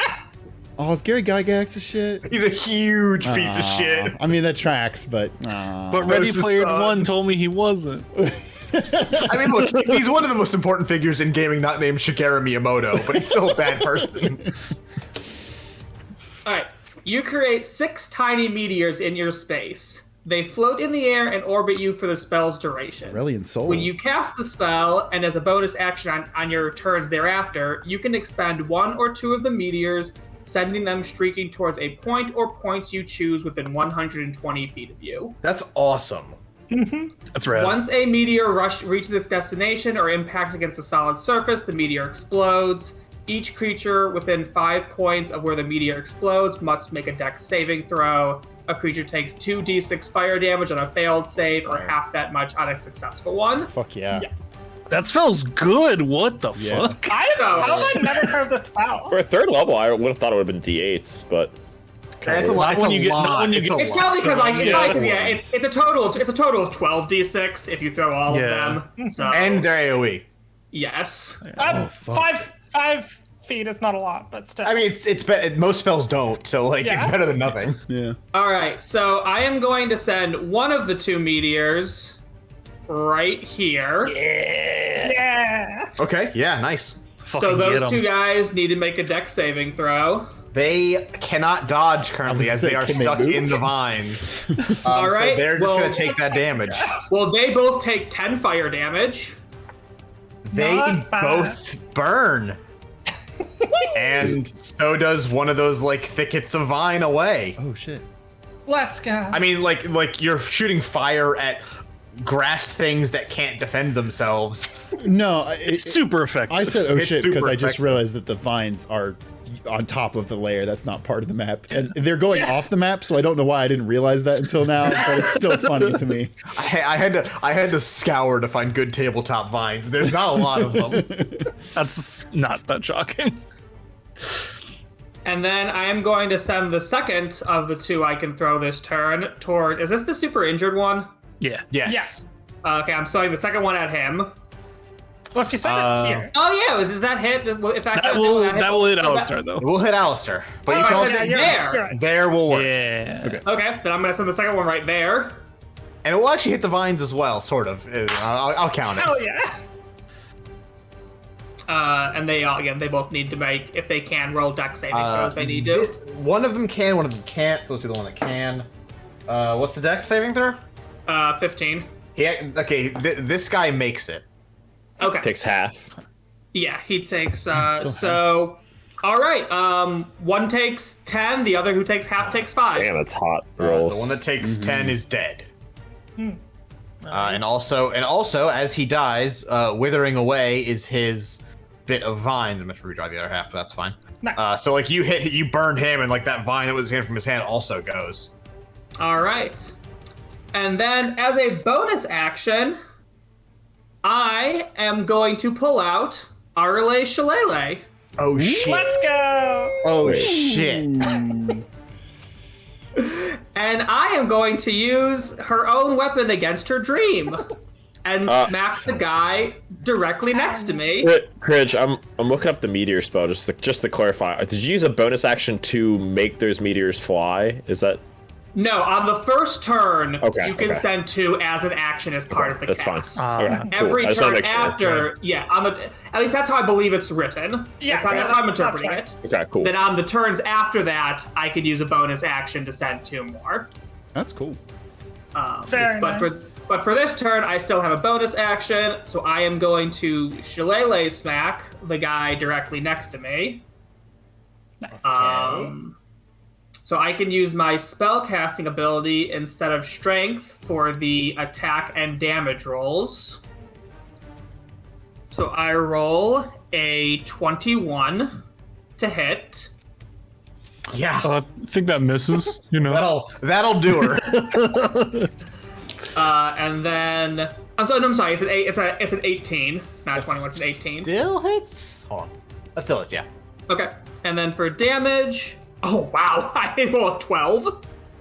Jesus. So you fucking whack this motherfucker, and you swing out the shillelagh of, Arle, the World Druid, inside of the dream of the very same person.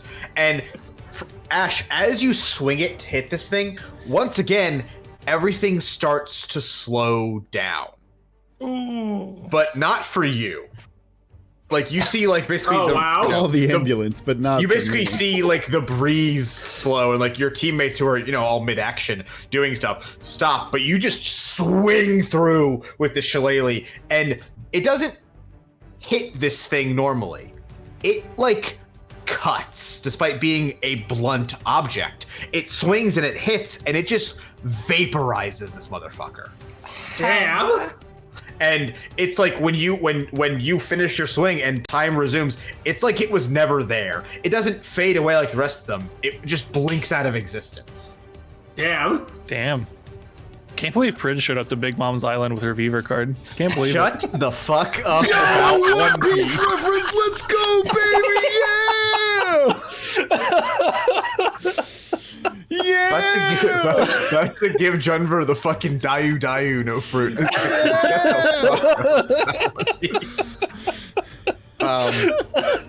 So yeah, Prij, you fucking obliterate that motherfucker. This guy is up next. Can I still move after move. that? Oh yeah, you got your move. Jesus Christ. And nobody's I'm just going in to your move. range. I'm just going to move to more safety near everyone else. Nice. Sorry, hide behind me. I'm the big man. Yeah, exactly. If anyone wants to get to me, they'll have to draw an attack and engage from someone else. This guy's going next, and he's going to run towards Chiron. Sure. And Chiron, can I get a dex check? Yeah. Ooh, you actually might not beat that. No, I probably won't. 14. No. Okay. He runs towards you, and this one isn't carrying any weapons. And as it reaches you, it just sort of like falls into you and turns into vines and bundles and twigs and leaves and shit, and just sort of wraps around your lower body, and you are rooted in place. Now, Chris, You missed a chance to say crash into him. Zach, don't fucking steal my joke. I knew you were gonna say it. I knew you were gonna say it. Zach fucking out here with a kill steal again. Sorry. As penance, I will learn a Ben Folds song to play. That's Dave Matthews, Dave you Matthews, idiot. Whatever. Same fucking difference. Zach, I was gonna say. dare you? That's not true. What? Is way better. Wow. Ash. I know exactly where these next two meteors are going.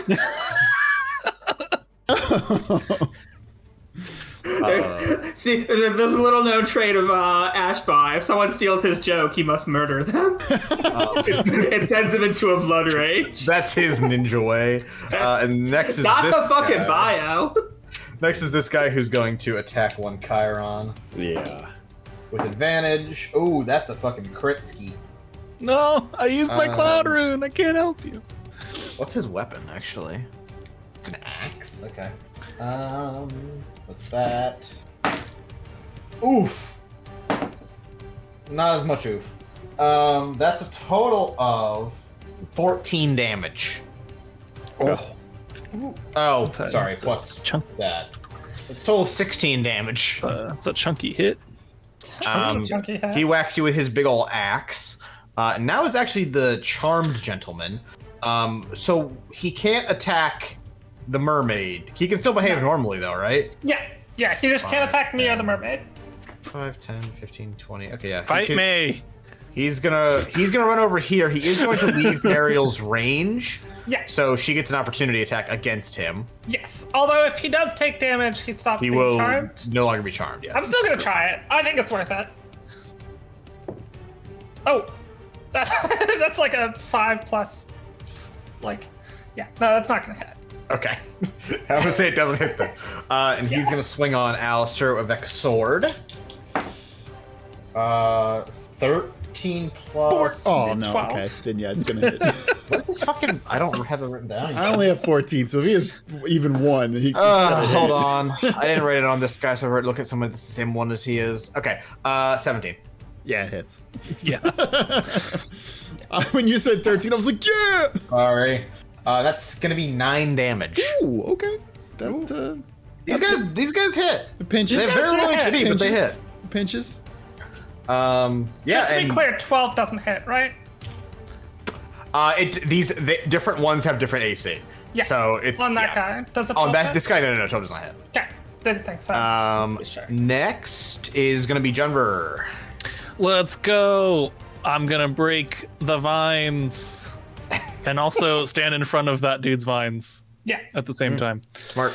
Yeah. Also, I forgot to add damage to my last one, so I'm gonna do more damage this time. So first attack against the vines does. Rolled really low. 7 damage to a set of vines.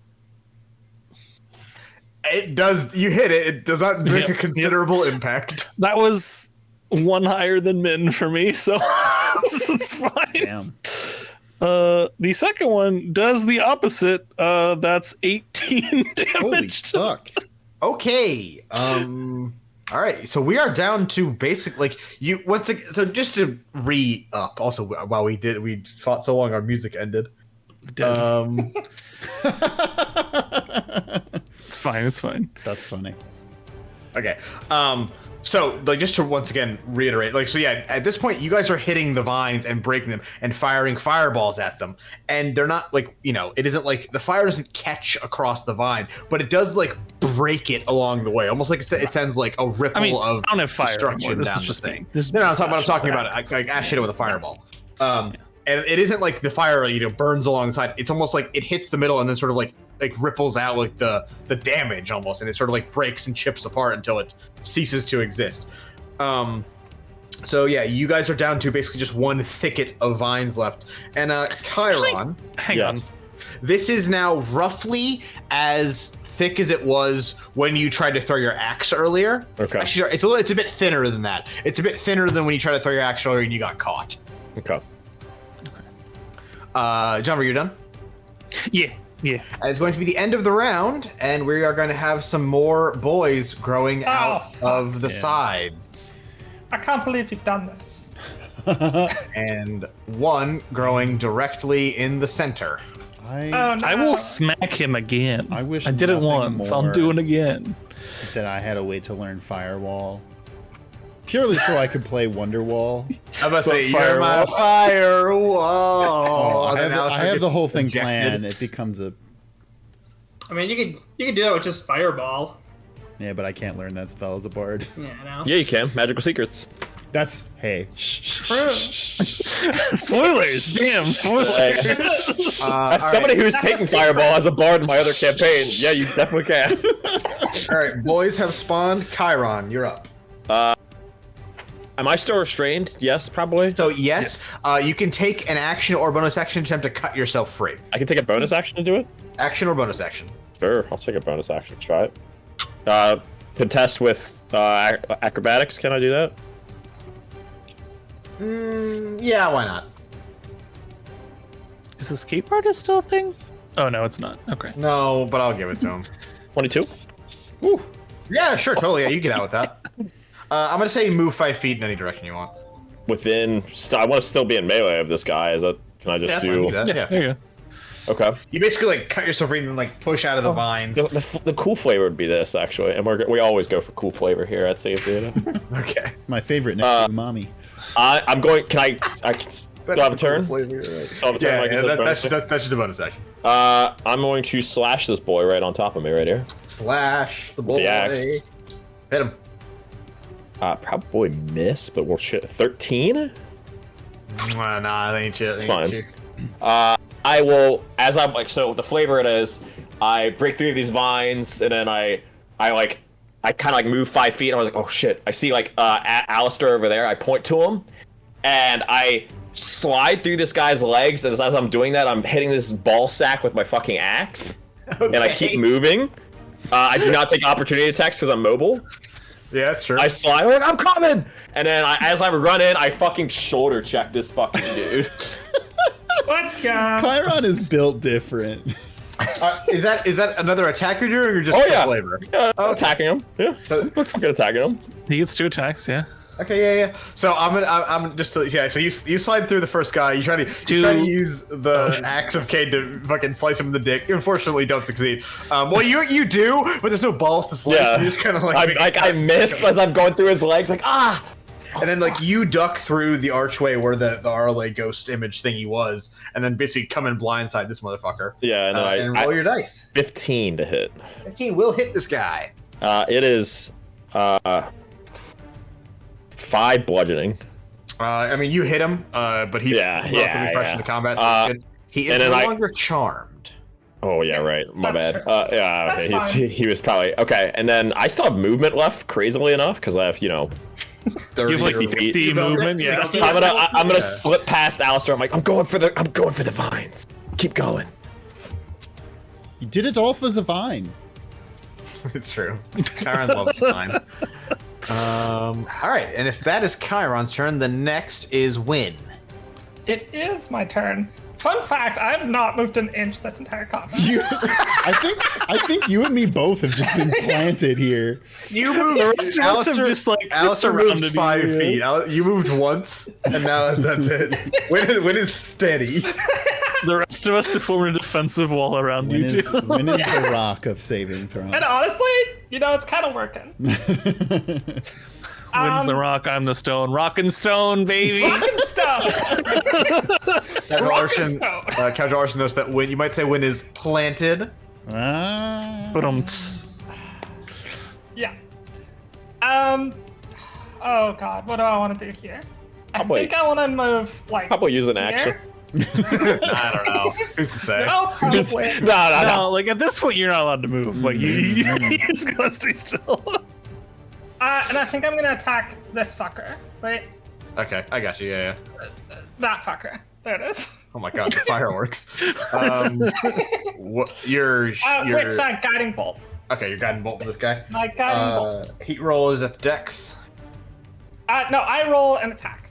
Oh right. I'll forget every single time. That's a 12. 12 does not hit this guy. 12 does not hit this guy. That's fine. Well, that's my turn. it's Mariel's turn though, and Mariel has a real turn. when you moved and this happened, so I don't know. Mariel can teleport 30 feet, right? She can. Let's move her right here. Okay, Mariel's gonna blink. Blink this right over triggers her thingy majiggy, so it's gonna charm one guy within 10 feet. Wisdom. Where's their attack? Special attack, man. Or attack partially, dude. I'm a dumbass. Do you want to move her there instead? I don't give a hoot. Can I move her? Yeah, let's move her right here. That's fine. I'm fine with that. You want to charm this boy? Because I want to charm this boy and then attack this boy. I don't want to charm and then attack because then the charm will fuck the attack. Right. Oh, okay. I see your point. Yeah. Oops. So this guy does a saving throw, and then I'll do the attack on this guy. Oh, you said the name of the show. Title card. 21 to attack on this guy. What's he has to save against 15 for the charm save. Yeah. He does do that actually. Okay, not charmed. This plant immune to your charms. So it's he's only interested in photosynthesis. He's only interested in photosynthesis after marriage. Damn it. So that is 9 slashing damage. I mean, you hit him. 3 radiant. 9 plus 3. Yeah, you hit him. He's still kicking, but he's been dealt damage. Yeah.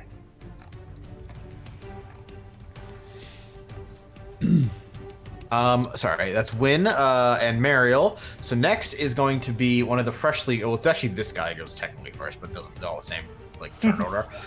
He's going to continue growing his vines, and they're now going to grow into Junver. So Junver, can I get a strength contest here?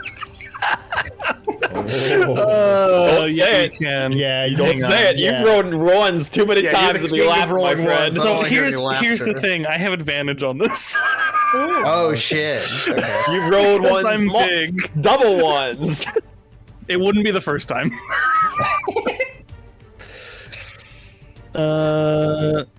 Oh, I got a 3 and a 9. The 9 is it a save or is it just contest? Contest.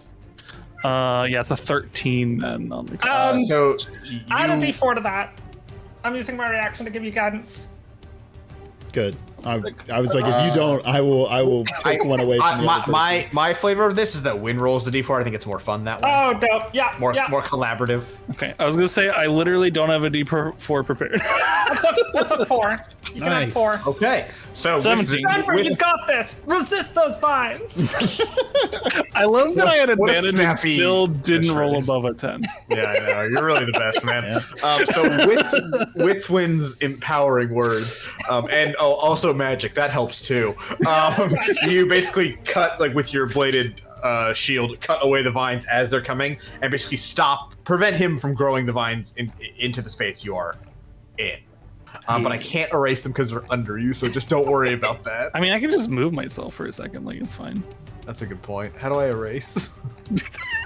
Oh, so it wasn't about me moving. Well, I thought I could do it. Oh wait, here, this will do it. Yeah. Okay. Is that true? Oops, wrong way. Confused Grandma Confused says you Gra- can't give guidance as a reaction. Is that true? Yes, but we decided like the last time that we're using the playtest version of guidance, which is a reaction. We did decide this. Okay. This is true. Yeah. Consistency. I can't give Denver guidance until long rest again. Yes. Yeah. Which is a good change to guidance, because guidance always kind of felt like a shittier bardic inspiration. It was, and it was also the thing that like it is that.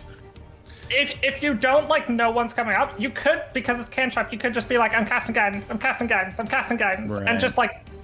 Yeah. But that sucks. That sucks to say and to play.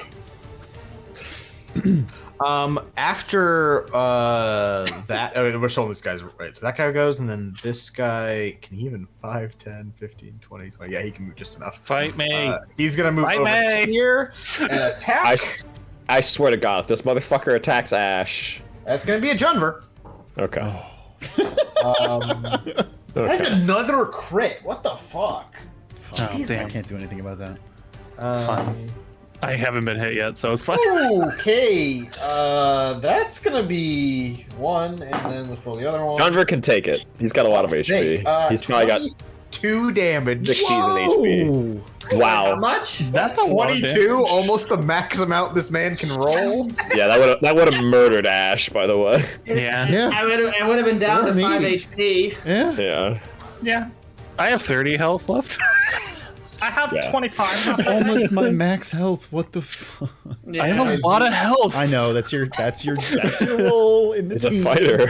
Yeah, he rolled, He's our tank. nearly the best. And then lastly is going to be this gentleman over here. Man, I who's should've going, fucking clouded going into to that do one. that like disappear and reappear trick Thank you, John. right in the middle of all of you. Oh, no.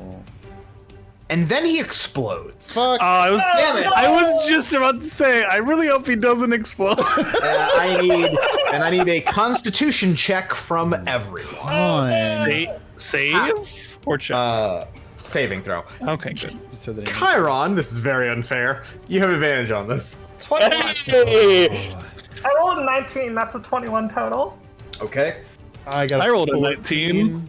That's a 25. Hey! 20. Thank you, Chris. An 8. Not a mask, dude. Poison. Let's see here. Oh, wait, is it poison? Because I also have advantage. I would assume cons usually poison or something like that. Well, it's not poison in the. It's not like. No, you don't have. This is not a poison in that sense. You'll understand. Yeah. Everyone not named Ash passed. Oh shit, 14's good. Okay. Just barely. I was worried about that. So everybody else, what the fuck is my? Yeah, there it is. Everyone else takes. Oh, well, 0 damage. takes 6 damage. Oh, that's fine. And Ash, you're gonna take 12 damage. Damn. And It is a good thing I took that hit. and everyone in this pool of people over here can only attack once per turn. Oh. Hey, DM suck a dick. Oh! The martial classes go, That does in fact hit Mariel. Okay. She will do her own save then. Oh, also, I'm assuming this guy's dead. Not right? 20. Oh yeah, he explodes. So the reason this is not poison is because he explodes into a puff of spores, basically.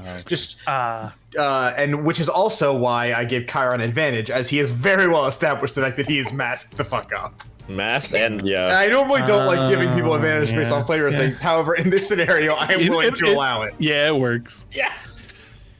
Mariel rolled a nat 20.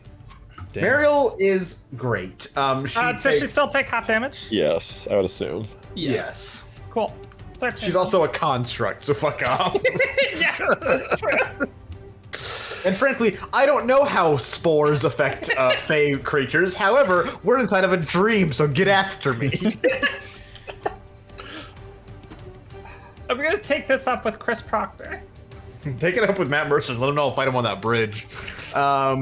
And after that is Alistair. Okay. I forget. Yeah, the guy next to me, Chiron punched for 5 damage. It wasn't much. Fuck it. I'm a break tradition and go for a stabby stab. And not make a joke. Well, no, that'll surely happen. All right. That's a +6 to hit. That's a dirty 20. Oh yeah, I mean 20 is gonna fucking hit. Yep, and it's a D8 Wouldn't hit me. +3, 8 damage. 8 damage. He is looking bad, but not dead. Alright. Didn't want to use a spell slot. That's what I get for it. Bob, let me change his health. Okay, Kinda flip that great. You got anything else? I mean, I can just do dumb shit as bonus action, so I'd rather save it as a reaction. I'm gonna do a little dance. Yeah. That guy's dead. That guy's dead. That guy's dead. Ash is next. Can I say that guy's been a thorn in my side for too long? Weirdly enough, that does kill him. Yeah! No, it doesn't. So the hole you can only attack once. Is that like? Nope, doesn't count for you. I assume That literally, that only affects things such as like Physical bonus attacks? attack. Yeah. Yeah, so you're meteors, man. You're good. All right. So as a bonus action, I'm too powerful. going- Chris had to nerf me.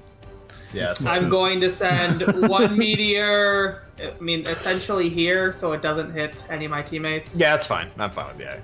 I'm assuming that guy doesn't still. mean you can't do it. I'm assuming the guy in the vine still can't defend himself. He is unable to dodge. He basically fused with the vines. All right. He's just increasing the health of the vines. Yeah. Basically. Okay. Well, he's gonna take 7 fire damage. Okay, that rinses his ass, and he's dead. Nice. Keep hitting the wrong button to delete them. How's the vine itself doing? The vine is hit, but it's still up.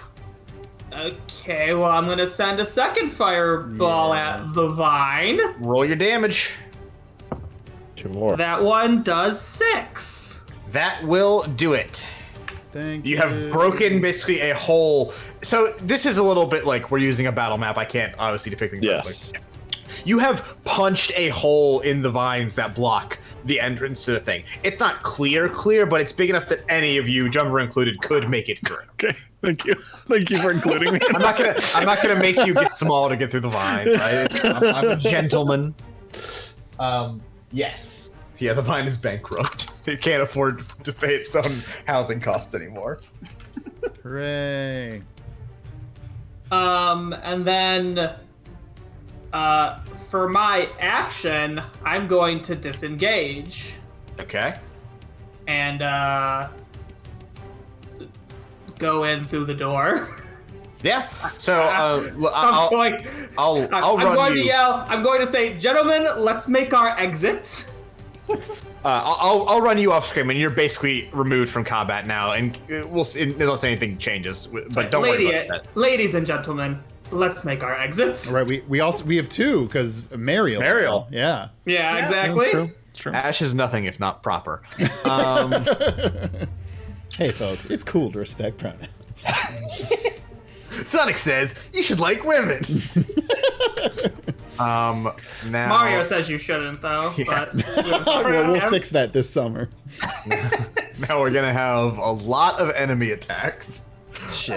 Because pretty much all of them go before Junver and then the round. Yeah. Can this guy make it to any of these? My question. 5, 10. He can fight me. 20. This guy can. All right, Fight me. That's fine. make it over here, and he's going to attack one Junver many shields. It's probably fine. I don't think a 19's. You're fine, right? Nope. Jesus. No hit. You're disgusting. You're an absolute Yeah. fucking physical specimen. 22. 21. 22 hits you. Okay. This guy is going to come here and attack Karan and All right, because they have a Alistair. sweeping attack. Okay. with his sweeping attack. That's against you, and that's against you. 10 against Chiron. Nothing, I assume. 17 I armor would love to class have that now. 10, Yeah, please. yeah. I'd love to have that 10. 14. 14 against Ah, Alistair. it's highs. Get bent, buddy. I don't know why I knew it was a 14, Yeah. but I had an instinct it was a 14. 5 damage. Okay. That's not too bad. I'm taking 20 this whole fight, though. It's nothing to sneeze at. This guy I is took going to that go one. to Alistair, No! and he's going to double attack you with some knifies. Double? I'm still mad I cloud ruined the crit that did fucking no damage. Alright, I don't think a fucking 8 hits you, but I No. think a 16 does. And by think I mean I know it does. We just did this. I'm a cutting Nope, words nope. him. You're gonna cut that down? Yeah. By how much? It's a D8. By 8. Okay. you twing out a thing, like he like slips on a banana peel and he just can't fucking get you. Who puts that sound? I say as I wipe my mouth. Okay, this guy can make exactly here, and so he's going to attack Chiron with a spear, doing a big run. Oh yeah, 16. Misses. Oh shit, does it? 17. 17. Oh fuck. Okay. Hell yeah. You're beautiful and handsome and too powerful to be Yes. stabbed. And then this guy, the only thing he can do is attack Mariel, so he's gonna attack Mariel. All right. Monks are dope. Good Okay. ACs. It's below 18, right? I got 15. Okay, great. I'm not rolling the additional, or figuring out what the additional is.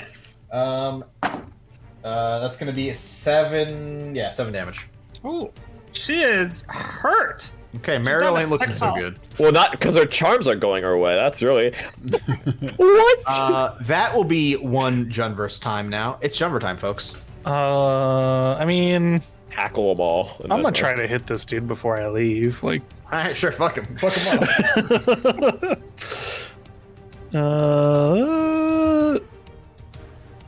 What's that? 15? I'll do it. Yeah, that'll hit. Okay, good. I take 12 damage. This guy I don't think has been hit yet. Let me just check. I should have labeled these guys better. I'm pretty sure he's fine. In which case, yeah, he's hit but not dead. Okay, cool. Action surge. I'm gonna hit him again. Sure. We're allowed to still? Ah, that's true. Action surge is a non-magical, just ability bonus action thing. Not magical's not helping you. You breathed in a bunch of toxins. Action surge would give me another 2 Oh, normally. fuck. It's a Oh, full okay. action. It's a full additional action. If that's the case, I'm willing to give it to you. Yeah, that's fine. Go ahead and do it. All right, 18, which I Yeah, I hits mean, from- hit the from man. previous. Hit him for an amount of damage. That isn't shit. 16. Yeah, he's dead. Excellent. I would You like turn to him into leave now. fucking pulp. Action surge lets you cast like another spell. It lets me take an entire extra action. It's once per like short rest. Whack. So you're yeah. disengaging? No, I use my action, so I'm just gonna leave and Oh, right. Take the hit. like I don't give a shit if I provoke an attack of opportunity. I mean, it actually does hit you. It's 23. No, it's still fine. 6 He does damage to your 50 butt. damage. 6 damage to your butt as you're leaving. Sure, it's fine. He gets you right in the cheek, too. I have a shield. I have a shield there. It's fine. And that one stings extra. No, I got a shield there. It's fine. I'm fine. And by a shield there, I mean there's a shield on every body part. Right. So that'll be the end. So Every a bunch, body part. More goons. Oh yeah, I have a dick shield. It's called growing a. up. It's to protect his virginity.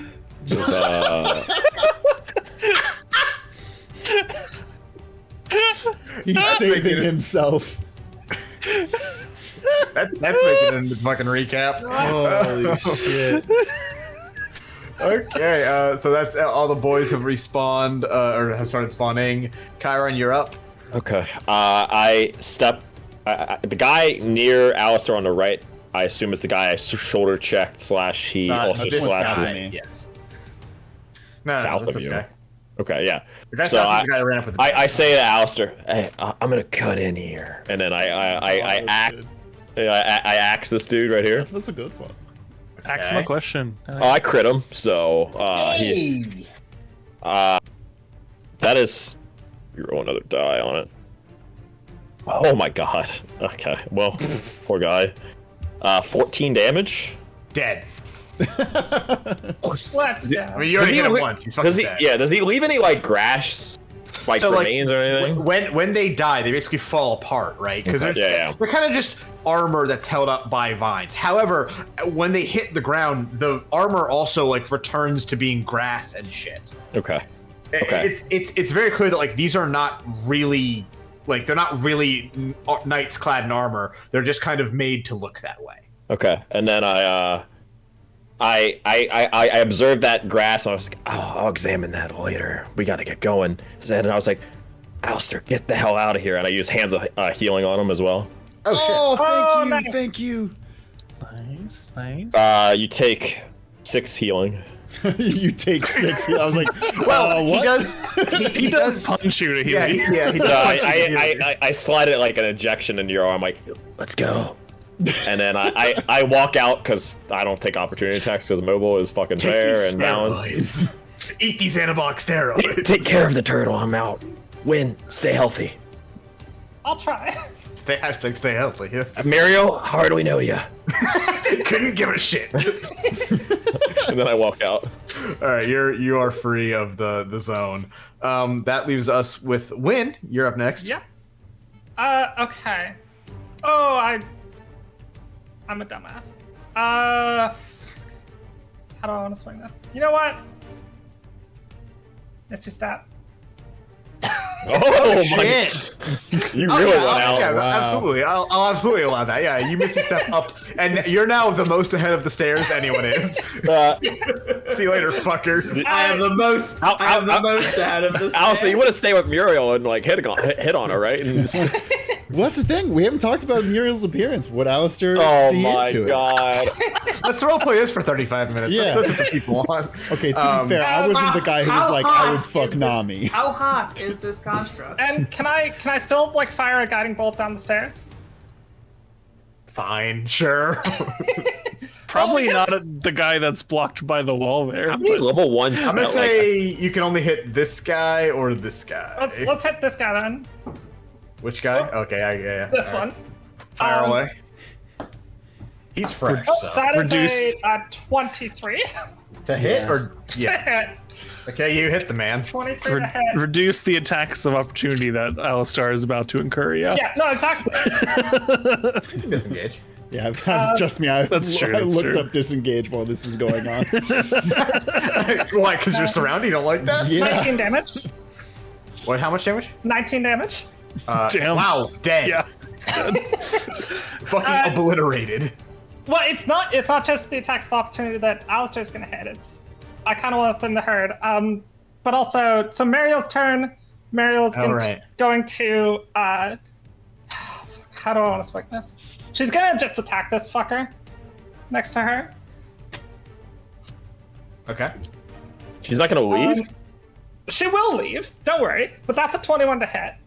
That hits. And She can teleport. And that is, let's see, Mariel takes no prisoners, you know. 13 damage. Muriel's looking for a burial, 13 dude. damage. He already been hit once. He's deceased. A Mariel at sea. Okay, now Mariel's gonna teleport up next to me. Right. Mariel leaves Alistair to die. What if the vines actually, before you got the go, unclosed? I would. Alistair dies. Chris moments later, well, about that. I cast Magic Mouth to the other side of the wall. It says, "Fuck you guys." Luckily for you, only 3 guys are gonna go, and one of them actually can't even reach you. I will move him. Oh, they 5 turns 10, before me. 15, 20, 25. I think they were after. This I guy guess, can make the new maybe the new guys. Maybe the new guys. ones, yeah. Chris, do I get rolls to save my spell slots there? Yes. Because I used a ton of spells. So, Yeah, you did. okay, I used a 2nd level Misty Step, and then Hold I on. used a 1st level Guiding Bolt. Alright, start with the Misty Step, roll down. Also, Zach, these guys can root you, so Nat 20. Nah, Yeah, you're fine. Cool. And then 11 for the 1st level. No first level. First level you lose, second level you keep. Awesome. do not let them root you, please. This guy is going to just attack you with a sword. okay. Chris, not to interrupt you, but should I roll for my 3rd level spell slot? For, Absolutely. my meteor. Sorry, Please. yeah. When you guys roll a spell, remind me. Yeah, sorry. Yeah. Get that shit Is it- back, dude. Is it just a flat D20? You're rolling just a d20. I rolled an 18. You keep that. Yes. Nice. Level Do I 3. get to roll for my runes? I would assume keep. Yeah, like They're magic. Are they a same, spell slot? No, that's why I no, then asked. no, you Yeah, don't. Kai points Damn at the same it. thing, I would assume. Then get fucked. Is this guy's attacking Alistair? Yeah, what's the... Hey, that fails, so it doesn't fucking matter, does it? Get fucked. Fuck! He's the guy that's gonna root you too. And this guy is gonna come up and attack you as well. The map looks so bad from my perspective right now. It really does. Fuck off forever. He's like the luckiest human being in the fucking world. This guy doesn't hit you. He rolls an 11. Hey, someone in the chat, you know the picture. Photoshop Alistair's head on With the girl on the couch. the girl on the couch. I knew exactly what you're talking about. Oh, fuck. And yeah, you're next, you lucky son of a bitch. Hey, I don't understand how this happens to you. I'm gonna disengage. Yeah, no fucking shit. All right. You're out. But as I do, I'm gonna play a song. Say, "You're a shitty leaf and I have got to leave 'cause I'm a really cool guy and I hope that you all eat shit and die." But it's like getting quieter as you run away. And I'm out. So we can transition out of this screen. Great. So, dashing up the stairway, vines sort of like grow along the sides, attempting to catch you. But whereas before where they like lunged after Chiron with like crazy speed and accuracy, these struggled to keep up with you guys as you run up the stairs. They're also moving unevenly. Whereas before, like Chiron, he threw the axe up and it made a straight, perfect beeline to catch him. These ones sort of like jolt and moves diagonal and crossways and cross over each other rather than making a straight line for you. Group athletics check. Oh, I know, the rarest group check you ever seen. yeah. AKA, Athletics, it's not a group stealth check, which is every group check in Dungeons and Dragons. Athletics. Are you sure it can't be Wait. acrobatics instead? Do I No. have advantage on Oh, these wait, no, ones?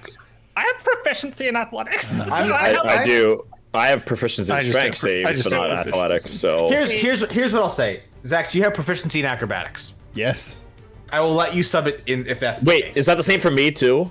Yes, but you don't get advantage if you have one of those bullshit traits that give you advantage on. Right, no, I just have proficiency in acrobatics. If you have proficiency, yeah. and I'll let you do it just because like you're proficient enough in acrobatics. I'll say you could acrobat your way up a stair. I rolled well, but I can roll even better. It's a 17 for me then. Mine goes from a 22 to a Jesus Christ. 26, so... Okay. It's sounding like you guys pass. Yeah, I got a 23 on my end. Oh my god. I have a I rolled plus 7 8, but to it doesn't sound like athletics. it's gonna matter. So I'm gonna say like you guys passed this. Great. But like as you're going, you're sort of like working as a team to get upstairs. Like if a vine comes, Chiron chops it. You guys keep running kind of action. Yeah. And you guys manage to avoid the grasp of the vines. And honestly, it's rather easy. like just some sidestepping and moving away in basic team coordination, and the vines seem to almost do most of the evading for you, unable to like get a grip on you as they like tangle and cross themselves up. And you see at the base of the staircase where like the goons are chasing you, they're getting caught in their own vines. Hey, get fucked.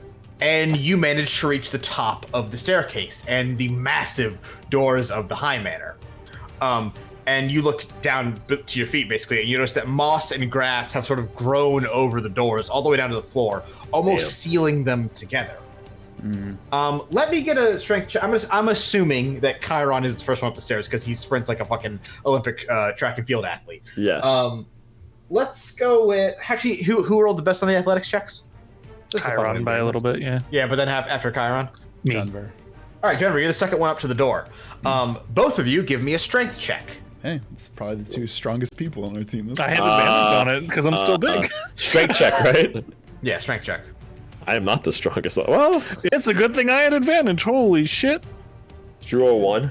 I rolled a 2 and a 16. You are obligated to tell us if you roll 1. Oh my god, I fucking crit! Let's fucking go, Jennifer! Wow.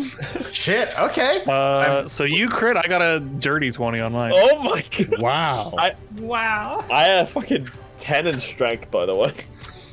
With a like shove from both of you, the door like isn't budging, but after a while, like you see like the moss start to split and pull apart, and you can start to like make traction, and the door slides a few inches forward and like parts. These are big, heavy, big like church wooden doors almost. Yeah. You have like sort of the obvious realization that man, with just one person, this would not have gone great. You both manage to basically get a grip and get traction and push the door, and the door begins to move properly, like sliding. Actually, the moss that made it hard to push is now kind of helping you along because it's slick. So like you're getting a nice like what's the opposite of friction? The opposite of friction. Loose. Slippery? Lube. Yeah. I was gonna say. loop. And you guys open into a room. There's Raz a hates cat in this room.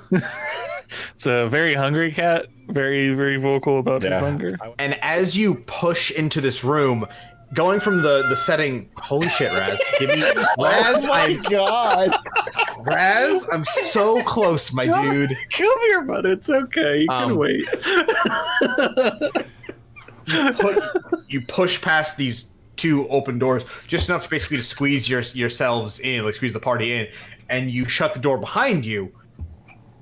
I should ask, do you guys want to shut the door behind you? Hey. I would not shutting it on those guys. I did right here. They kept the idiots, so you never know.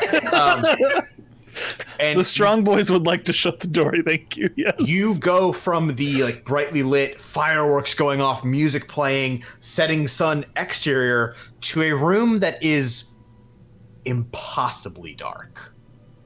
I have dark vision. Everyone give me a perception check, and let's take a 5-minute break. Cool. As you enter this seemingly impossibly dark room, your eyes sort of adjust, going from the bright outside to the dark inside, and everyone give me a perception check. Cool. Oh yeah, I already rolled that. Oh yeah, so did I. Got You didn't tell us, just in case I'm just asking, just for clarification. Do you want us to roll for disadvantage since it's dark, or any like?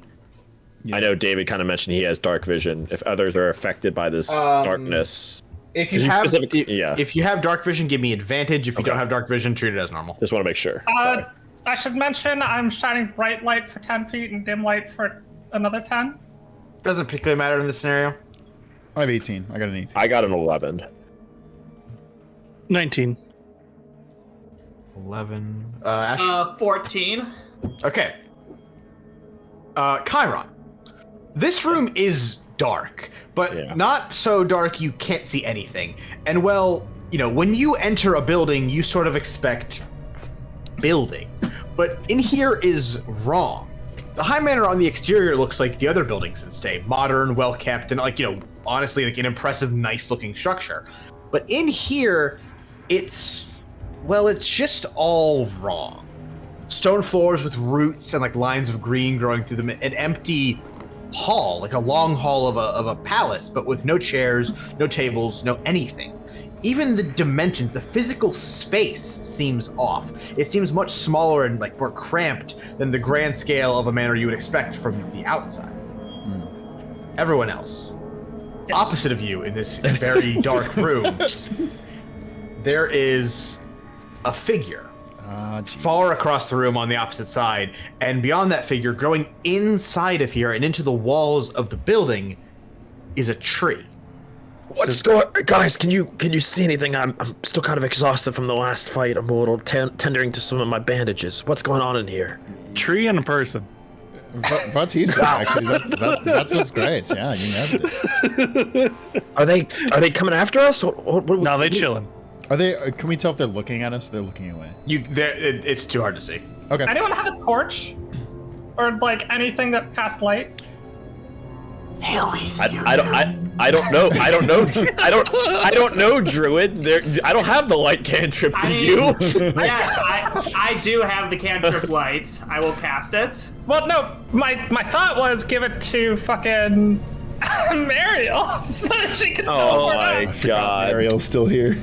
I was gonna say, you can do that, or you can cast light on my armor, and I'm huge. Halster, Come on, Halster, can you pretend to be, I don't know, some kind of tree and walk up to that person and talk to them? It seems right up your alley.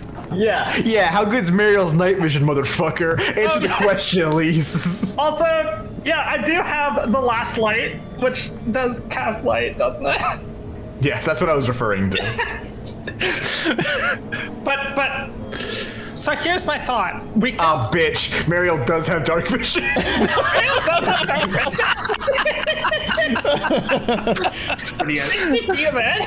Oh yeah, I got 120. Come on, go my level. 60's enough for this room. It's not that big. It'd be ridiculous. Somebody want to go talk to her? I can't even see the person. Come on. Well, like, yeah, Chiron, with your low roll, like, you can see there's something vaguely over there, but you wouldn't, like, from your distance, you wouldn't assume that to be a silhouette of a person. Wait, one of you cast light on a buckler. I'll chuck it. This isn't a joke. This isn't a bit. I mean, you guys want me to cast? Actually, good you guys idea. want me to cast light? Yes, please. I can't fucking see, man. What would you want me to cast light on? Either on Mariel or the buckler. Do the buckler. Your choice. John would Okay. love it. I would. I'd love to be useful. Yeah. Janver, may I see one of your bucklers? Abso-fucking-lutely. Here you go. All right, I cast the cantrip light on it. Yeah, an object no longer 10 feet, no larger than 10 feet in any dimension. Till the spell ends, the object sheds bright light in a 20-foot radius and dim light for an additional 20 feet. Okay, I cover it with the invisibility cloak. I'm kidding. It's not big enough. We've been over this. It's not. I You need checked. to make a special boy. I need to make a special, smaller buckler. I mean, hey, at this point, we've all like talked enough that if this person can hear, I'm sure they've heard something. Well, hold on. He casts light on the buckler, gives you the buckler back. Yeah, I hand the buckler back to him. I will chuck it near the person Don't so that chuck Kyra. it. Why not? I thought that's what you wanted. Hey, I'm gonna say we should walk and talk towards the person. We just got out of a fight. Maybe this person is hostile, but if they are, it's fun and we can... Is it, which kind of talking are we talking about? Your kind of talking, or like sensible people's? It's the second one. How about that? Fine, I'll put the buckler back on my bandolier of bucklers and we can walk towards the person. I'll walk in front. Chiron, or not Chiron, good. I like Alistar can stand behind my giant leg. Did you throw it? Peek out. You threw the buckler, right? So No, it's on my bandolier. Okay. Hello? So you take a few steps closer, and the whole room shakes. Should have chucked it. As you hear a voice from that shadowed figure.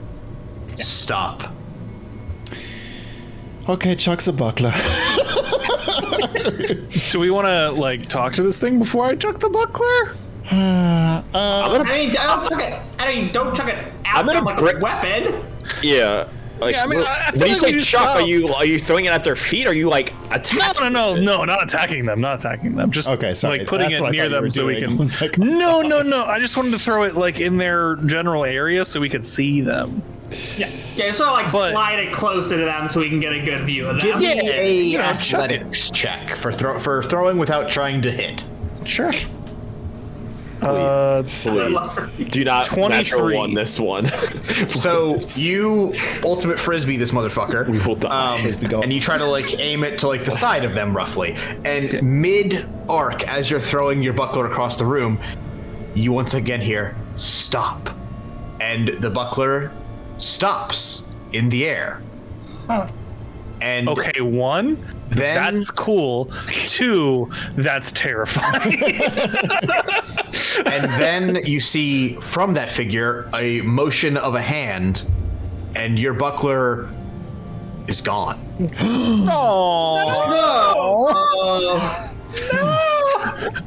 We're stopping. Just let us through, and then we'll be on our way. And you can have us stop. You can even have Muriel stop and sing with you if you want to. Who are you? You. Are you okay? No, that was the character. Oh, okay, shit. Oh, okay. You don't need to do this. Return to the festival. We can still undo the damage you've caused. Are you guys standing still, or are you moving closer? I'm staying. I'm not moving. I'm still. You told us Hey, to stop, Chris. yeah. Yes. Mariel, I'm gonna tell Mariel to teleport right next to him. Oh. Within 10 No. feet. I mean, No, wait, can we not do that? Nope. What? Nope. Let it happen. Let Elise cook. I'm ready for it. well, here's the idea. I want Trust him the to players. up there, within like 10 feet away, kind of off diagonal, so we can still see him, right? Okay, sure. And then she's gonna do the mirthful thing. Yeah. The charm. Yep. That So- only helps you and... Yeah, but it still gives us advantage on fucking. I really Okay. don't want us to take anything that can be seen as an aggressive action. Yeah. I want to learn some things first. But it's gonna charm. Okay, so Hold on. Go ahead. Probably One thing at not. a Why do time. we keep trying to do weird things to like magical entities, you guys? Making them fall for illusions and charming them. Mariel teleports. It succeeds in teleporting. It is placed next to this figure. And I'm going to roll a wisdom saving throw for the figure. Please do. I got to beat a 15. Yeah. It succeeds in beating that 15. Damn it. And it turns, sort of. It turns, but it doesn't physically rotate. The room does. No. And you're now stood at a slightly different angle, but roughly the same. And it's now looking closer to Mariel. And you hear it speak. A druid among you. And extending its hand, Mariel disappears. Damn. Okay. With the light shining from the light cantrip, is there a way out of here? Well, the light's gone specifically? now, right? Oh, light's gone. Fuck me. Okay. Whoa, where'd Muriel go? That's crazy. It's dimly lit up, but there is light coming off of wind. So you like, the door is still there. Like the door you came in is still there. I just saw Muriel. That's such a shame. I would have loved to have studied a little bit further. You disappeared by Mariel. Where's Ale? No response. Damn it. Damn it. I'm gonna step forward and say, "Hi, I'm a druid. Okay. You wanted to speak to me? You mentioned me? You start talking as you're walking, and they don't tell you to stop again. Okay. I'm gonna keep stepping forward. And I will say then, as you approach, you see the figure more clearly. Are we all walking with Elise, or is Elise? No. No. I'm not. I'm I'm standing not. still right I'm now. standing still. Win? I can't see. I can't. Can I give a Win some big thing is I inspiration? can't see. Yeah. As you walk forward? You can give Win Bardic Okay, inspiration. good. Yeah, I can't see, And so I'm not gonna. Win with the light, sort of. Win with the light that's coming off of you from your natural casted light. Yeah. You approach and see the figure more clearly. Okay. What's it look like? Overgrown and twisted by some mix of magic, trees, roots, of crystals, and whatever was once a regular person's body. You see whatever this is. Alistair, you're on. And it's also now that you realize that tree that is growing inside of this high manor isn't growing. That tree is this thing, and they are connected from top to bottom. This is like a root of the thing or whatever? Sort of. It's even like less sensical than that. It's like whatever is growing out of this body grows up into the canopy of trees and then spreads out around this whole room. Okay, I see. I mean, I like the junk in her trunk. I'm gonna just extend my hand. Hello, nice to meet you. My name is Wayne. Extend my hand for like a handshake. The thing like looks at your hand as it turns its head. The room around you seems to turn. That whichever way that thing is facing, like the whole room seems to do the same. And it does not reach out to take your hand. Why are you doing this when we are so close to achieving our dream? And your dream is? The bloom, of course. Well, here's the thing. I'm not seeing any bloom. What I see right here is some big tree and some big crystal, and I see a bunch of people giving up their lives to get into that crystal and make it bigger. And I see that you've been doing this for 200 years? Necessary sacrifices. You keep saying that. You, Arle, everyone around keep saying necessary sacrifice, necessary sacrifice. When will it be enough? You say you're so close, but it's been 200 years. How long have you been saying we're so close? Tell me, give me a reason to not stop you. Give me a reason to not, Win, that was very good. Can I persuade you? Yeah, that was awesome. Holy shit. Yeah. Hey, you got that bardic inspiration too. Don't forget. Oh, hell yeah. Okay. Persuasion, I rolled a 15. Add it. Bardic inspiration. Add that 8, baby. Add that 8, hell yeah, and then +1. So 15 plus 8 plus 1, 15 plus 9. Well, it's a D8. 24. It's a D8. Yeah, right? D8. Unless you roll You it. have to roll it. I thought you rolled the 8. Oh, I can roll it. Yeah. Yeah, no. Oh, that's a 5. That's the idea. So 21. Okay. It's pretty good. 21. Still pretty good. There's a long pause from the thing, and it then speaks. 200 years? It can't have been 200 years. And then it turns to look to something to its right, and there's nothing there. What? Right. It hasn't been 200 years. I cannot allow you to break what we have begun. I don't have time for this. Return to the festival. We're not staying for the festival. Are you approaching? Yeah, sure. Chiron, Come on. as you approach, are you still holding your hatchet, your axe? Yes, yeah. As you approach, like sort of mid-sentence, you interrupt, and the thing stops and immediately turns to you, and once again, like the room shifts. Cade? Cade, is that you? Oh, that's good. You've come here to stop me, haven't you? No, we just want to get on our way and be out of your hair. If you can return those people up, you put a bunch of people in harm's way by doing what you're doing. And as a doctor, I prefer if they would be as unharmed as possible and do not enter the Shadow Realm early. So you're going to stop what you're doing now, and you're going to let us go. Doctor. Roll me a persuasion check. Oh no! Roll high. Roll high, my son. I don't. Hey, you know what? I've been rolling hot. Persuasion? Yeah. With a -1 right there, that's a 17. Whoa! Respectable. Okay. Not bad. The thing seems confused about the way you spoke. Oh, this guy got an 18. But it didn't. Fuck this It guy. doesn't seem to react too negatively to that. Yeah, go ahead. Seeing the reaction to Cade's throwing axe, Yes, Prij. Yes, I lift up the shillelagh. Ooh. You present Arle's shillelagh, and I ask, do you recognize this?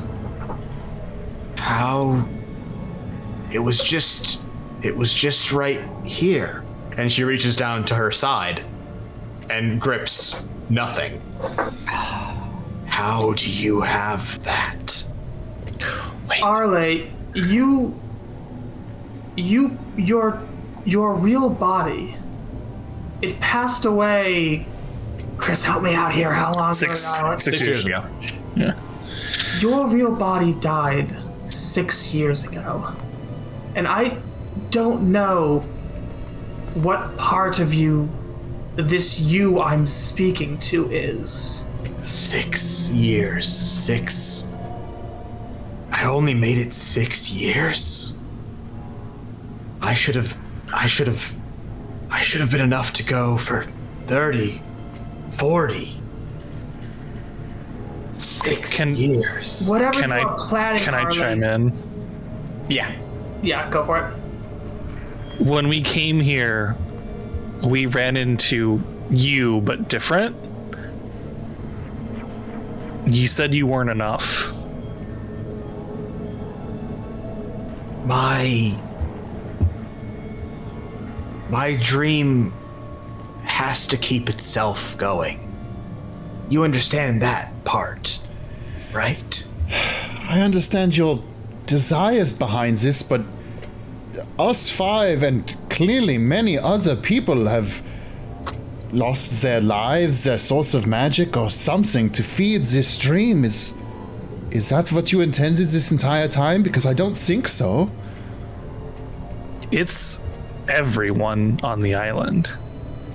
Everyone. I couldn't hold it. Then why didn't any of you? And the room almost tightens around you, and like that thick bower of trees encroaches a bit. Why didn't any of you pick it up? Why didn't any of you keep it going? Why am I the only one who seems to care? I think we understand what you were trying to achieve here, but clearly the cost of doing this is not something that you wanted, and it's affecting more people than you know. And I don't think this is what you want to do. Let us help you. And as you say that exact phrase, let us help you, she turns again, now facing Alistair. Woody, I know what I'm doing!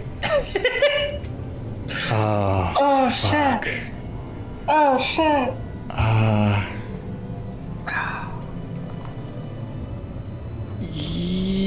Yes, but maybe it's worth thinking it over again and trying to perhaps walk some things back.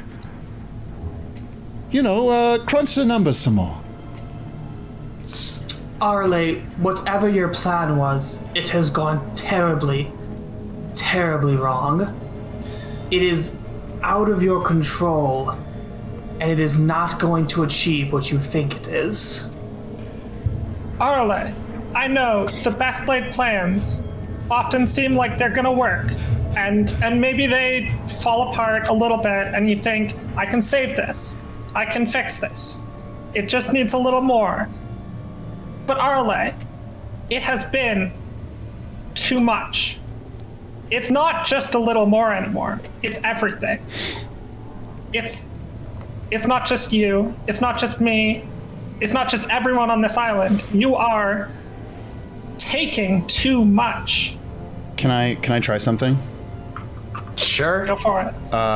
Can I, while the other two are talking, can I kind of like slide behind Junver and cast Disguise Self, like to cover, because he's big. Okay. To cast Disguise Self and transform into Goose Everson. Oh, shit. Yes, you can. Oh, shit. And, Damn. And Is this Alistair's first good idea? fuck you! It's not that bad. I beg to differ. I think this is actually the first good idea. Roll footage from episode 1-2 with the pirates. That was not my fault. That was an unfortunate Absolutely stealth your check. fault. That was an unfortunate stealth check. Terrible plan. It was a real dog shit plan. And I You don't need to roll, right? You just become. no, Goose yeah. Everson. Alter appearance. Yeah. So you now look like Goose Everson. Technically, investigation. If you do an investigation check against me, you can try and figure out that I'm not this person. But Well, let's see if she finds reason to do that. sure. Grace. I'm trying to remember what Goose sounds like. I think it was like, Arlie. Now, does it's scratchy voice to you from The Simpsons? You nailed it. Does Disguise Self change your voice automatically, or is it you have to do that as I like? think he's trying to be an actor, right? You make your clothing, armor, weapons, other belongings look different. You can change your height a little bit. You can't change your body type. It doesn't mention voice. I mean, if you want to say, if you want to make me perform, I'm going to chalk it up to like a performance roll with advantage. Hey man, good news is like, I'm really fucking hot shit at performing. Yeah, I'm also like, I'm not going to make you do the voice. He famously said. That's like being, hey Zach, do a good Skeletor. Like that's not fucking fair.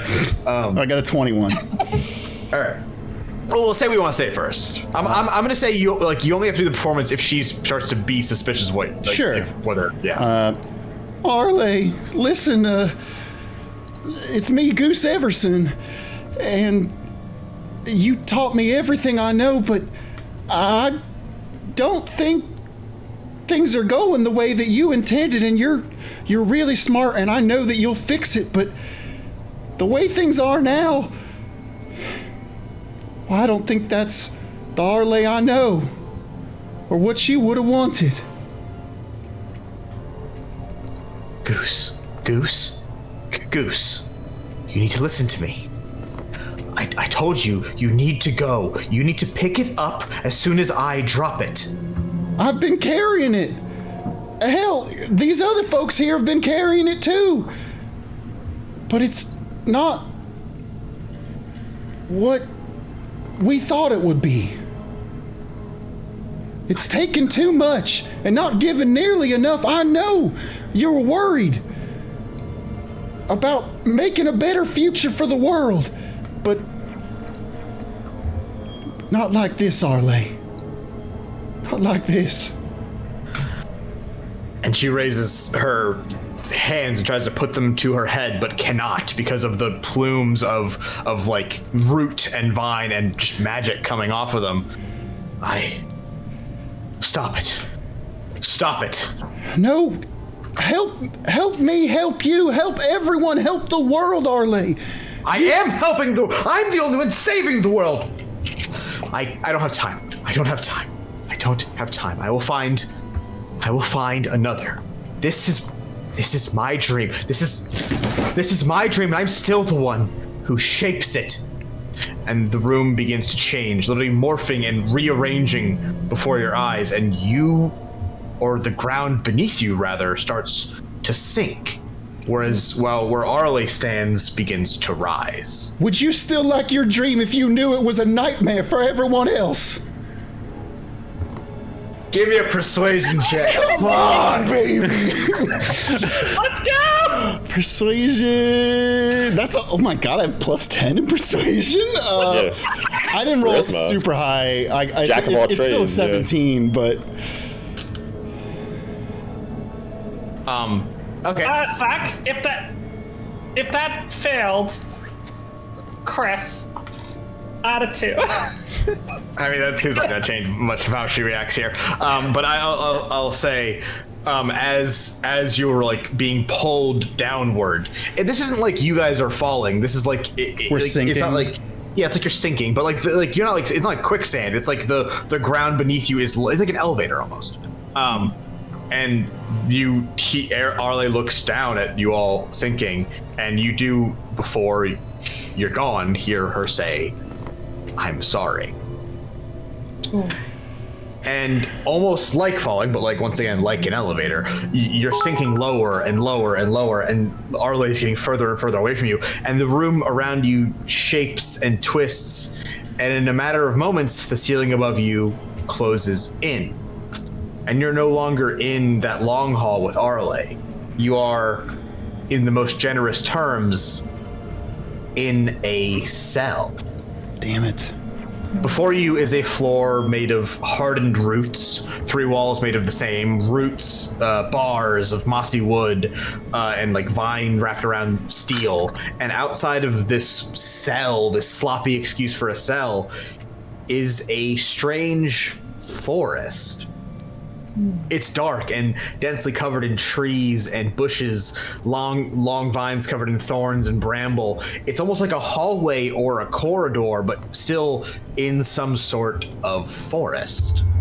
So this is kind of like an open moment for you guys. You just had a chat with Arle, and now you're in jail. Talk to me. So just so I understand, this is like we sank and then the floor closed above us, and now we're in like a jail cell area. I'll give you a little more just on like how that scene kind of went. Is it dark? Yeah. It's dark in here, but there is so imagine an entire prison built out of like tree material. It's like that. There are like hallways and corridors, but it's still like as if it were a forest.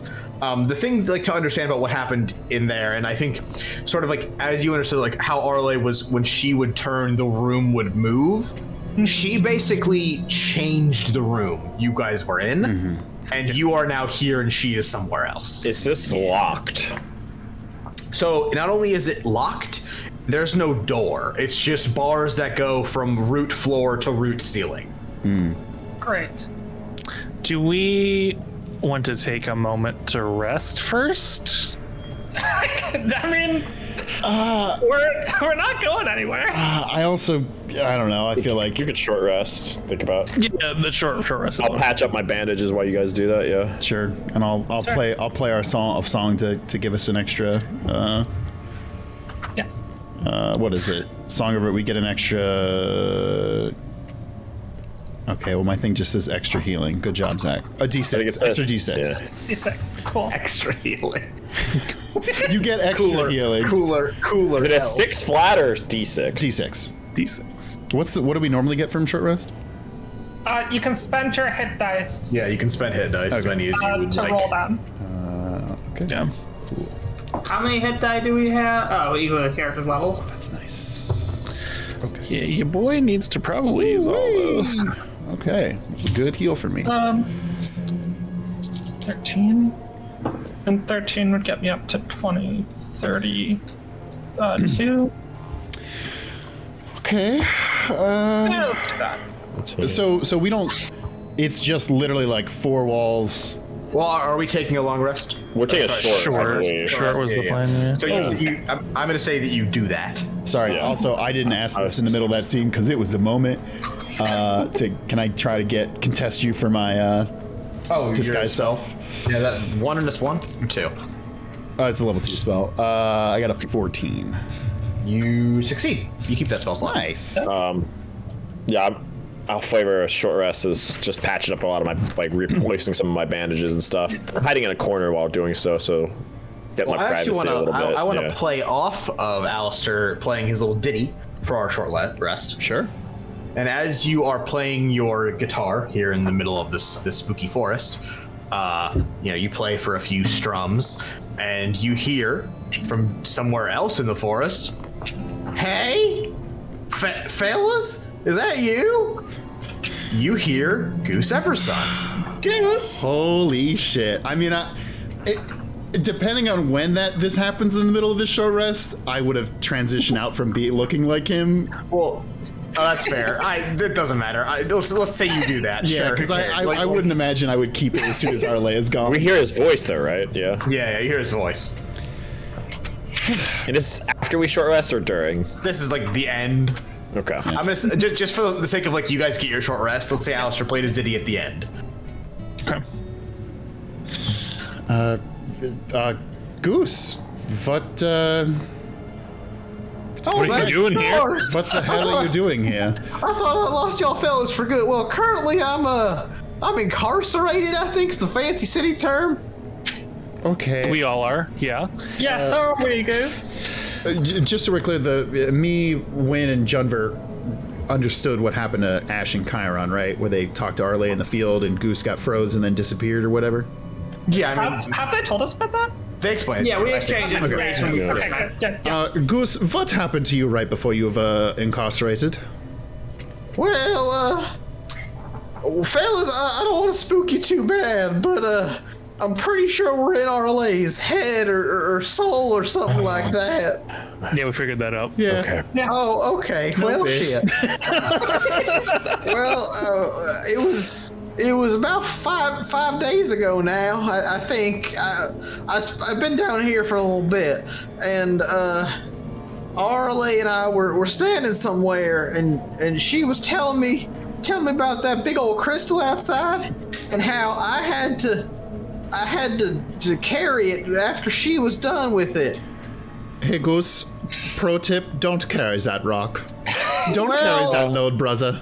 Well, we're a little bit Share past the load, that. Goose. 'Cause Share the load. We're a little bit past that because apparently I already did, but well, I was asking around about that, and Arle didn't take too kindly to that, and well, she put me in here now.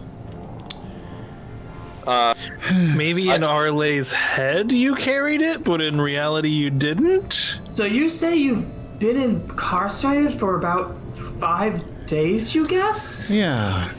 Well, I think you see, like, there's a little bit of light that comes through, and I think I know when it's nighttime, but I ain't entirely sure. No, I completely understand that your sense of time might not be entirely accurate here, but that's interesting because it certainly doesn't feel like any of us have been here 5 whole days. Not to interrupt, like when they're talking, but Chiron, after like wiping off his bandages and stuff, would probably go to the cell and just start checking where doors would be or whatever, and just start checking out that area. And so see if you like go in the middle of them talking, yeah. So if you go to the edge of the bars, I mean, they're not like tight. Like they're not like if you were say like substantially smaller, you probably fit through them. Like if you were a lot skinnier. Okay.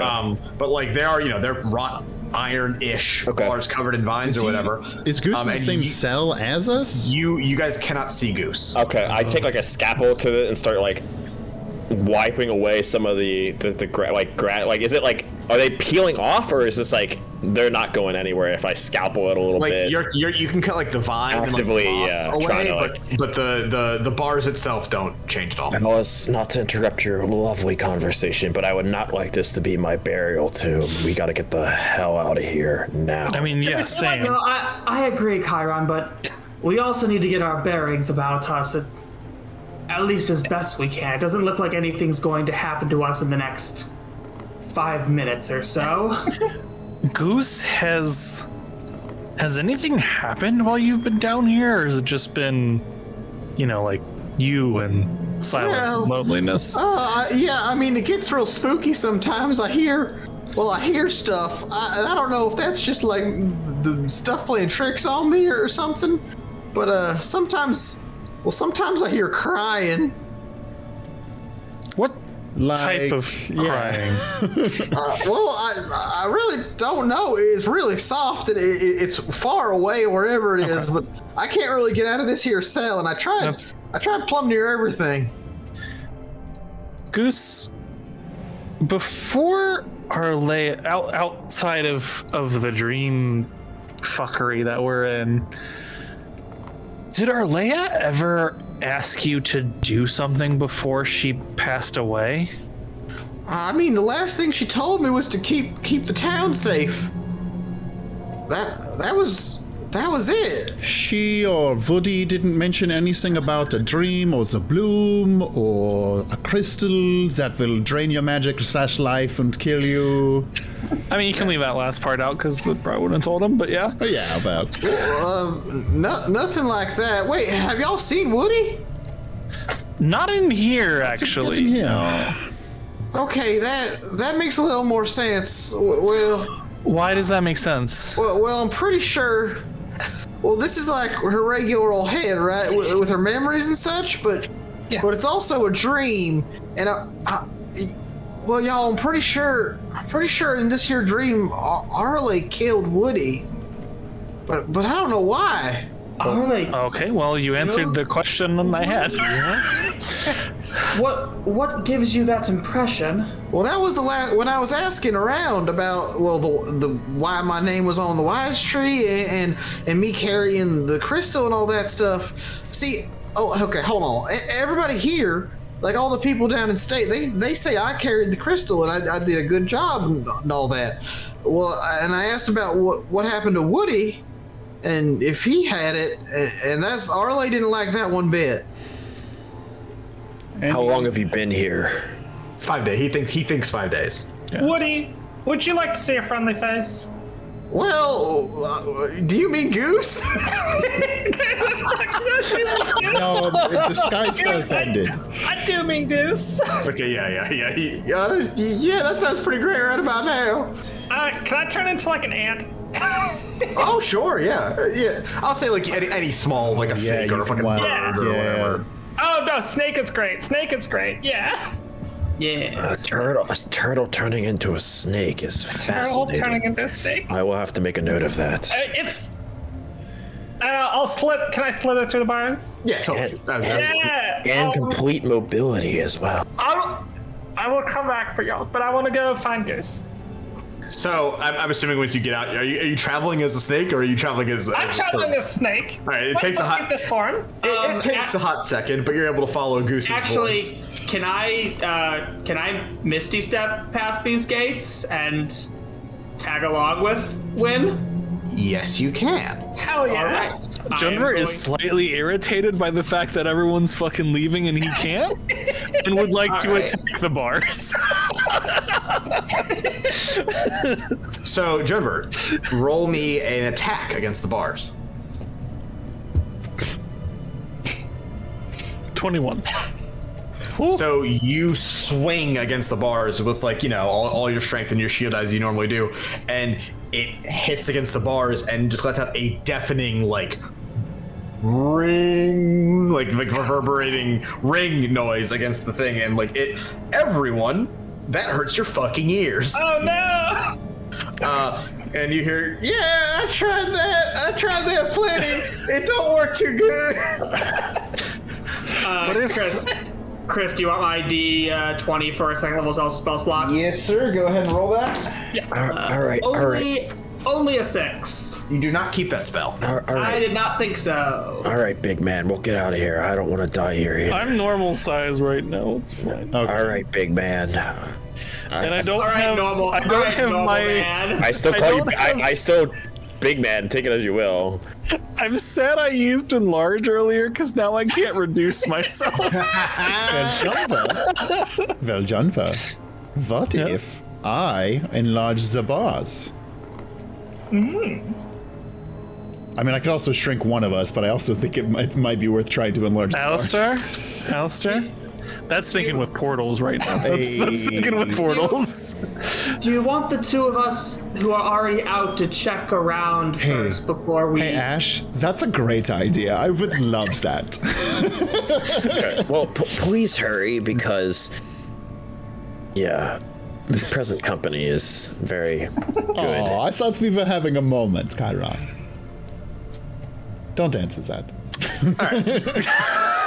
So, Snake Win, and Ash. Yeah, and Owl Ash. Yeah, regular old Owl Ash. You guys are in what's basically a hallway, but instead of regular walls, it's hyper dense forest. Just to clarify, impossibly so. This is not trees can't grow this close to their real life. Yeah. Do you guys are you guys walking in the direction of Goose's voice, or the opposite direction? In the direction of Goose's voice. So you guys. Okay. Yeah, same. Can I roll an investigation as I walk, or Yes. So go ahead and do that. Actually, both of you do that. Sure. What's the natural not perception 20. of snakes? Good point. Please adjust us accordingly. Hey, in wild shape, I keep my mental scores. Oh, that's true. Okay. You're right. That's a nat 20, which is a 27. Holy shit.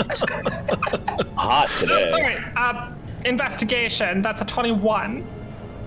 Okay. I rolled a 17. Okay. So, as you guys walk through or slither through the halls, it's very apparent to you that this is an impossible space you are in. Just like the way branches of the trees connect to one another. But the main thing you notice is that there is mixed things here. Like, there are clearly like other constructed cells that didn't get properly built whenever Arle did this. Like, instead of like having a space for a cell, there's just like the wrought iron bars stuck into the side of a tree. And what is above you is sort of like this canopy or bower of trees that are so tightly closed together that really nothing should get through. No light or anything should get through, but light does get through. And in fact, the only illumination in this area is from above. And you guys round a corner, and in a cell is Goose Everson. Hey, fellas, I'm Goose Everson. I'll let Ashley talk in. As we are wonderfully aware. I can't talk in snake form, and I could about it, but this form is useful, and I don't have a ton of use. Goose Everson casts Speak to Animals. Hell yeah! Hell yeah! He's a ranger. He's a ranger. Freaking hero. Awesome. Let's fucking go! Hi, Goose. Hey, you were a turtle before. You're a snake now. That's wacky. Goose Everfriend is Just great. another Tuesday with this crew. Hey, how'd y'all feel? Well, okay, no, I got how you got out. You turned into a snake. Hey, Ash fella, how'd you get out of there? I cast Misty Step. Oh, I don't know that one. Well, shit. A neat little magic trick I can The do. ranger spell category is pretty shit, just saying. It's so bad. That's all I have to say. Something I'm assuming Woody's cell doesn't look any. Goose's cell doesn't look any. In fact, it is identical. Yeah, okay, that checks out. Well, part of the reason I wanted to be a snake or something small, is like, can I slither up to a lock of any kind? Is there anything? So there's no doors on these cells. No doors. In fact, calling them cells, I wish that's right at the beginning. Calling them cells, like, these are not good cells. Like, you know, in order to be an effective cell, you have to weigh in and out, right? There's neither here. It's basically just a set of wrought iron bars against a big ass tree. Like, there's no you'd have to take the entire set of bars off every single time and put somebody inside, which is just not good ergonomics for a prison. But these bars are still metal, right? They are metal, yes. Is there like some bars that aren't near a person?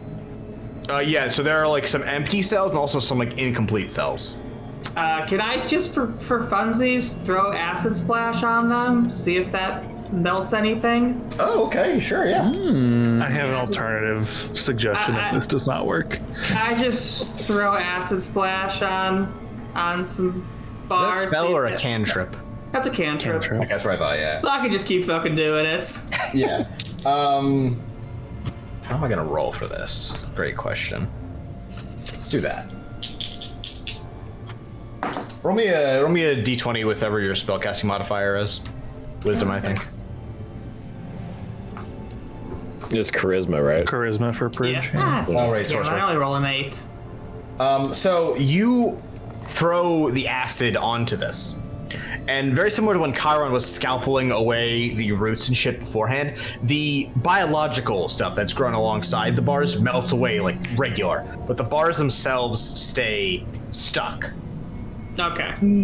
And Chris. when it reaches the roots that are the floor of this cell, the acid falls through and just like keeps sinking down, like beyond where you could see. God.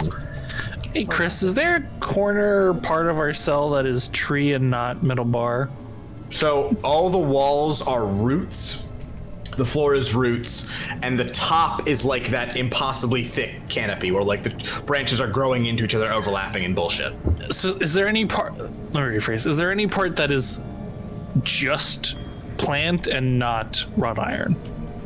Yeah, any part that isn't the bars is that. Perfect. I would like to find a part of that, shove my shield into it, and then set it on fire. Hell yeah. Dunva, Yes, sir.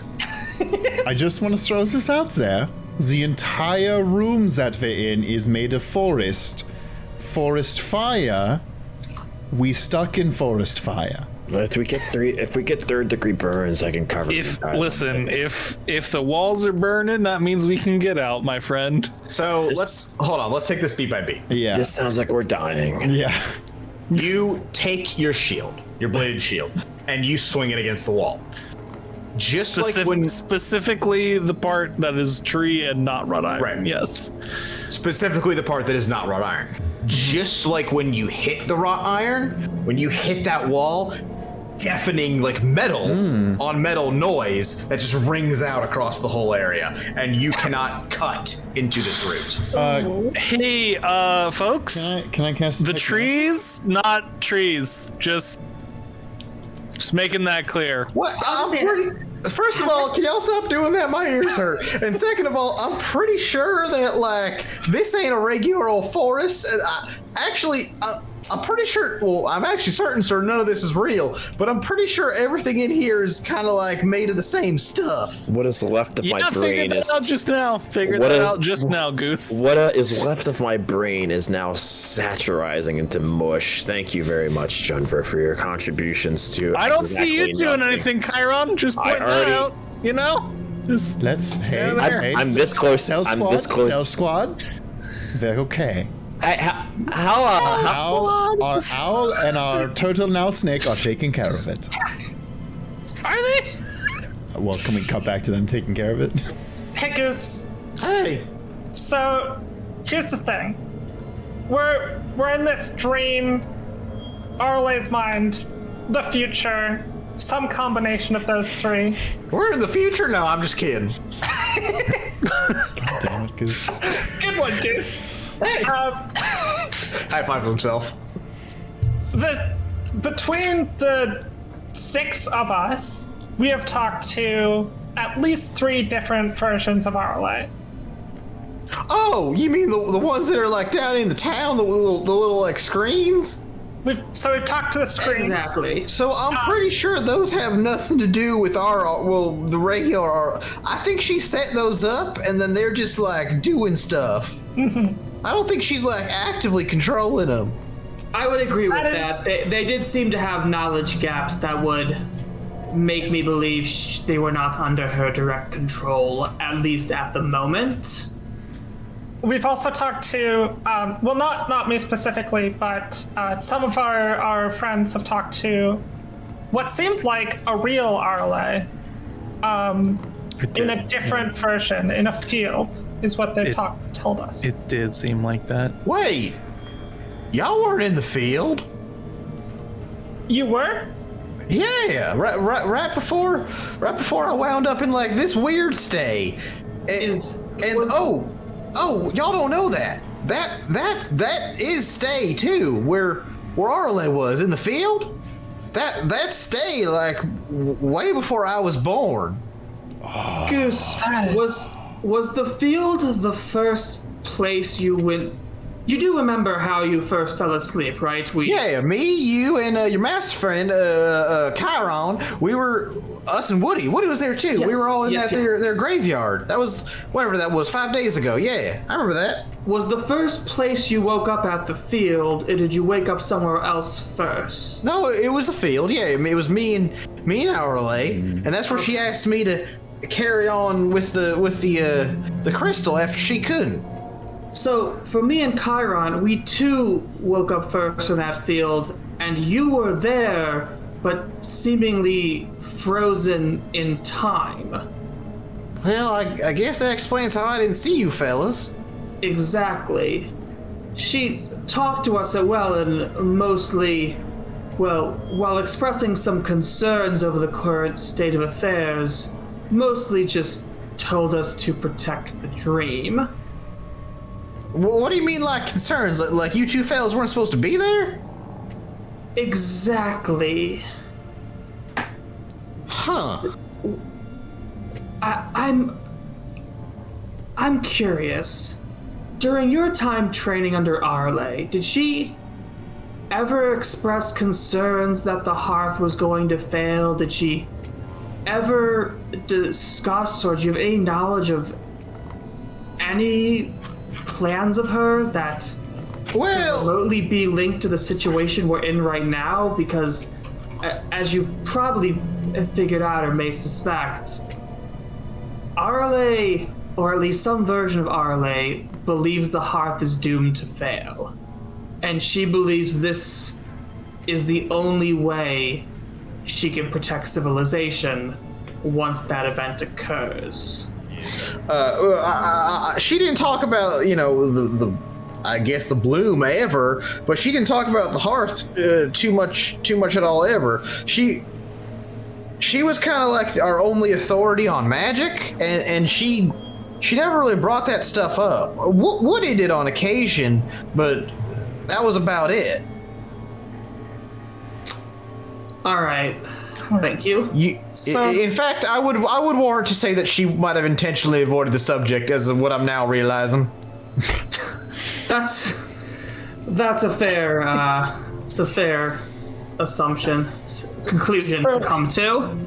You two talked to Arle in the field. Yeah. And just about an hour ago, right before we came down here, or here came to us, we talked to a different Arle. Oh, with the tree branches and all that? So you've seen her? Yeah, she didn't look like that outside of the manor. Like when she was walking around, she looked like regular old Arle. But after we had our disagreement, she brought me back up here, and now she brought me here. Right. And you are the only one of us who knew Arle, who knew the real Arle, who knew Arle. Well, I mean, Woody, I guess, but I haven't seen him at all since we came in here. Yeah. And with the current time dilation issues, who even knows how long Woody has been here, if he did even ever come here? Yeah. And to be clear, you say you've been here for 5 days. We've been here for 3 hours? 4 hours? It's interesting. But we'd like you to come with us as much as you can. Tell us about the real Arle. Tell us how we can. Hey, fellas, you get me out of here. I'll do whatever. But I ain't figured out a way out of this here cell yet, and I've been racking my brain against pretty much everything. The only thing, no, I tried digging too. Yeah, I'm actually out of ideas. Just for our sake, what happened when you tried digging? Oh, so I got this here, and he pulls a sickle, like a farming sickle from his side. This is like a one of those magical items. It's been blessed, and it's really good at like clearing roughage and like foliage. And usually when I do this, and he like tries to like swing it as if he's like cutting away anything, stuff just kind of moves, but it don't do that. And then if everybody cover your ears, he tries to chip the point of it into the floor, and that same like resonant tone bounces out. That happens. I'm assuming that resonates with us. Yeah, you can hear okay, it. Fuck it, I'm casting Detect Magic. I detect the shit out of that magic. Can I see some auras? There's no magic on the walls, the floor, the bars, but there is magic above you guys. Ooh. Okay. And it's a cloud, right? It's like a mix. And there is some illusion magic in there, some enchantment magic in there, some conjuration magic in there. It's like it's fucking Arle's Wicked Brew. Like there's some sort of mix of magic that is above all of you, and it's like a thick, dense blanket of it. Okay. Ash and Wynn, have you found anything that potentially would get us out of this cell, or are we starting to come up with our own solutions out of here? We're thinking on it. There's no keyhole. There's no lock. There's no bars. Yeah. That's true. You're still a snake. That's true. I'm gonna stop being a snake. She says all that bullshit. She's a snake. I'm a snake currently. I'm gonna emerge. Hi, I'm Goose Emerson. I'm a ranger. Hi, I'm Wynn. I'm a druid. I relay the information that I gleaned. Also, a 13 to get my spell slot back. Fair. Level 1, right? Yeah. Can I just fire a guiding bolt straight up? Sure. You Straight fire. into the- How many spell slots do you have? I feel like you burnt. I have 3 free guiding bolts. Oh my god. From what? From my subclass. Oh, okay. Yes, you fire a guiding bolt straight up, and whereas like that tree layer is like really thick and dense and crossing over itself, the guiding bolt flies right through it. Okay. Do you say that there's a ceiling above us that's like magical? Wait, it's like a guiding bolt. Yeah, I can. So the guiding bolt flew right through it. It flies directly through it. Like so it passes through it? like it passes like through it. a So I would like to attempt to fly up to it with those things I have. Ash, you flutter upwards, and what are you doing? Like you fly up. What do you do? Are you trying to go straight through it? I mean, I'm not going to go like collision course. I'm going to like fly close to the top and give it a couple tapsies. You go to place your hand against like the tree layer, right? So visually, it just looks like an incredibly thick canopy of trees, like branches covering each other, leaves, all that stuff. But you go to like place your hand through it, and you reach through it, and you can grab onto something on the other side, but you can't like quite tell what it is. And that's like, do you want to continue going in, or do you want to pull your fucking hand out kind of action? I'm going to pull my hand out, and I guess I'm going to yell, I think our way out is up. Alistair, do you want to boost? Which may be a bit harder for the rest of you, I suppose. Well, one of us can transform. Well, there's like crossbars on the cells. Oh, okay. But Like, take that part of the image to be true. Okay. Sorry, I know it's inconsistent. I see what you mean. You're So saying it's climbing time? The ceiling is magical. Oh my in some god, I was way. fucking muted this entire time. How high up is the ceiling? So these are pretty small cells. Say like maybe 8 to 10 feet. Oh, big. Oh, I was thinking it was like 40 feet. Yeah, I was just saying. Denver gets big. This is an easy solution. Well, here's my question for you: when you get big, what are you, like 6 foot, or are you like 10 foot? No, I am large. I take up a 5x5 feet. Would it just kill us? I We're think in I'm a like cell. no, because you can You get squeeze and stuff. squished. It's okay. It's very not specific how big you get. Let's just. So what height is Denver normally? What do you think? Like 4 foot? Hang on, I have this on. How tall are dwarves? 4 feet exactly. Yes. Large is 8 to 16 feet. Great. So let's go with 8. Okay, that's Fuck it, that's 8.5. fine. He's got his dunks on. 8 still quite tall for this cell from the sound of Yeah, it. absolutely. Yes. I will say with 8.5 feet, like you can like, unless you like hunch down, your head would be in this canopy of trees. Yeah, that's the goal. Yeah. So you push your head into this tree layer, and like you can't see anything. It's dark, as if you were inside like that super thick bower of trees. What if I had dark vision? Hold on. But 'Cause I have above dark you, vision. through like the tree-ish above, there is light coming through. You can see there is something above you. How far above me? Can't tell. You gotta climb. You have to get higher in here to figure that out.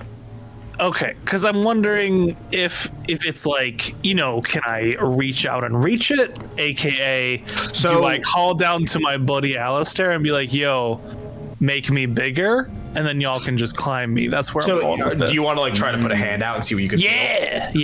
So if you extend your hand up into this mass, this whatever the fuck, and you grip and you're holding on to something, and it's either a tree branch or even feels like a ladder or part. It's something that is nice and sturdy, and you could easily imagine yourself pulling yourself up with.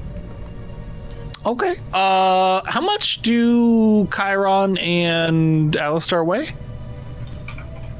Boys? I don't know, 160? Yeah, I was say 170, 180.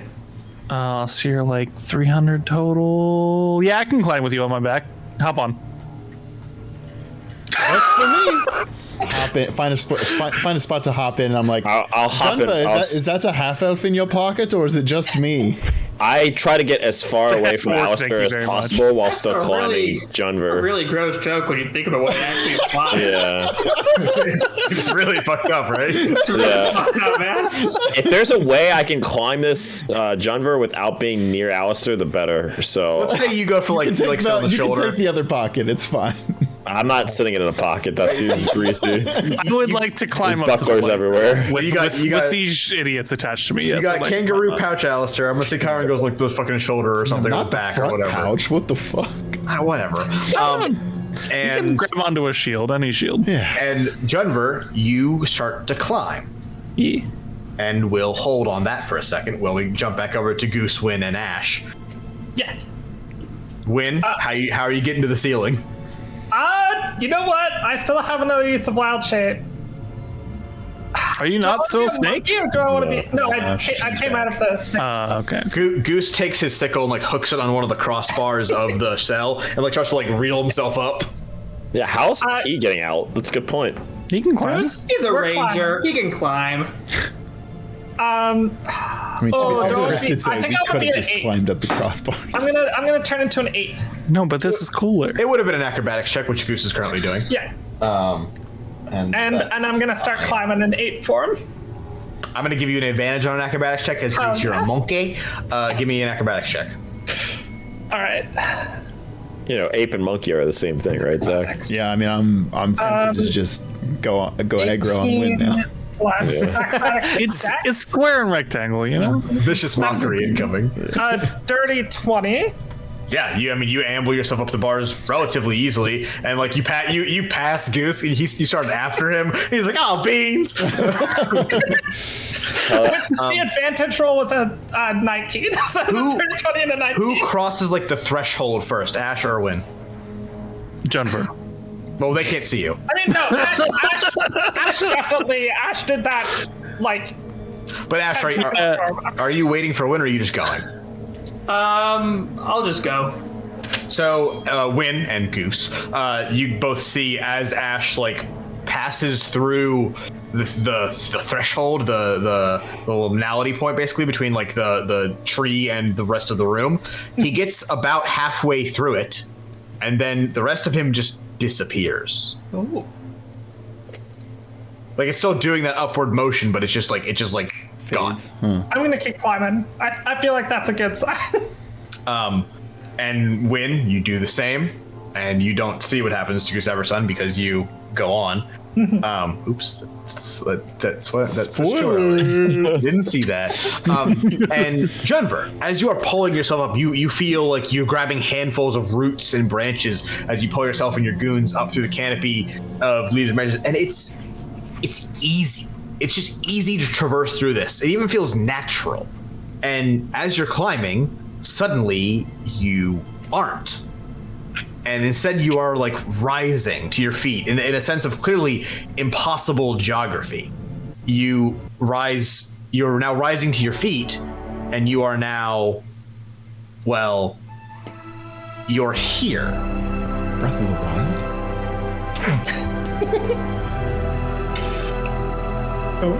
Above you, and all of you are rising up now to your feet.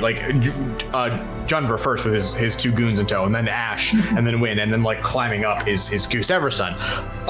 Above you, there are no longer trees and branches. There is sky, red and gold and blue, plumes of really thick clouds, but piercing them almost in a perfect column. There is sunlight, daylight here, not like the setting sun of Stay not too long ago. And while you're not entirely sure where you are, there are other people here. All of them stood silently, looking up towards the sky. And following their gaze, you see what they're all so enamored with. Oh shit! Yep. There is no sense of history required to tell what it is you're looking at. I was about to ask. Yeah. This is like not knowing the concept of God exists. Yeah. It's clear to each of you what this is. Above you, towering hundreds upon hundreds of meters overhead, seemingly as tall as the mountains it stood beside, that is the Sky Eater. She who broke the sky. Or more precisely, that is her defeated.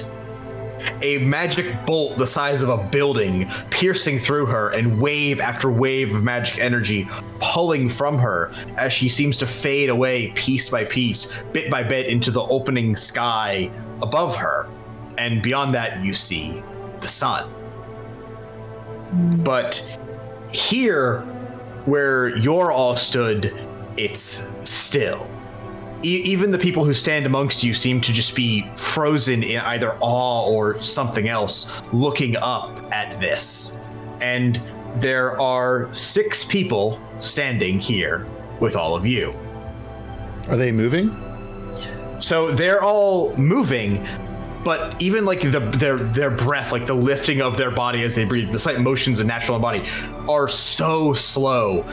They're all but frozen. Okay. Right. And these are all, I mean, the people who survived. So, hey, can I get a history check, Mr. History Man? Sure.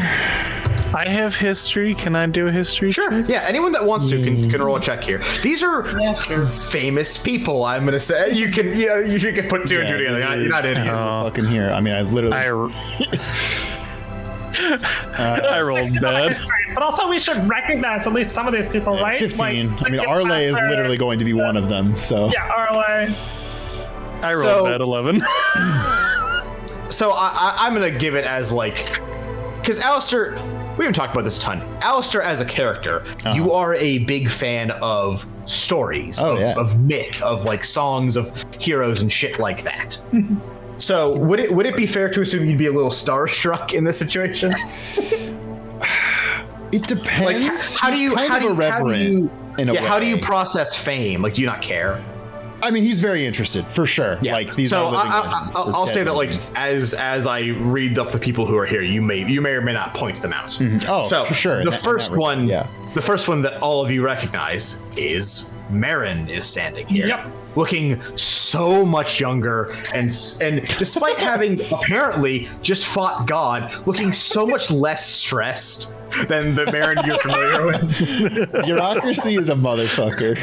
And she is standing shoulder to shoulder with a human and a elf. You recognize these to be Cade, is the human man, and the elf woman is TL. TL is one of the more famous of the people who killed the Sky God, because she's the one that actually shot the arrow that killed it. That's cool. Good for her. Oh, she got the chaos. Nice. Yeah, the last shot. Other people here include Hepturn Keltier, who is a vampire lord. Hepturn Keltier, that name credit I need to give really fast. I don't have the thing open. That's Leprechauns. We will meet these characters. Will have more of the stuff going on later. They each have their own arcs. Well, no. And Donat Shramari, who is the first shaper, the first person to like start shaping stone into like buildings and shit like that.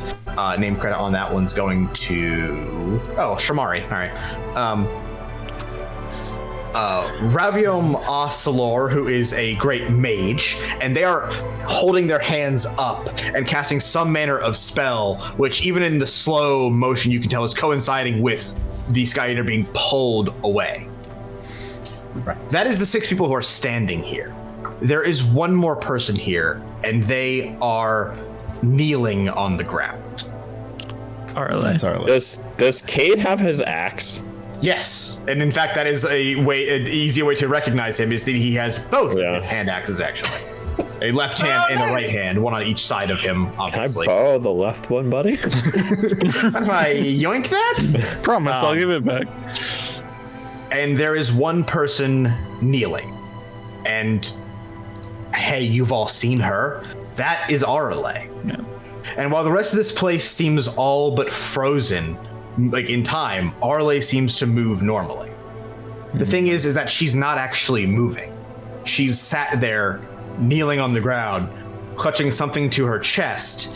And while everyone else's eyes are looking up at what is, I mean, literally a once in a infinite time sight, Arle is looking down and sobbing. What does she hold? And that's gonna do it for this episode of Saving Throw. You bitch! You got us, you son of a bitch. That was good. That's good. You absolute bitch. I hate you. Fuck. You stupid idiots. Oh, that was good.